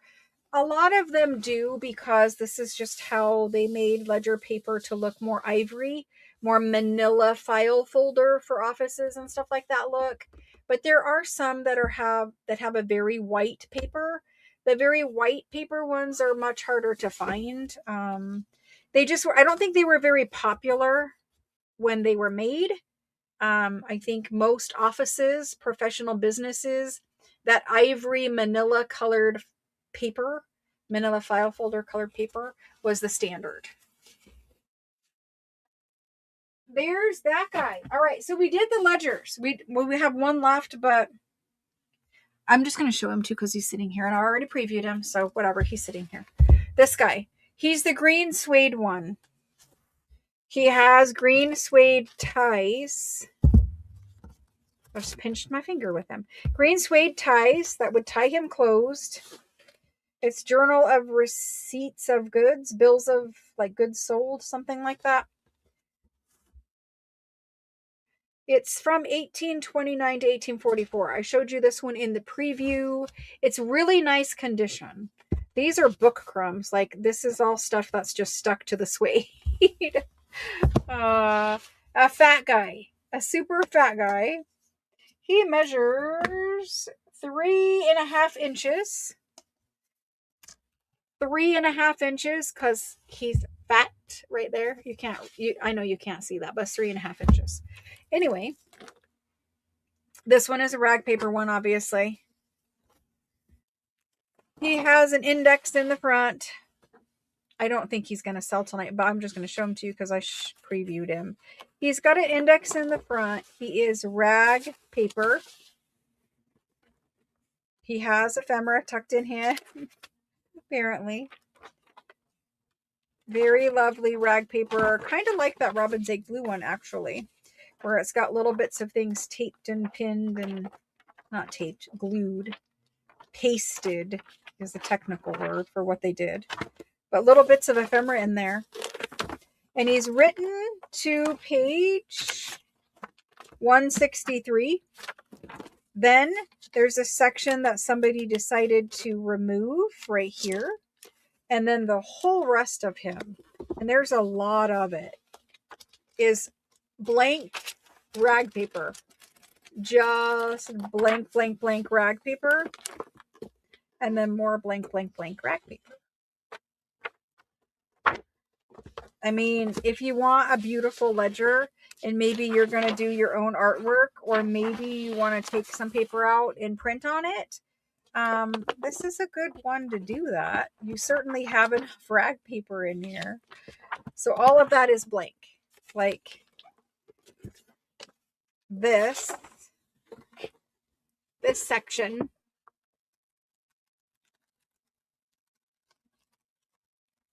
is blank. This section is written. And I do want to flip through it where you can actually see it instead of like hiding it. Not intentionally, but behind my logo.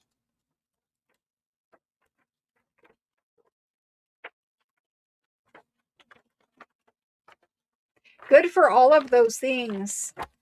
Art journals, watercolor, It feels similar to like a mixed media paper, in all honesty. I'm sure it has a watermark. It has some tooth to it. But that's that guy. I think he's really beautiful. Um, he just looks good. He looks nice and old and Harry Potterish. You've done that in yours? Yay. That's awesome. All right, so this guy, he's 160 written, a ton blank. He probably was like an 800 page ledger or something to that effect, at least 500. You did actually, I think. I vaguely I remember. Maybe post again, Linda, if you have it handy. Okay, green suede, French ledger. This is rag paper. And we're going to do him for his problem. Really, like, he's beautiful. He has a ton of pages. He's very fat. He's old. 1829 to 1844. His only complaint is that he's not full of beautiful, beautiful handwriting. I'm going to do him for 700. Far less than what I would normally do him, but I do need to move these. So I'm going to do it for 7.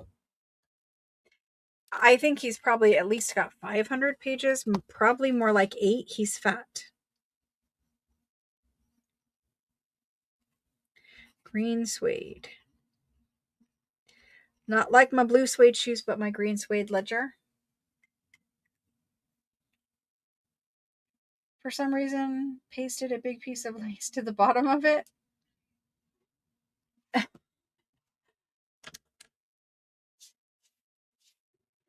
I'm sure it looked lovely. Yeah, I wanted to verify that they weren't numbered. Yeah. I'll count 10.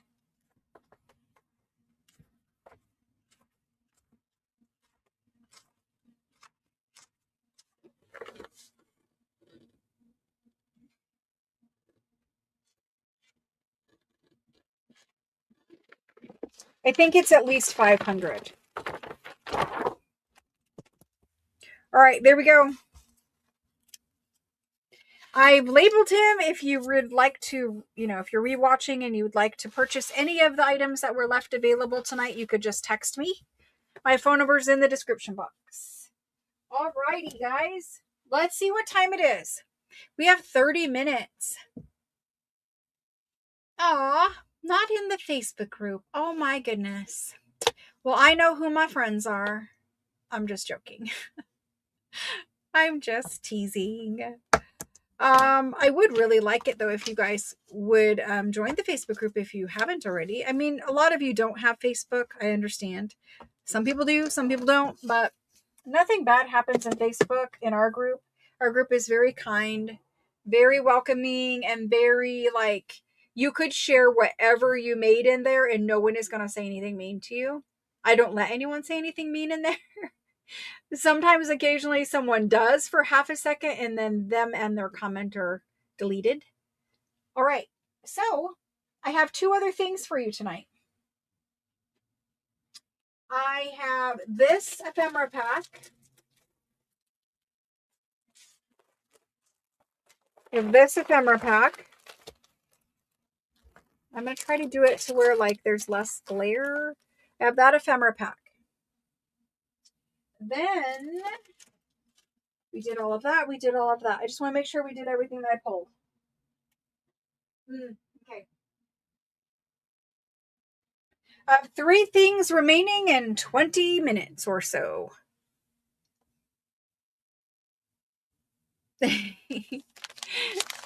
Thank you guys for being in there and making it such a good group. All right, so we did take apart an illustrated prayer book.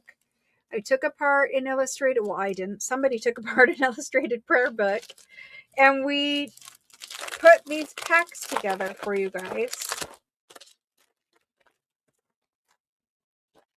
And we took 2 folios from the illustrated prayer book. So remember, it's folio, super cute, beautiful illustrations. This is an antique one from 1800s. Beautiful. So these are originals. You can scan them. But honestly, after you scan them, just use them. They're fabulous.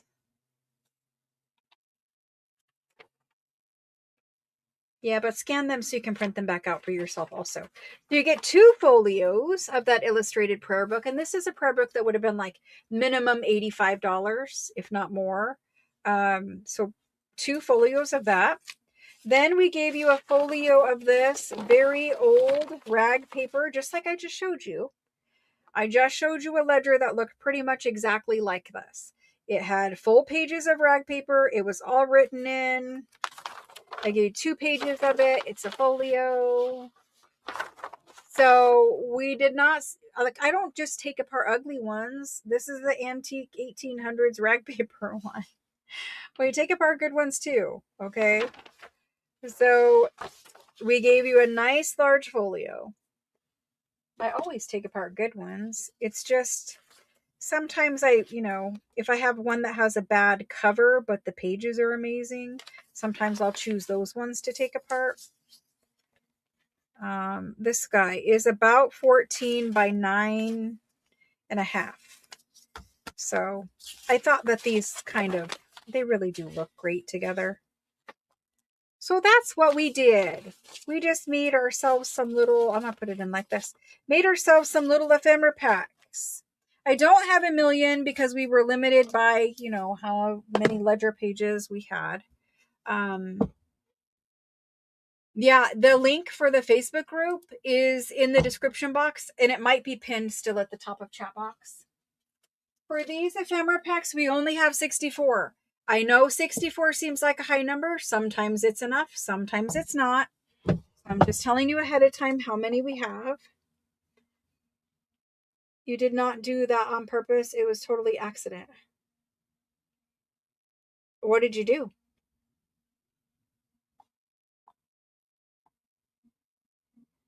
Well, I don't know what you did. Oh my gosh.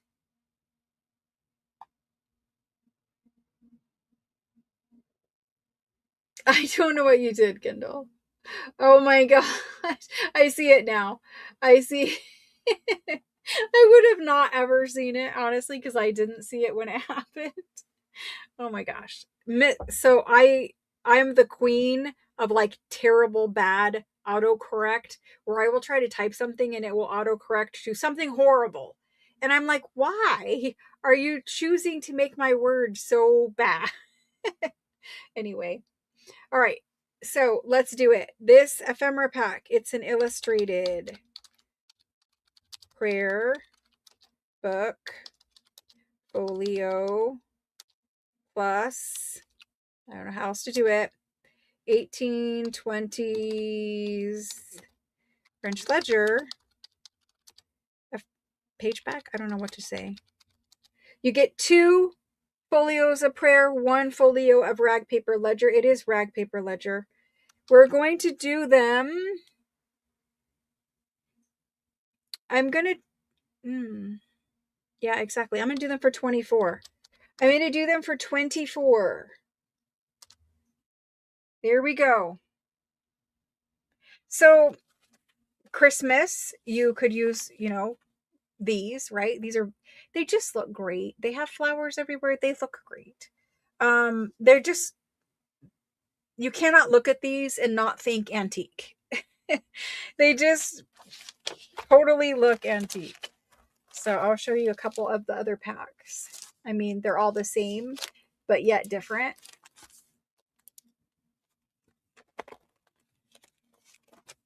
So same but different. I'm trying to keep that glare off, but it's not wanting to cooperate with me. I'll put that back on there. It kind of takes away the glare. All right, let me do this list. Where are we at? Right there. Illustrated prayer ephemera pack. I guess that's what we're calling it. I'm going to do illustrated prayer ledger pack because otherwise I'm going to get confused. I'm probably still going to get confused, but that might help a little bit. Okay, to the top of the list. Let's see. We have Violet. Violet. Awesome. Thank you. Mary. Mary MCD. Thank you. Christine BRO. And she's requesting 2. We'll see if we have enough, but thank you, Christine. Tammy D. And Linda A. And after Linda, we have Deborah Kerr. Deborah Kerr. Perfect. Then we have Diana. This is Diana M this time. And then Sarah. This is Sarah T. Shelly. Shelly R. Thank you. Jody. Jody M. Rachel. Rachel N. Then we have Karen MOR. Teresa. Teresa M. After Teresa is Lizbeth. Lizbeth. Then Rhonda. Rhonda B. Margaret. Oh my gosh. Margaret. I cannot type your name tonight. And she would like 2 if we have them. Deborah. MER. Thank you. Marcella. Marcella B. Thank you. Wanda G for 2 if we've got them. And then we have Cece. Thank you. After Cece is Karen L for 2. Thank you. Lynn R. Kendall. Then Mickey for 2. After Mickey is Lena. And then we have Betty. Betty. You love it all? I love it all too, which is also a problem. It's a problem for me, just like it is for you guys. Juliet, thank you. Karen M, we got you, right? Karen MOR. I thought I did get you. Yes, I did get you, Karen. Oh, sorry. I see it now. All right, let me add these up and make sure. I think we have enough because we have plenty, but let's see. I struggle with all the same things that you guys do. When you guys are like, I'm on a budget, I have to sit on my hands, I struggle the same way because, you know, the people, my friends, they're looking for stuff for me all the time. And, you know, when it's antique, sometimes you have to buy it when it's available, not when it's convenient. So I totally get it.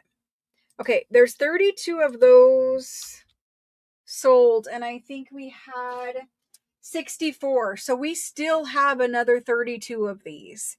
My point of bringing that up is I like all the things like you guys do, but sometimes when my friends show me, you know, antique stuff that they found, they have to choose right then and there to buy it or to not buy it because, you know, maybe they're at somebody's estate sale or something like that in France. And if they don't get it, then someone else will get it and we will miss out on it.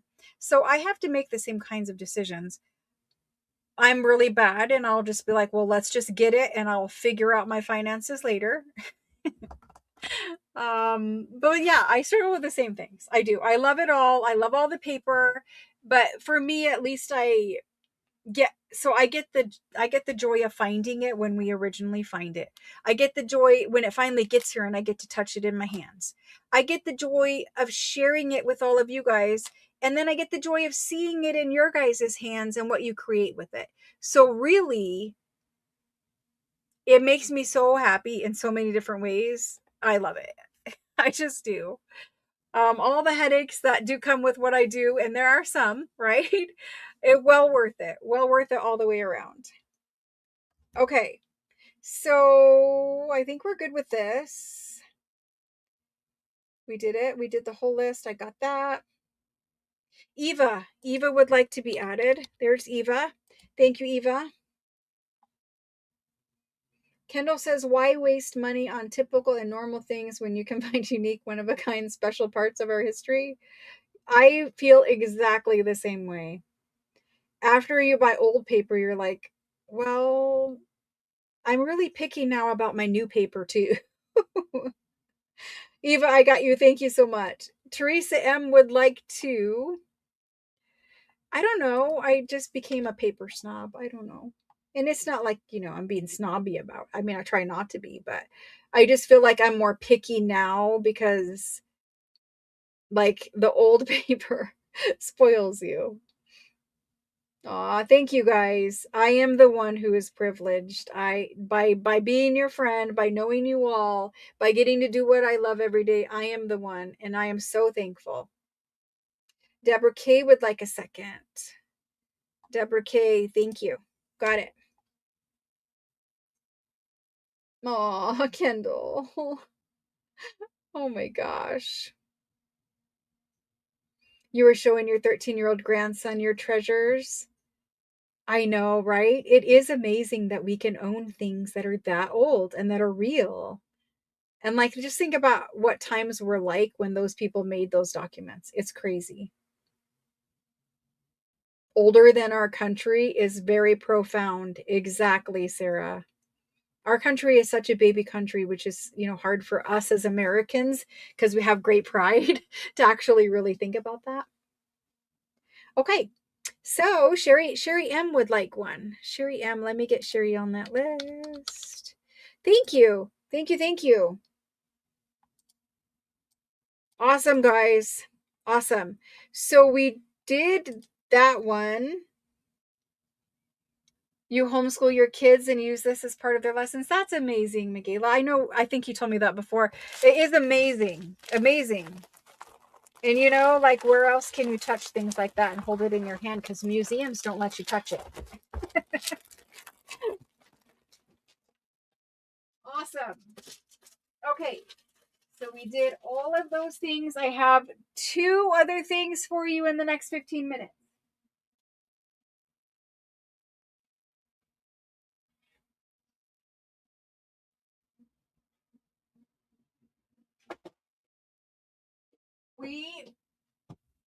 We made it through the entire bin of stuff that was scheduled tonight. I have one big fat book left. And these that I pulled in case we had time. I do want to show you what is inside.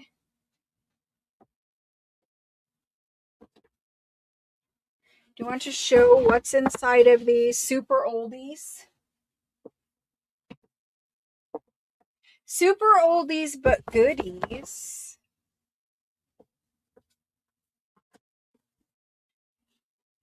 All right. This is all of them.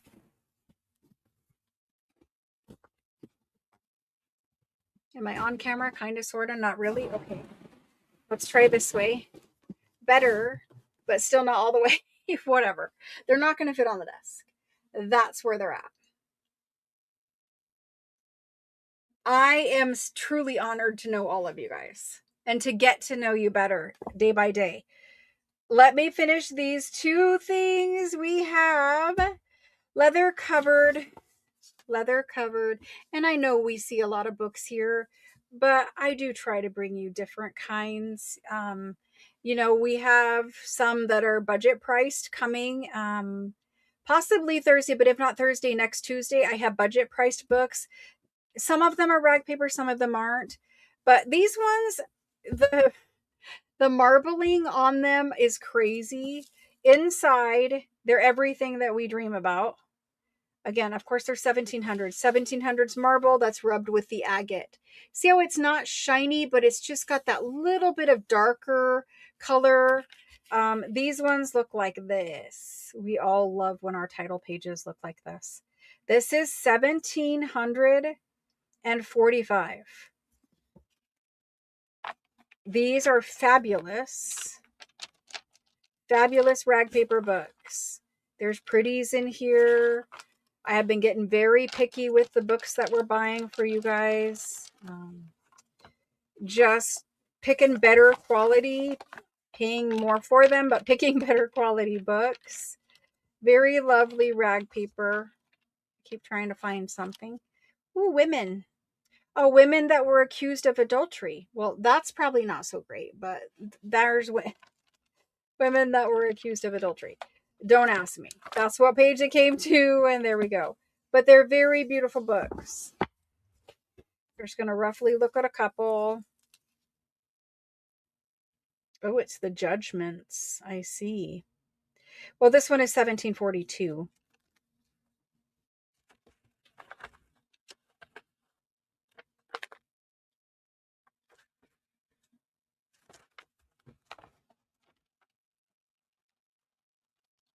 They're beautiful books with beautiful rag paper. I don't know exactly what this is about. The history of this word, Madame Mazarin, don't know. Beautiful books. Fabulous. Let's look at the marbling.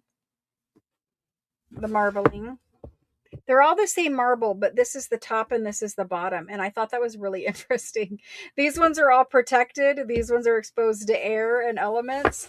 So again, you know, we had 1700s ones earlier. Maybe you're all out of 1700s books, but I don't know if they're religious or not. I was trying to think of it because it starts out with causes.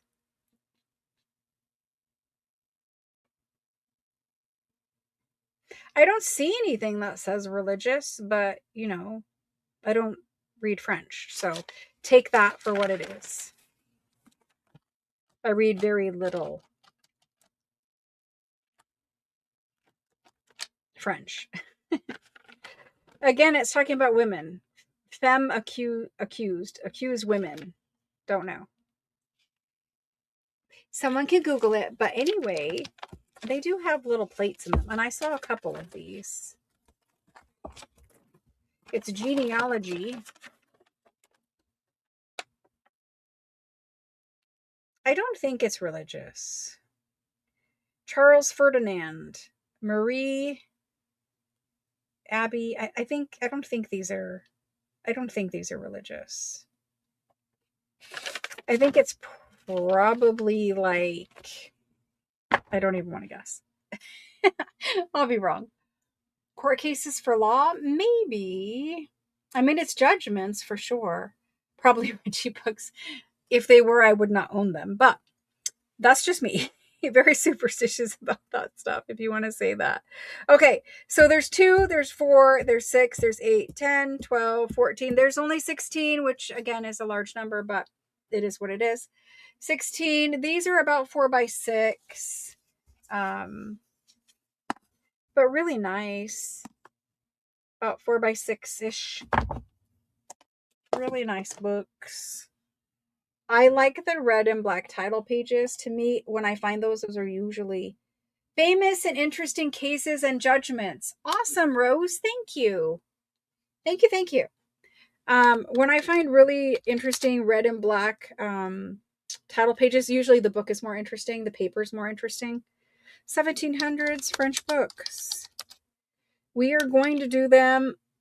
I'm going to do them at the same exact price I offered the other ones earlier tonight, which honestly, these are $68 books all day long, but we're going to do them for $55. $55. There they go. We have, well, I'll save the other book till Thursday because we have one other book, but we're not going to have time for it. Let me get these done. Judgments. Judge. Can you type, Judge? Okay. These ones go to, first person after the go is going to be Violet. I like that most of them are against women. I thought that was very interesting. Karen L is next. Thank you guys. Linda B.E.S. Linda A. Ooh, can I type Linda? Linda A. Thank you. Linda and Linda. Thank you. Rachel. Thank you. Rachel N. Diana M. Thank you. After Diana M is Juliet. Thank you, Juliet. Eva. Thank you. Kendall. Thank you. The red ink title. I know. They are special. Mickey. Thank you. Karen JOR.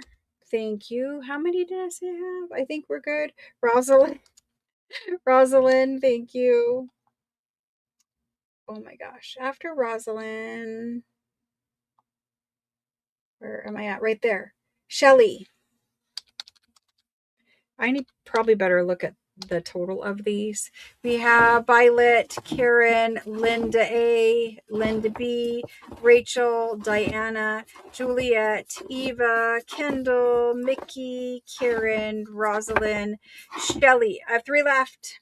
After Shelly, Deborah MER. MER, perfect. That's that one. That means 2. And Jody. Jody MAR, 1 left. 1 book left. And then could I please have 1 of the French Ledger packs? You sure can, Catherine. Just the ledger. Are you talking the prayer book one or just the ledger?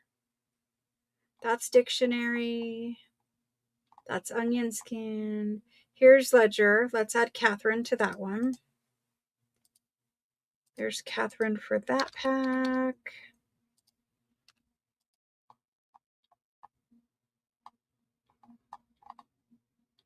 The lace.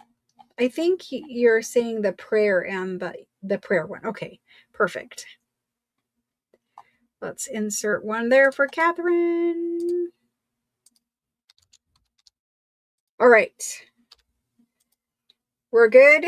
I got 1 book left. Rose D got the last book, I believe. Yep. Rose D. Thank you very much. I didn't even have any orphans of books. Thank you, thank you. Okay.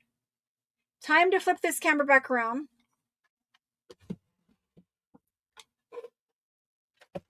Where is it?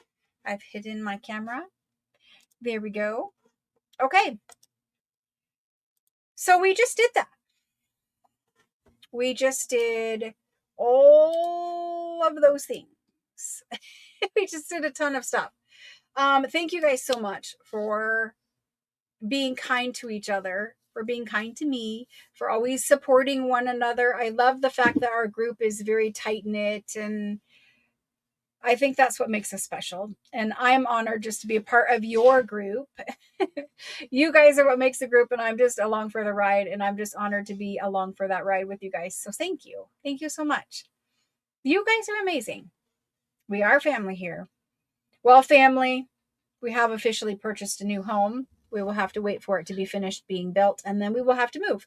But the clock is now officially ticking on having to actually move, meaning whatever is here is going to need to be sold. I am going to have to probably do a super sale early, maybe March, maybe April, but we're going to have to do a super sale because I have got to clear out all the things that I have been hoarding and hanging on to so that we can actually accomplish this move. It's way too much stuff to have to move it. And so I am going to have to figure out how to make that happen. But thank you guys. Thank you so much. Yeah, it's very nice. It's very nice. And it's also very stressful, as you guys know, because shopping for a home and actually thinking about, all right, well, now we're under contract. And so how is this going to happen? And how is this supposed to happen now? So I just want to say thank you because we are going to have, and it won't be for a little bit because the house is still being built. So we have some time, not long, a couple months, but we are going to have that transition period where I'm having to move from one location to another. I will keep you guys updated all along the way, and we will make sure that we have, hey, we shipped it and now we're moving and now we're picking up where, we left off, so that nothing is being hung in the balance for you guys. You're not waiting on me for something. But I just want to say thank you guys. In some ways, it is because of you that I have to move. And for some reason, it is because of you that I can move. So I just want to say thank you. Um, A, we're out of space here, and B, it's kind of where we're living in a warehouse instead of living in a house. So we're trying to do some separation there.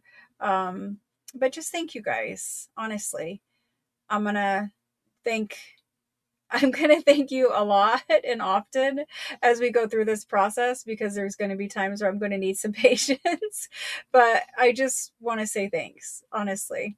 I'm excited, I'm nervous, and now the clock's ticking. And when I know I'm under the gun and the clock is ticking,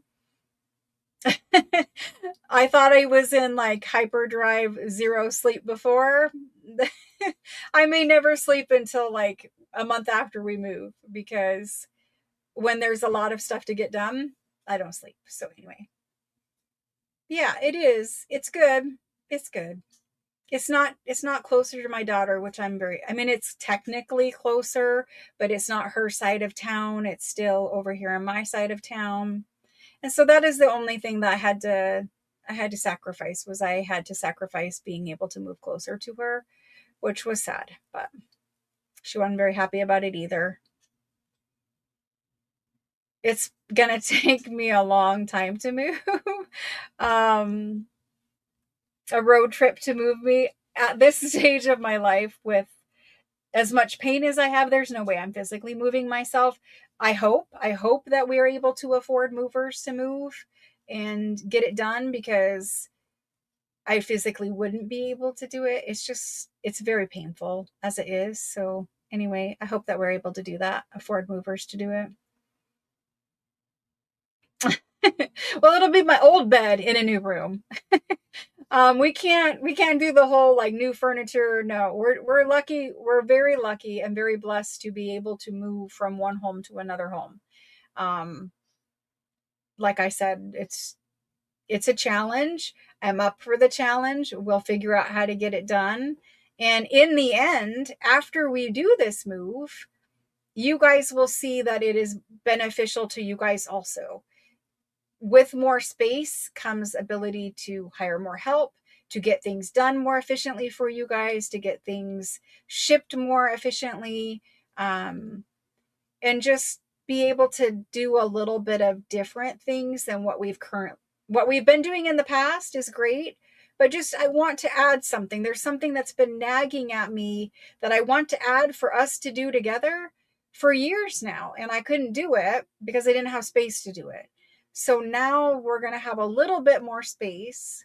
And now once we finally get moved, we can do the next thing that I've been kind of like, how when you have something, an idea, and you try to put it away and you try to say, no, we can't do that, it doesn't work because of X, Y, and Z reason, but it just sits there and it just nags at you over and over and over again that you should be doing this, that you need to do this. Well, there's something that's been nagging at me that I need to do. And so for all of us, I'm going to get it done. That's kind of where it's at. Oh, I'm just going to be exhausted. The only thing that I ever want to do when I have time to myself is sleep. It is good news. I'm very nervous about it, but it's good news. It's hard.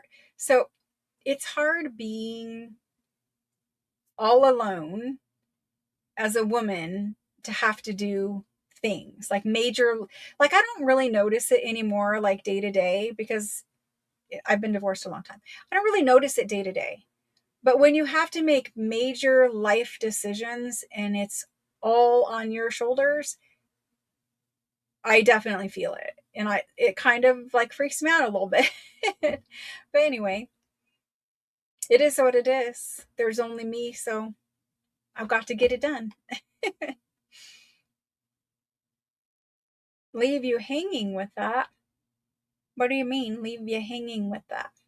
Oh, no, I'm not telling you what it is yet because I don't know if I can pull it off. I'll share it with you when I can pull it off. Decisions are tough, Sandy, and I'm sorry that you also are. I know for a lot of you guys, you understand where I'm coming from because for one reason or another, you know, right? But Sandy, I'm sorry to hear that, and I know a lot of you are in that position, and I'm sorry. It is tough to be alone, no matter what the obviously, some circumstances worse than others, but it is definitely hard to be in that position and hard to have that weight on your shoulders all the time, but it makes us stronger. It keeps us going because failure isn't an option because it is just us. So it makes us tougher, stronger people. And it also makes us more appreciative, where we can appreciate things in a different way because